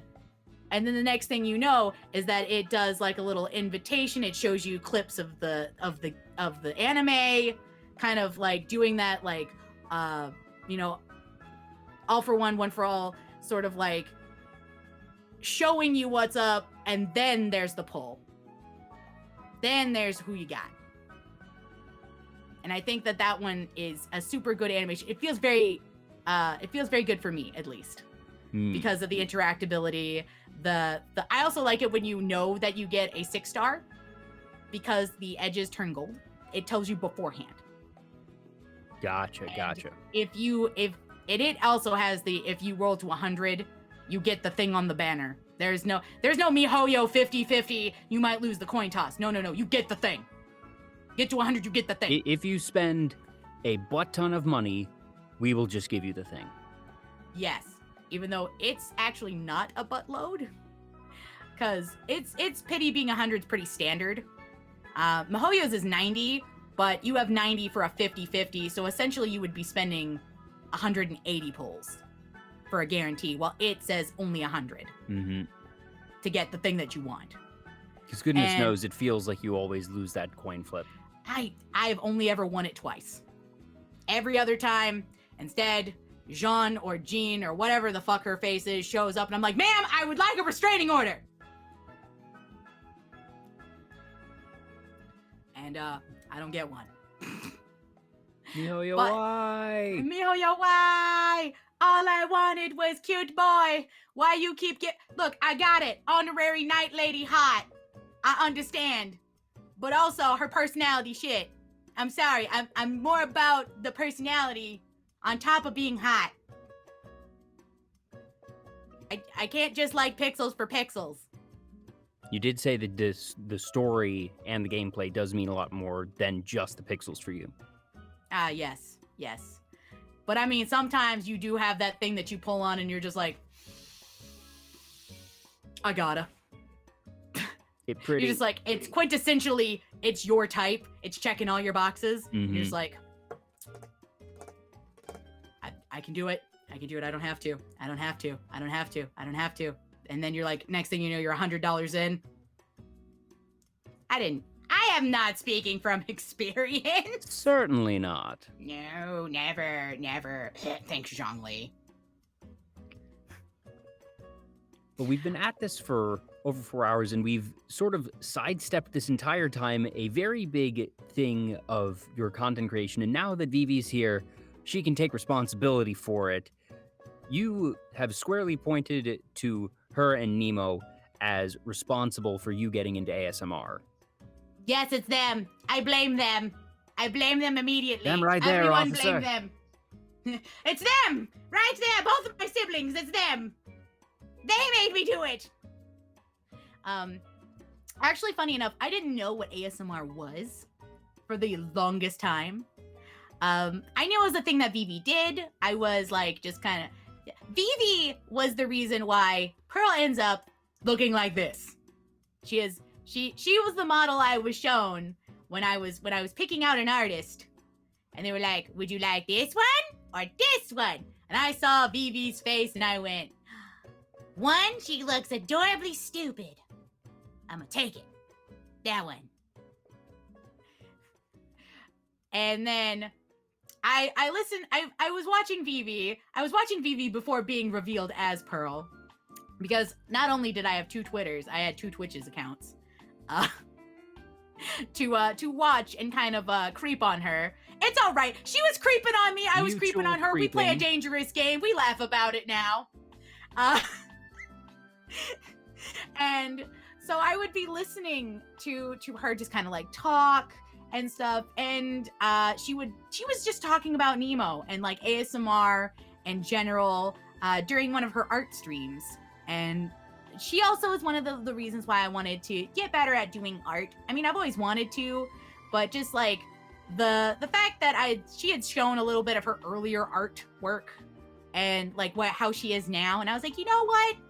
I haven't picked up digital art before, but I did normal medium, so I was like, you know what? I'm gonna try digital art.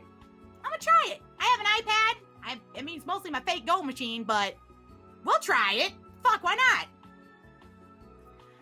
And during this art stream, she's talking about Nemo and Nemo's ASMR, and specifically his boyfriend ASMR.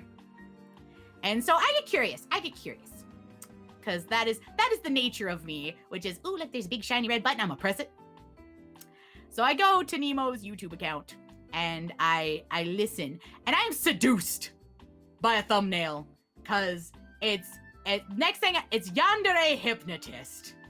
And the thumbnail looks good. There's a cute boy there. And I'm like, all right, cute boy, white hair, already starting to be on a good track for my type. Let's go. And I click on it.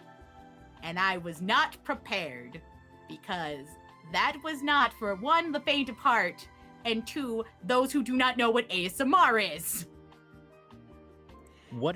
So I can figure out why it wasn't for the faint of heart, but why was it not good for people who weren't familiar with ASMR?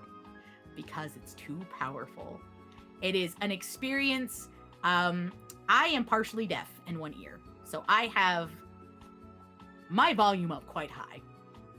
And so I was not experienced to the idea of somebody being right up in my brain while talking to me.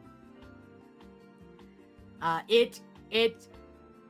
didn't hate it, but I didn't know if I liked it. And I was just kind of like on this anxious ride. Oh. But the thing is like during the actual role play portion of it, it's a hypnotherapist. So actually listening to it calmed me down, funnily enough. Enough to where I could just kind successfully? of like task failed successfully. But then it turned to certain words and phrases that made my brain go burr. Now, is it good burr or bad burr? Good burr. I, 1, experienced a tingle, and 2, he said good girl, and that makes my brain turn on fire, and that I want to just roll around on the floor. Because I am not used to hearing good girl, and I did not know the power that had beforehand. I did not know the power. And it was just like, you want to be my good girl, don't you? And I was just like, oh Lord, help me. I'm sweating like a sinner in church. I'm not okay. And this was all before you had ever actually talked with either Vivi or Nemo. All of this happened beforehand. This was literally the day before me revealing Pearl to Vivi, like stupidly to the side, just being like, hi, my name is Pearl. Please love me. And then the next thing I know is that Vivi's just like, wait, 1, I have a sister. And then we like talked about it. And my favorite story about that part is I told her about the other account. And this adorable, goofy-ass goober spends 10 minutes not realizing that I just gave myself up. Because she was like, it was either between Pearl or this other person over there. So I was like, so you mean me? 10 minutes. I timed it. I timed it with my phone.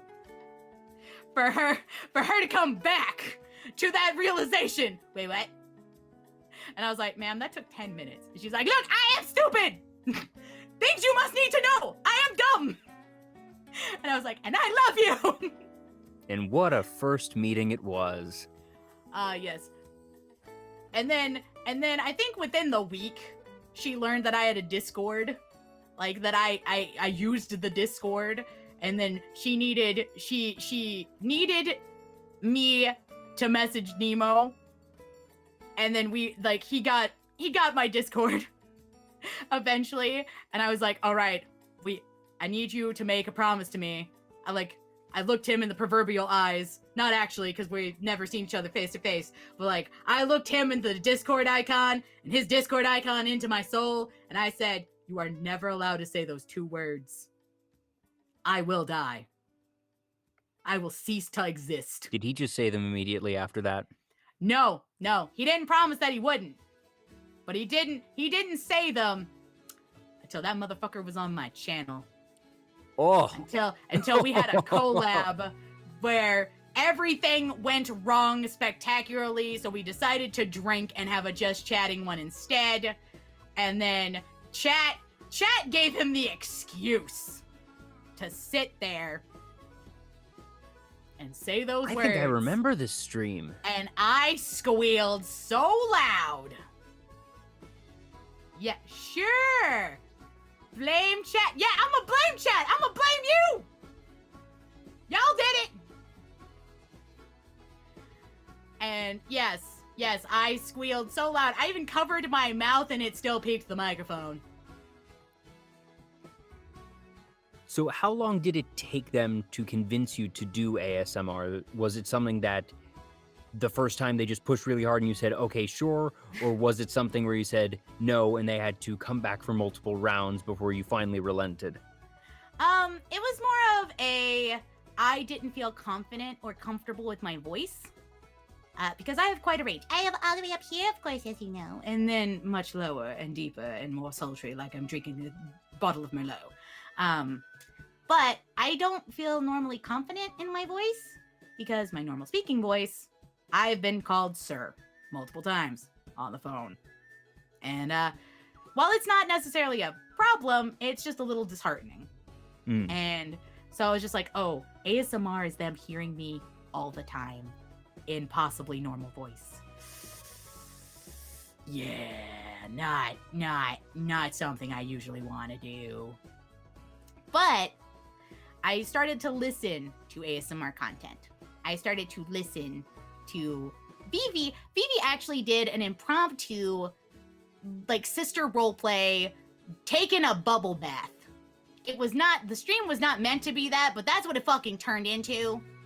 And I sat in there, and I had been listening to a little bit of her ASMR content just to try to see if, like, one, like, if I actually liked it, or if it was just, you know, like, the Nemo is too strong, too powerful, my brain overloaded. And I ended up really enjoying it. What she was doing was just, like, brushing her hair, and then I put my first word that I know emotionally meant a lot to me. My trigger word actually means a lot. It's sunshine, and Vivi calls me that every time I come into her chat. She did the same thing. Yep, she said that like 10 minutes ago here. Yep, that is my name. That is my name. I am Sunshine. And that was the first time I had her call me Sunshine. Just to say Sunshine. Aww. Because Mama Otter used to sing You Are My Sunshine to me when I was going to sleep, and would like, you make me happy when skies are gray. You'll never know, dear, how much I love you. Please don't take my sunshine away. Yeah. And so she would brush my hair around my ear, you know, the like forehead to ear section of my hair. And she would sing and hum that to me to help me sleep, because I have always had a problem sleeping. And ASMR put my ass out like a light. So I was just like, all right, cool. That's good. I like this. I can sleep. So I had that happen. And that's what really warmed my heart to ASMR content is that, you know, slight impromptu live role play that happens, and just kind of the silly funness of her channel. That's what really got me to be like, okay, I like ASMR content. And Nemo's over there screaming from the fucking rooftops, your voice is good, you dumb bitch! Come on! You have so many voices! Just use them! You have talent! Oil, please! And just like him screaming from the rooftops about it, I was like, all right, I'll try. I made an announcement in my chat. I was like, tell Vivi, ASMR time. And my first ASMR was with my Elgato Wave 3. I turned that gain up all the way, and I enjoyed actually doing the like scraping, brushing, talking sounds. I took a bunch of weird shit from my like house. I'm gonna be honest. I didn't like have anything more than like makeup brushes I used on my own face. Some percussion instruments I had, which I thought would be cool, I suppose, to make the like tippy tap sounds on it. I have a tambourine, which I actually have right here. Just 1 second. Yeah, you have a bunch of instruments actually. Yeah, I have a lot of a whole instruments. bandstand over there. Hey, you know, it's a band kid thing. You just find random instruments, and even though you don't know how to play them, you want to like futz with them a little bit. You just accumulate them. It's like, all right, I know how to do rhythm things. I can, even if I can't play notes on them well, I can still do melodies, rhythms, and you know. I can play like 3 scales on the clarinet, even though I haven't played a reed instrument since, you know, the time that we were at the instrument petting zoo. But basically, yeah, to like tippy tap with my nails, or the small like metal on metal sound. That's what I did, is I grabbed percussion frogs, I grabbed my tambourine, grabbed makeup brushes, I grabbed cling wrap, bubble wrap, packaging tape, just weird stuff. I think a tube of cardboard, and like, oh, and also, what was it? That tissue paper that you put for gifts, and that was my first ASMR. Real crinkly tissue paper. Yeah, and I just ripped it. I ripped it, and I made like I crinkled it until it was basically not crinkly anymore, and I just started ripping it slowly and making like little white tufts of paper everywhere. And that was my first ASMR, and I enjoyed the ever-loving hell out of it.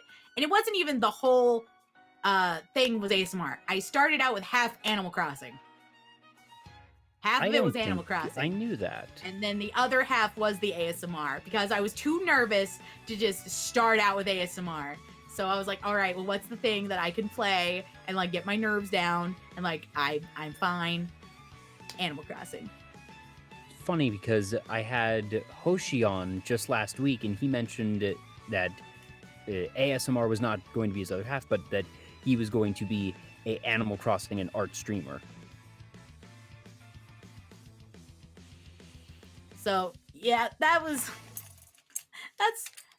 I don't know. I feel like Animal Crossing is just like the thing that lets you unwind and just really lends itself to that sort of Zen mode, especially now with the paid DLC of congratulations. You can quite literally feng shui all these houses.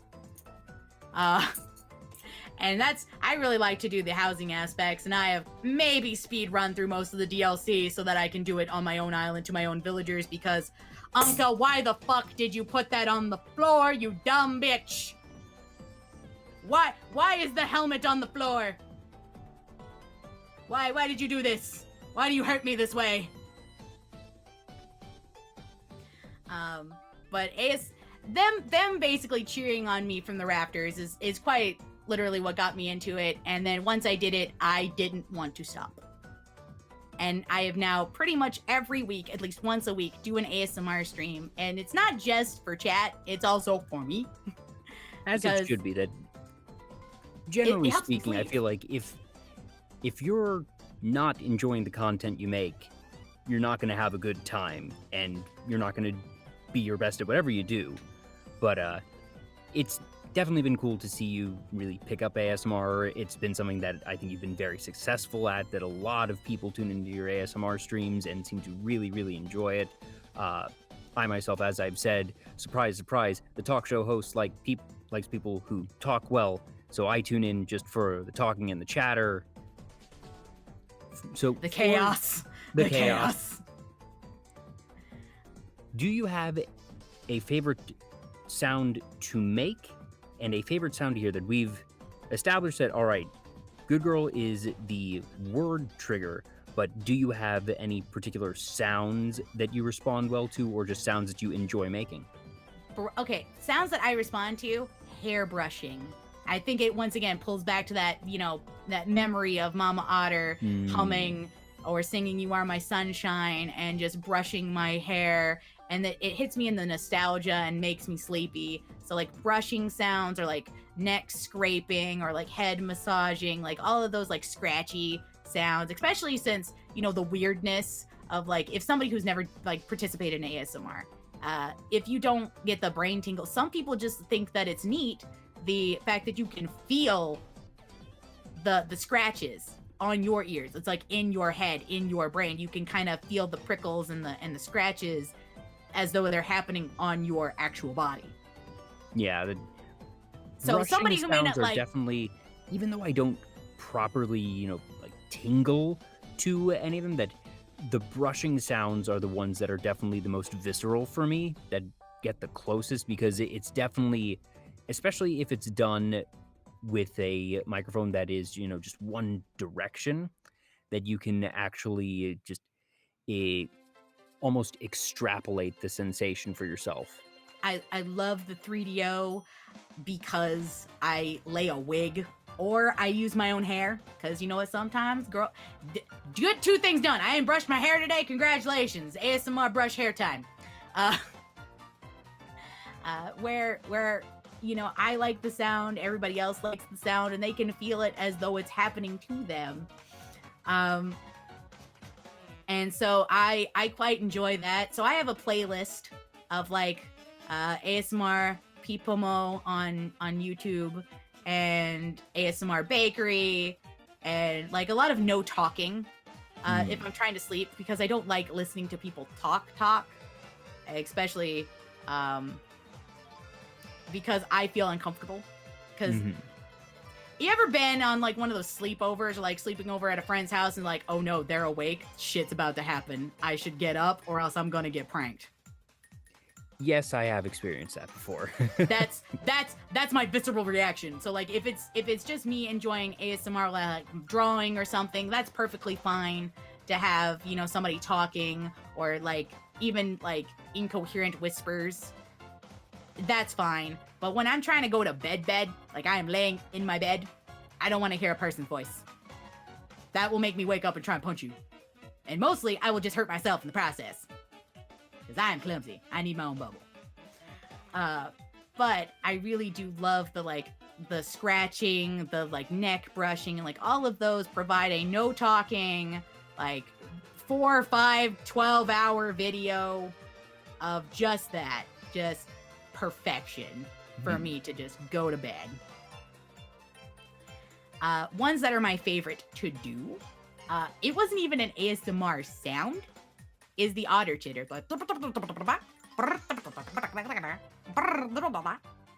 Everybody loves it because it seems like nobody else, one, does it, or two, can like reproduce it.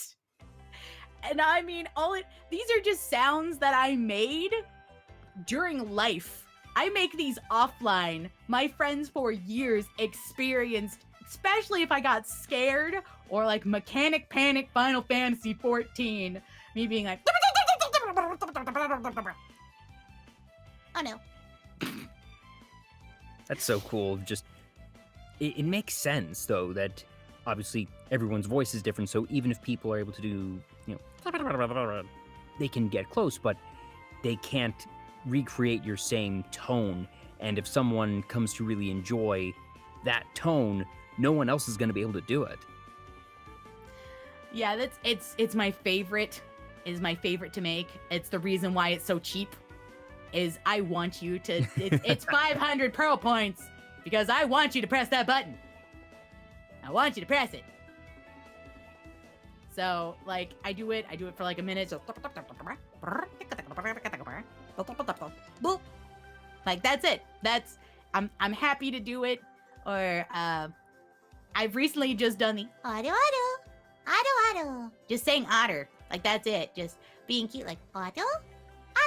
It's certainly not the ARA thing. What are you talking about? It's Otter. Well, it's also not, you know, me being lewd. It's the higher pitch. It's cute. It's the cutesy. It's cutesy. I mean, I can certainly do the low pitch, and it is a weaponized mass destruction. VV can attest. That it's quite good. I remember, I think it was your drinking stream together that you broke that one out, and she made liberal use of her blush emote. Oh yes, and the golf, the we got kicked out of the golf course. Time to drink instead. Where I taught the ada, and I was giving. All right, you know what? For everybody who's in chat's gonna get good ada practice tips for your ada needs. The best one is to take a deep breath. In, out. You are now centered. Then heads up, eyes forward, shoulders back, and think murder. Like I am the baddest bitch in this room. Just think murder. And then just do it. Then just ah-da-da, ah-da-da, ah-da-da, Ah-da-da. That's it. There you go. It's 99.9% confidence. And like 0.1% being able to kind of roll your R's. So that, like, there you go. Free RR lessons from Pearl. What more can you ask for? Yeah, poor Vivi had to pay for that one. Still love just like think kill. It's like, oh, okay. Murder. I was sort of getting into the band kid feel with, deep breath in, deep breath out. Okay, so breathing exercises. All right, I've Okay, done we're this about to get before. ready to march. We're Yeah. about to get up on our heels, start to march backwards. I will kill God, and we will show you how. Do not underestimate a band kid. They have marched backwards at like precise precision with possibly a 25 to like 50-pound instrument. They are ready to kill you at a moment's notice. That was the good thing about playing trombone, is that nobody tried to get in front of me because they knew that they would be impaled if they did. Just bap. My favorite part is you don't want to be on the other end of a flute because that shit hurts. You will just go deaf. Yes. The piccolo Congratulations, players, no hearing. just at least in the marching band that I was in, piccolo players would wear earplugs because they would be playing so loud and the pitches that they make are so high that it would be dangerous to their hearing to not be wearing earplugs during performances. I had ear muffs. They weren't quite plugs, but I had those, those ear muffs that didn't have a band but would go over your ear and kind of like suction cup to you? Yeah, it goes around the back. Yep, that's what I wore. And I kept it underneath my hat. Oh, okay. But like the little flaps of my hat, just... So just in case UIL ever wanted to, get all mad at me, they can't because they can't see it underneath the flap. I'm in Texas. I know what UIL is. Yes! That is the for other people, that is the high school / college / whatever. That's going to be your USSBA if you're in other parts of the country. Yeah, they are the people who oversee the competitions for marching band and concert band and personal performance and where you rank. It's the competition crap that I don't care about.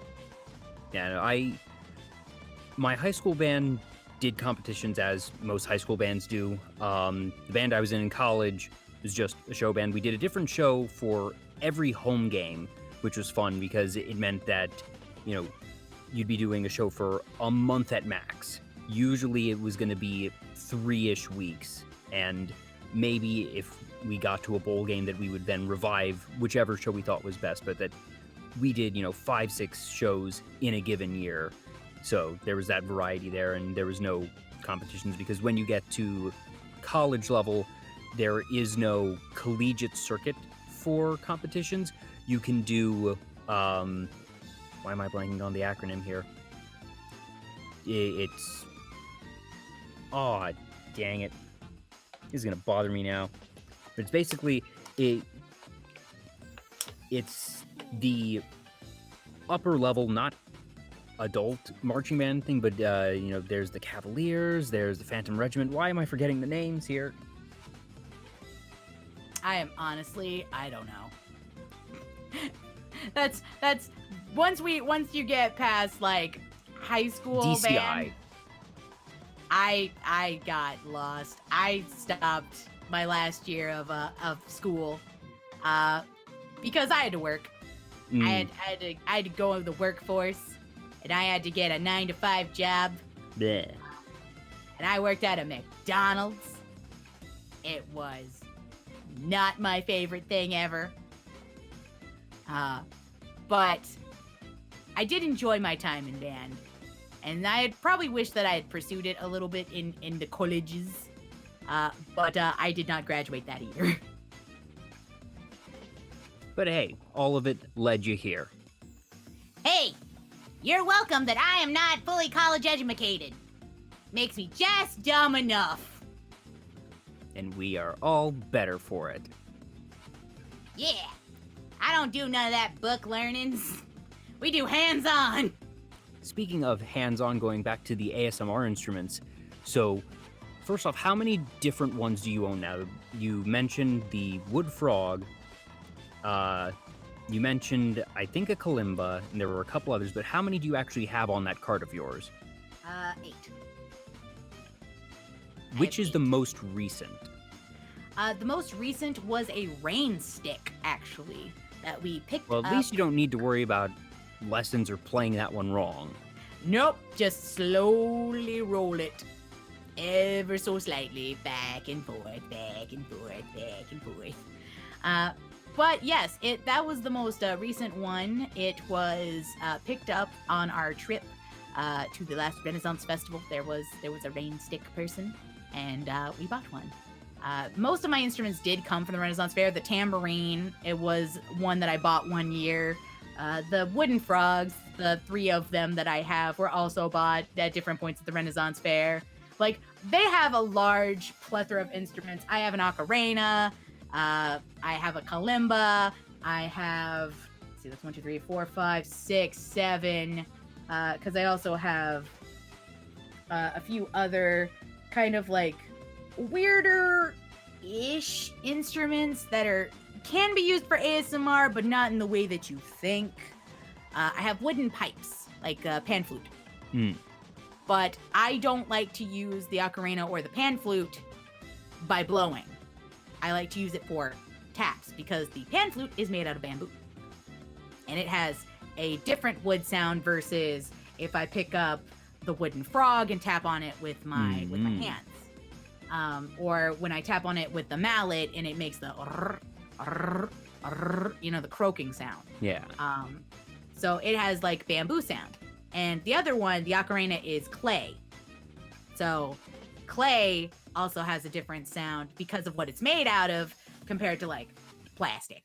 Yeah, the clay is going to sound similar-ish to glass. The bamboo is going to sound a bit softer and higher pitched than your wood frog, and that way you're getting that full, auditory spectrum. And so that's if I can't use it for playing purposes. Though I did play my ocarina at one point on ASMR, but that was on the Elgato early on before the 3DO happened.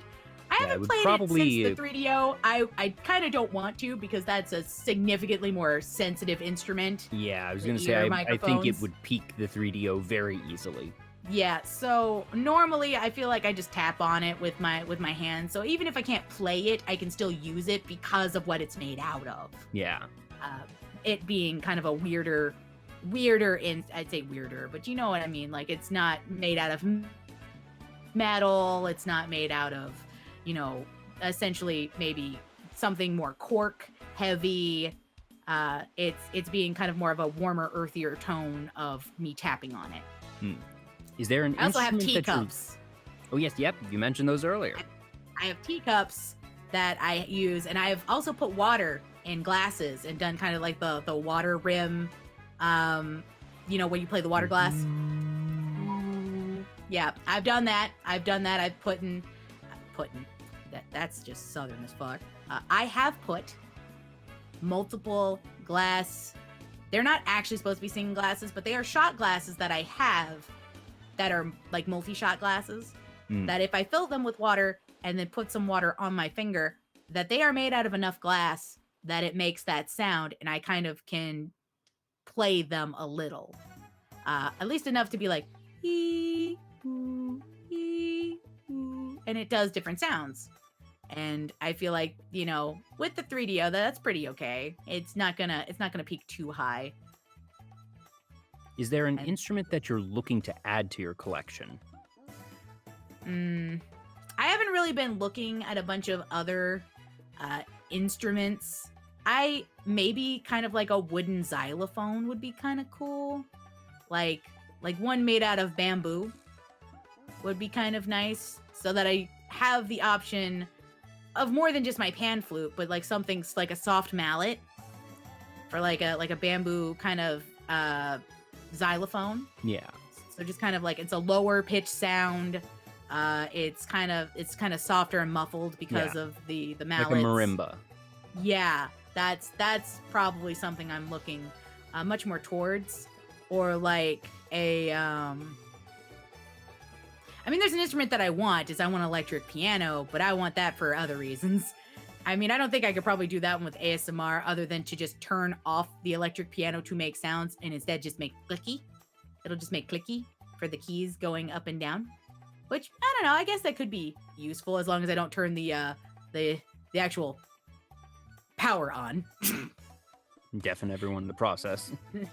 Dun dun dun dun!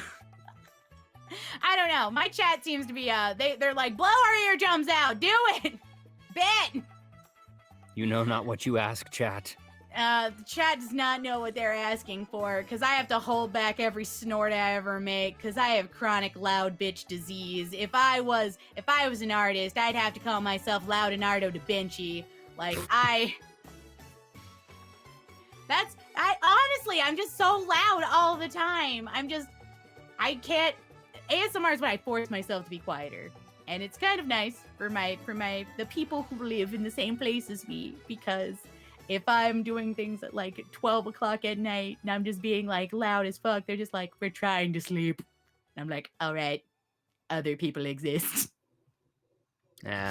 So inconvenient. But I guess on that note, it does make me realize that it's getting close to midnight for us, and we've been at this for nearly 5 hours. You already set the record for my longest pre-interview. I'll have to go to the scoreboard, but I'm pretty sure if you haven't already broken my record for longest show, you're damn near close. You wanna make it 5 hours? You wanna round it out? I can talk for 15 more minutes. We can do that.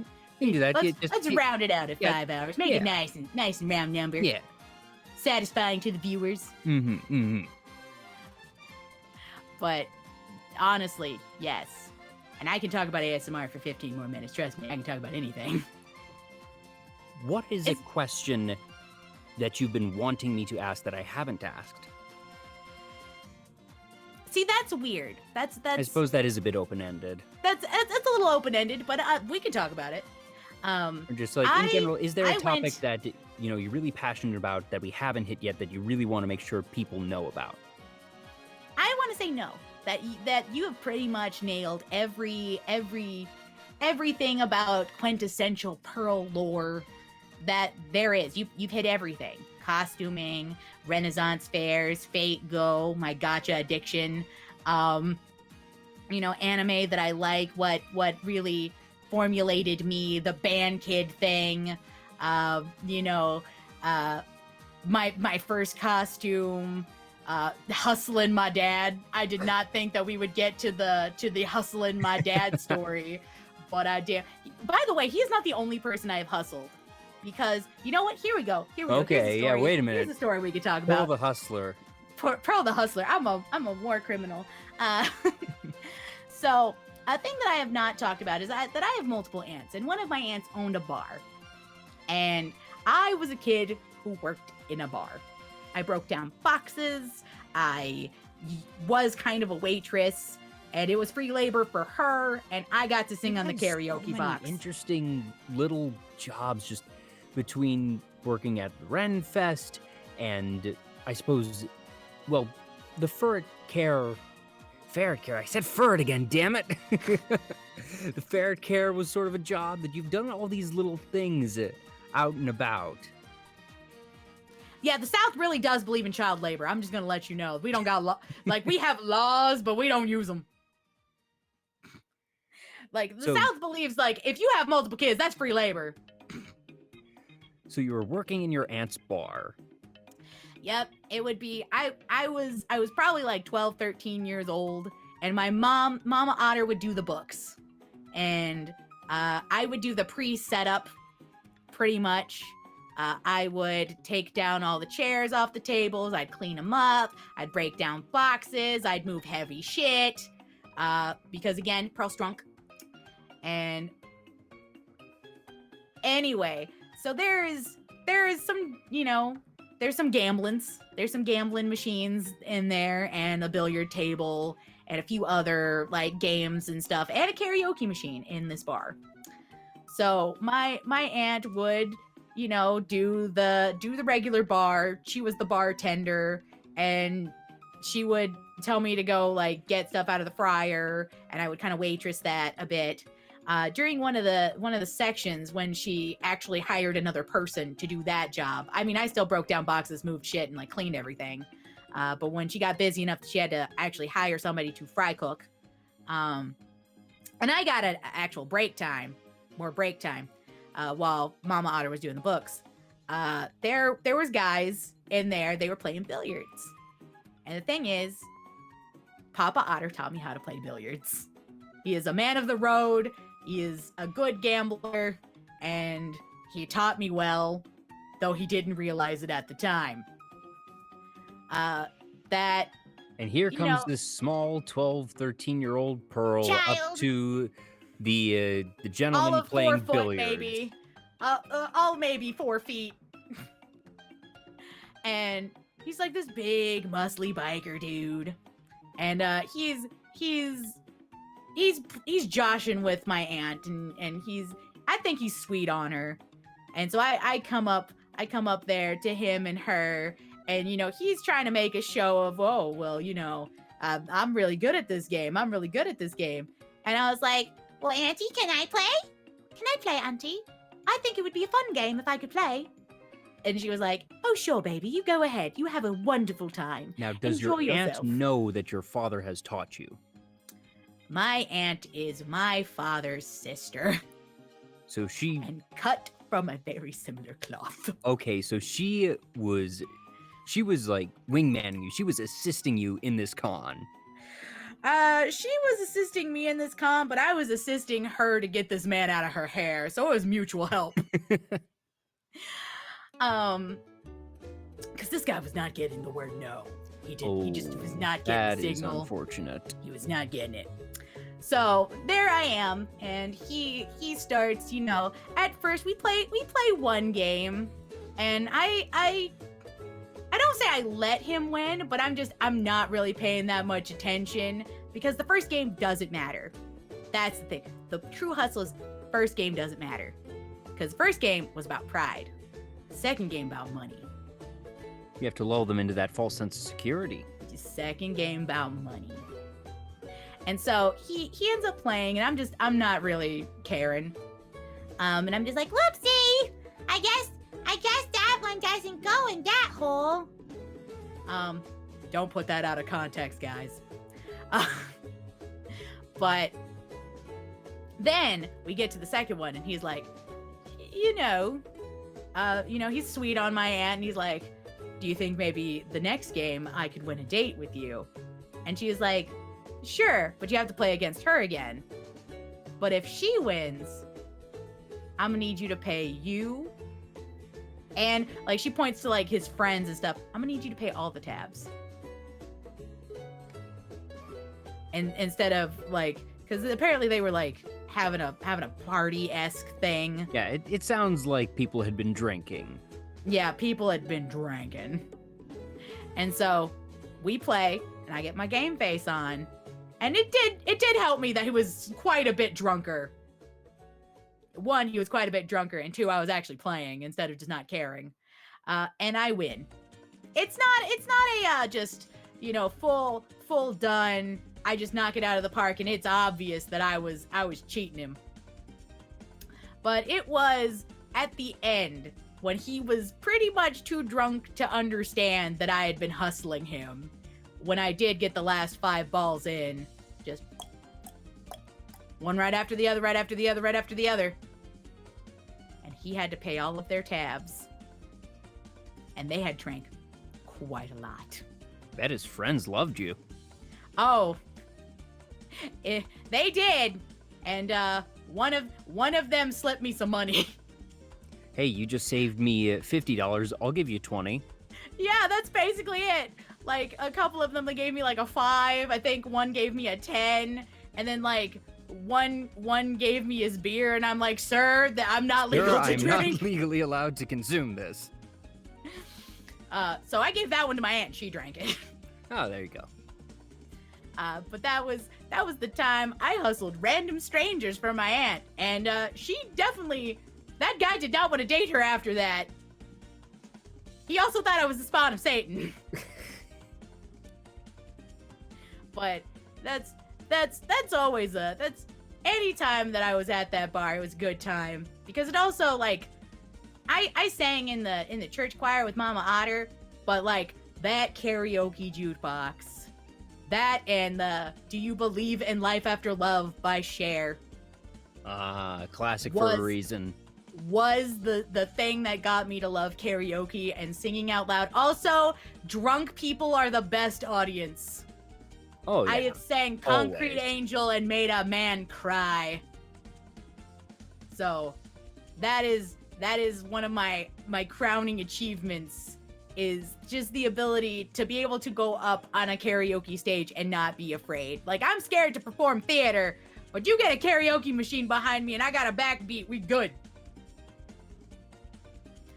I'm trying to think. Have you ever done a karaoke stream? I have done 2. Okay, because I was like, I think you've done one, but it hasn't been many.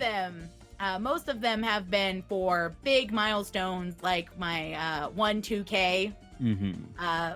The 3K was at the 3DO, was 8 hours of ASMR, which is my longest ASMR running content ever. I mean, at some point I might break that and do 12 hours just because I kind of want to try. But I usually do karaoke for big ones. I also did a bit of karaoke on my charity like milestone. There was karaoke for an hour where I sang classic like spooky songs like Hocus Pocus, I Put a Spell on You. I did Hex Girls, all 3 of their songs from the Scooby-Doo movies, and one's from Mystery Incorporated, because I love that. Did Spooky Scary Skeletons. I did the Oogie Boogie song. I did This Is Halloween. I did the other song from Hocus Pocus, which is the intro song to, Come Little Children, I'll Take Thee Away. I did that one. And so I did kind of like Halloween-esque songs for an hour as like an unlock. That was really fun to do, to cool down after me screaming my head off and having the Wheel of Pain. That was my charity stream and Little Nightmares. Yes, we discussed that the other day, and I suppose we should at least give the basic outline of what happened here. Okay, so those of you who were not at the charity stream, here's the synopsis. I have a big mouth, and that big mouth usually says bad words. And I'm so cute and innocent. It definitely isn't jarring. So Cher, my sweet, my lovely best friend, confidant, mod, and basically my work wife, was like, all right, what do you want to do about that? You just gonna... This actually came from an idea on one of her streams. She has a no cursing routine where she just can't curse for 10 minutes, and her punishment is to add an extra minute for every time she does it. But she also has, like, instead of saying fuck, she'll say like fudge or snickerdoodle or chicken biscuit or something. But she also has a thing where she can't say a certain word. And so people will get her to not curse and then take away her substitute words. Oh no. And in her thing, it was a collab with me. We were playing Orange Juice for 69 minutes. Nice. No cursing. It wasn't me that fudged it up, though, at any point in time. I was so strong I did not curse for 69 minutes. However, Cher is a bit of a himbo. Because I don't want to call her a bimbo, because it's not necessarily, she's promiscuous. She's just dumb and hot.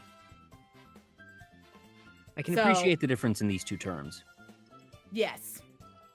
So she's got a bit of a himbo disease, and she forgets and will read chat and will say the words that chat says, which are generally curse words, to trip her up. And she messed it up 5 times to where we got 69 minutes.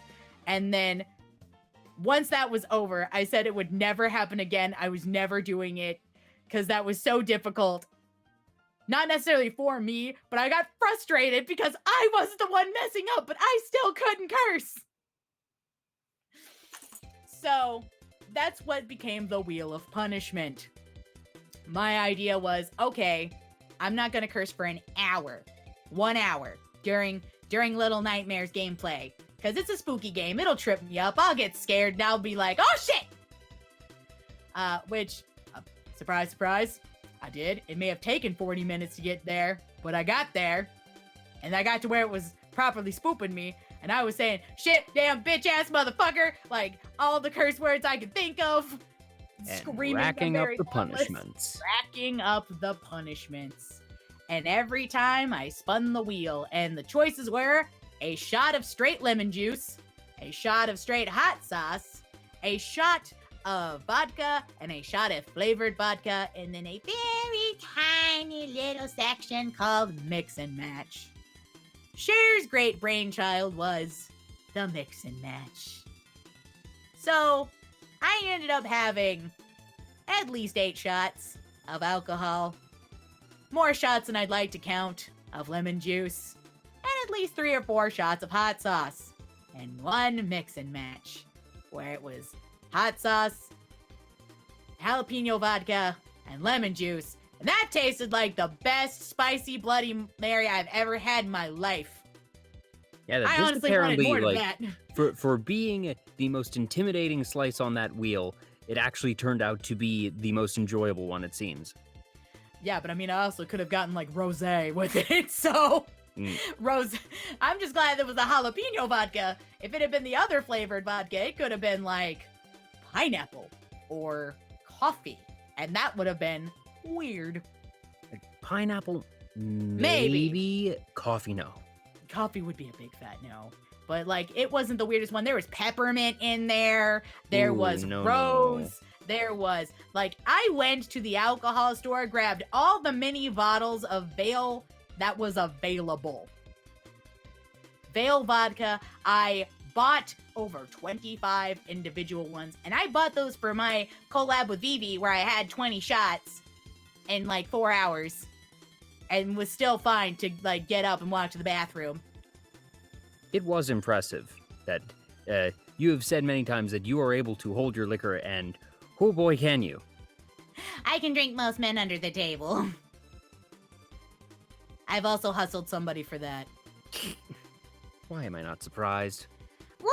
Look, he thinks I'm tiny and I'm cute, and at the bar he's like, you know what? Winner, the loser has to pay for all the tequila shots. I was 16 in. Jeez. I was 16 in and still feeling it. I think it was actually in Dallas. Yeah, it was in Dallas. And Dallas was never the same. Dallas is never the same. The church was never the same. But yeah, that's what happened. Is that, you know, they think I'm short, I'm small. I obviously can't hold my liquor. I'm a at a woman. glance, you shouldn't be able to. That, you know, smaller means that you're just gonna be usually statistically, you know, gonna get drunker faster. That's just science of, you know, smaller body. BMI. It's gonna be, yeah. BMI, how alcohol breaks through, how it, you know, is burned by your metabolism, how it's stored in your fat, because it's sugar that breaks down in your bloodstream. Yeah. Pearl is built different. Otter built different. Otter box strong. I protect your phone. And my kidneys.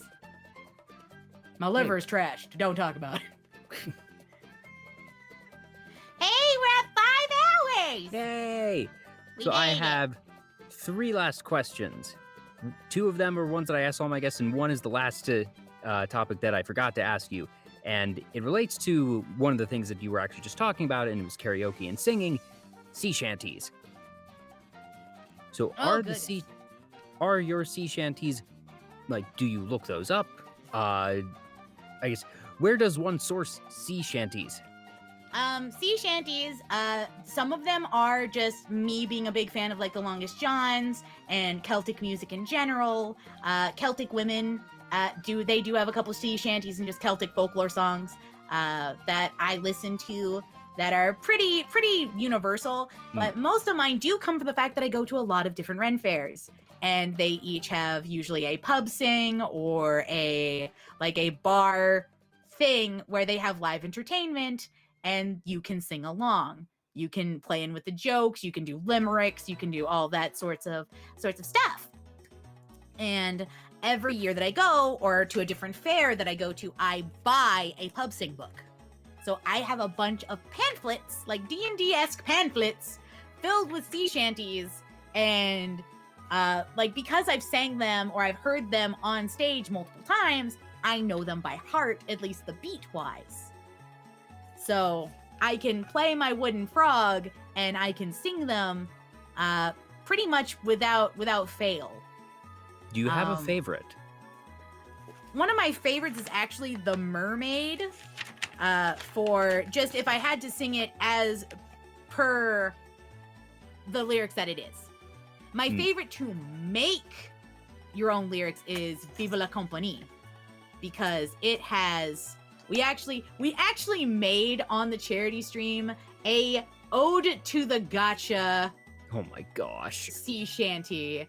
And if you'd like, I will in fact sing it. I will not. I'm very curious now. Hold on. I'm gonna turn down the BGM a little bit. So it was called to the tune of Viva la Compagnie, Gotcha is Misery. So let's see. I open my gotcha and roll to a high. Viva la quartz money. My stock of resources, they start to run dry. Viva la quartz money.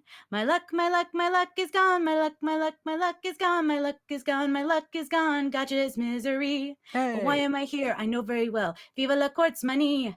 And forever I'll spend in gotcha hell. Viva la quartz money. My luck is gone. My luck is gone. My luck is gone. My luck is gone. Gotcha is misery. I stare at my wallet and then start to cry. Viva la quartz money. My bank sees my waifu and then denies. Viva la quartz money.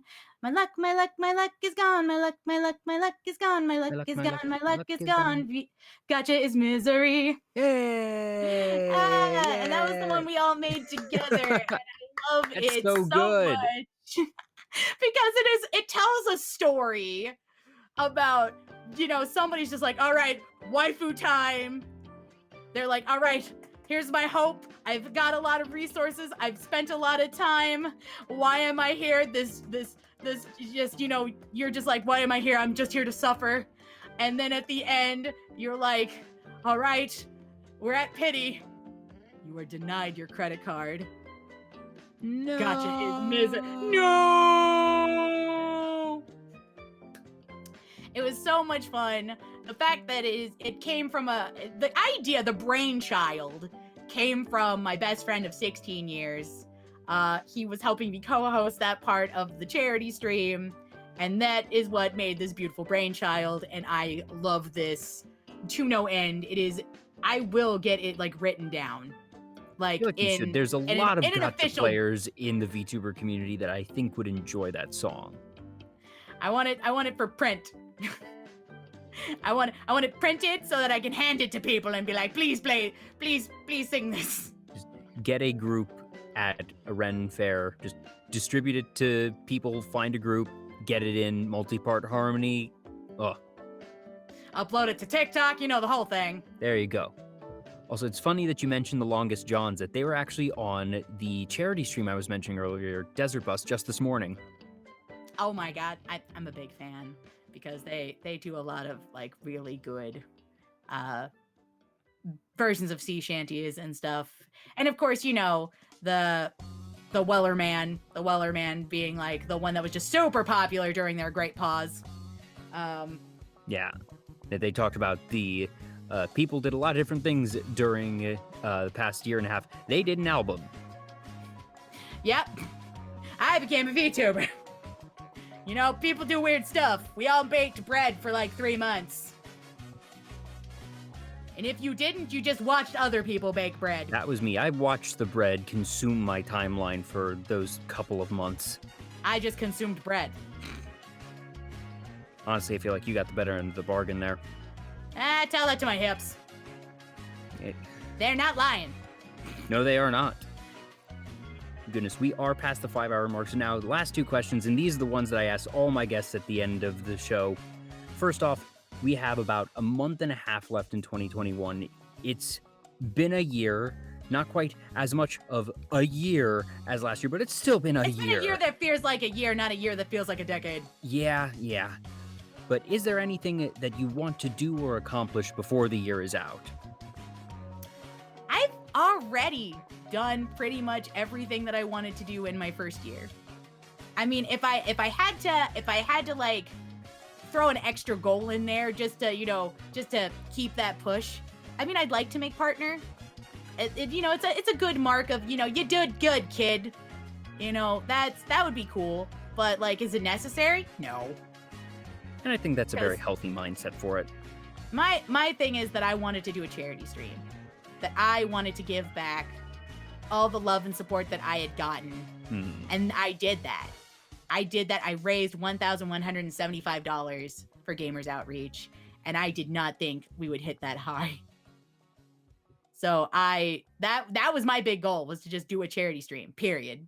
And also just to stream, to start this journey, to do it. And we're here. Yeah, and certainly it has been a year for you, and I'm very, very confident that 2022 is going to be even better, that it's been so much fun watching you grow and just, find your voice in ASMR and just really expand in this crazy, crazy VTuber world that we have and that we are living in. Yeah, and I mean, I'm not going anywhere. I made a promise with Vivi, like we were gonna stream until we were grandma age. Granny VTubers. Gonna be streaming together at the retirement home. Yeah. And like, look, I'm already halfway there. My hair's gone gray. You're not wrong. And then the last question, it's one that I ask all of my guests. What does it mean to be, to you, Pearl, what does it mean to be a VTuber? And that doesn't mean what is the definition of a VTuber, but what does being a VTuber mean to you? That some people have had very clinical answers of, it is a tool in my arsenal as an entertainer. It is a mask that I wear to, create content. Others have had very personal answers of, it lets me get in touch with my inner child, or it lets me be something that I can't be in real life. And then there's various shades in between. But for you, Pearl, what does it mean to be a VTuber? For me, what does it mean to be a VTuber? It means to be loud and proud and 100% myself. This is me stripping away the work sona. This is me stripping away all of the other crap, the IRL stuff I have to do, and just being unadulterated me. And loud and proud and giggly and adore a Pearl all the way.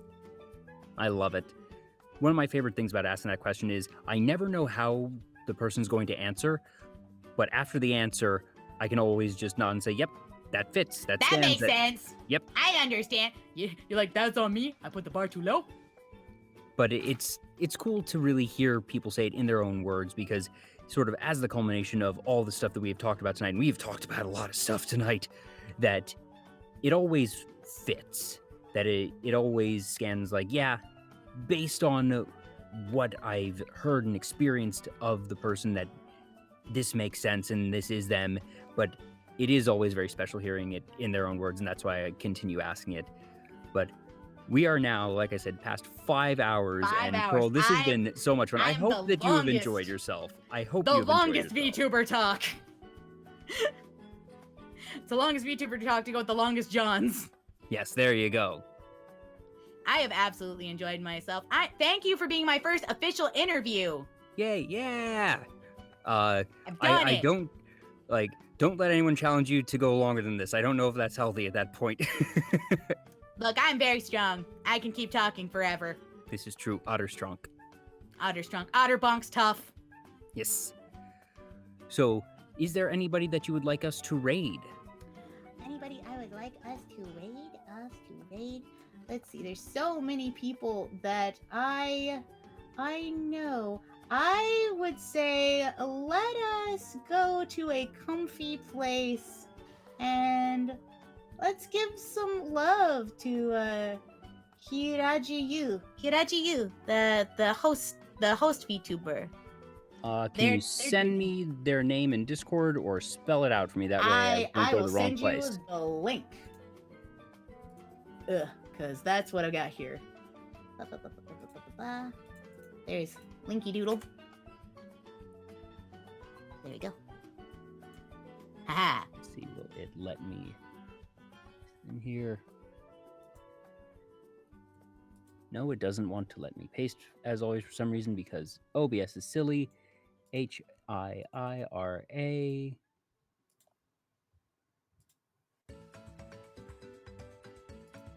GIYUU GIYUU_BT. Awesome. Okay, I've got that all queued up. We're going to play the outro. We're going to be rating into them. Thank you all so much for tuning in. This has been an amazing episode. Pearl, I can't thank you enough. Please be sure to follow her. Her links are right there at the bottom of the screen. It's just Pearl Otter here on Twitch and on Twitter. You can follow me here on Twitch and Twitter. It's simple enough. It's just Vtuber Talk both places. This episode is going to be up on YouTube in about a week's time. This has been episode 41. I'm Jay. She's Pearl. Thank you all so much for tuning in. Have a great rest of your week, people, and I will see you next time.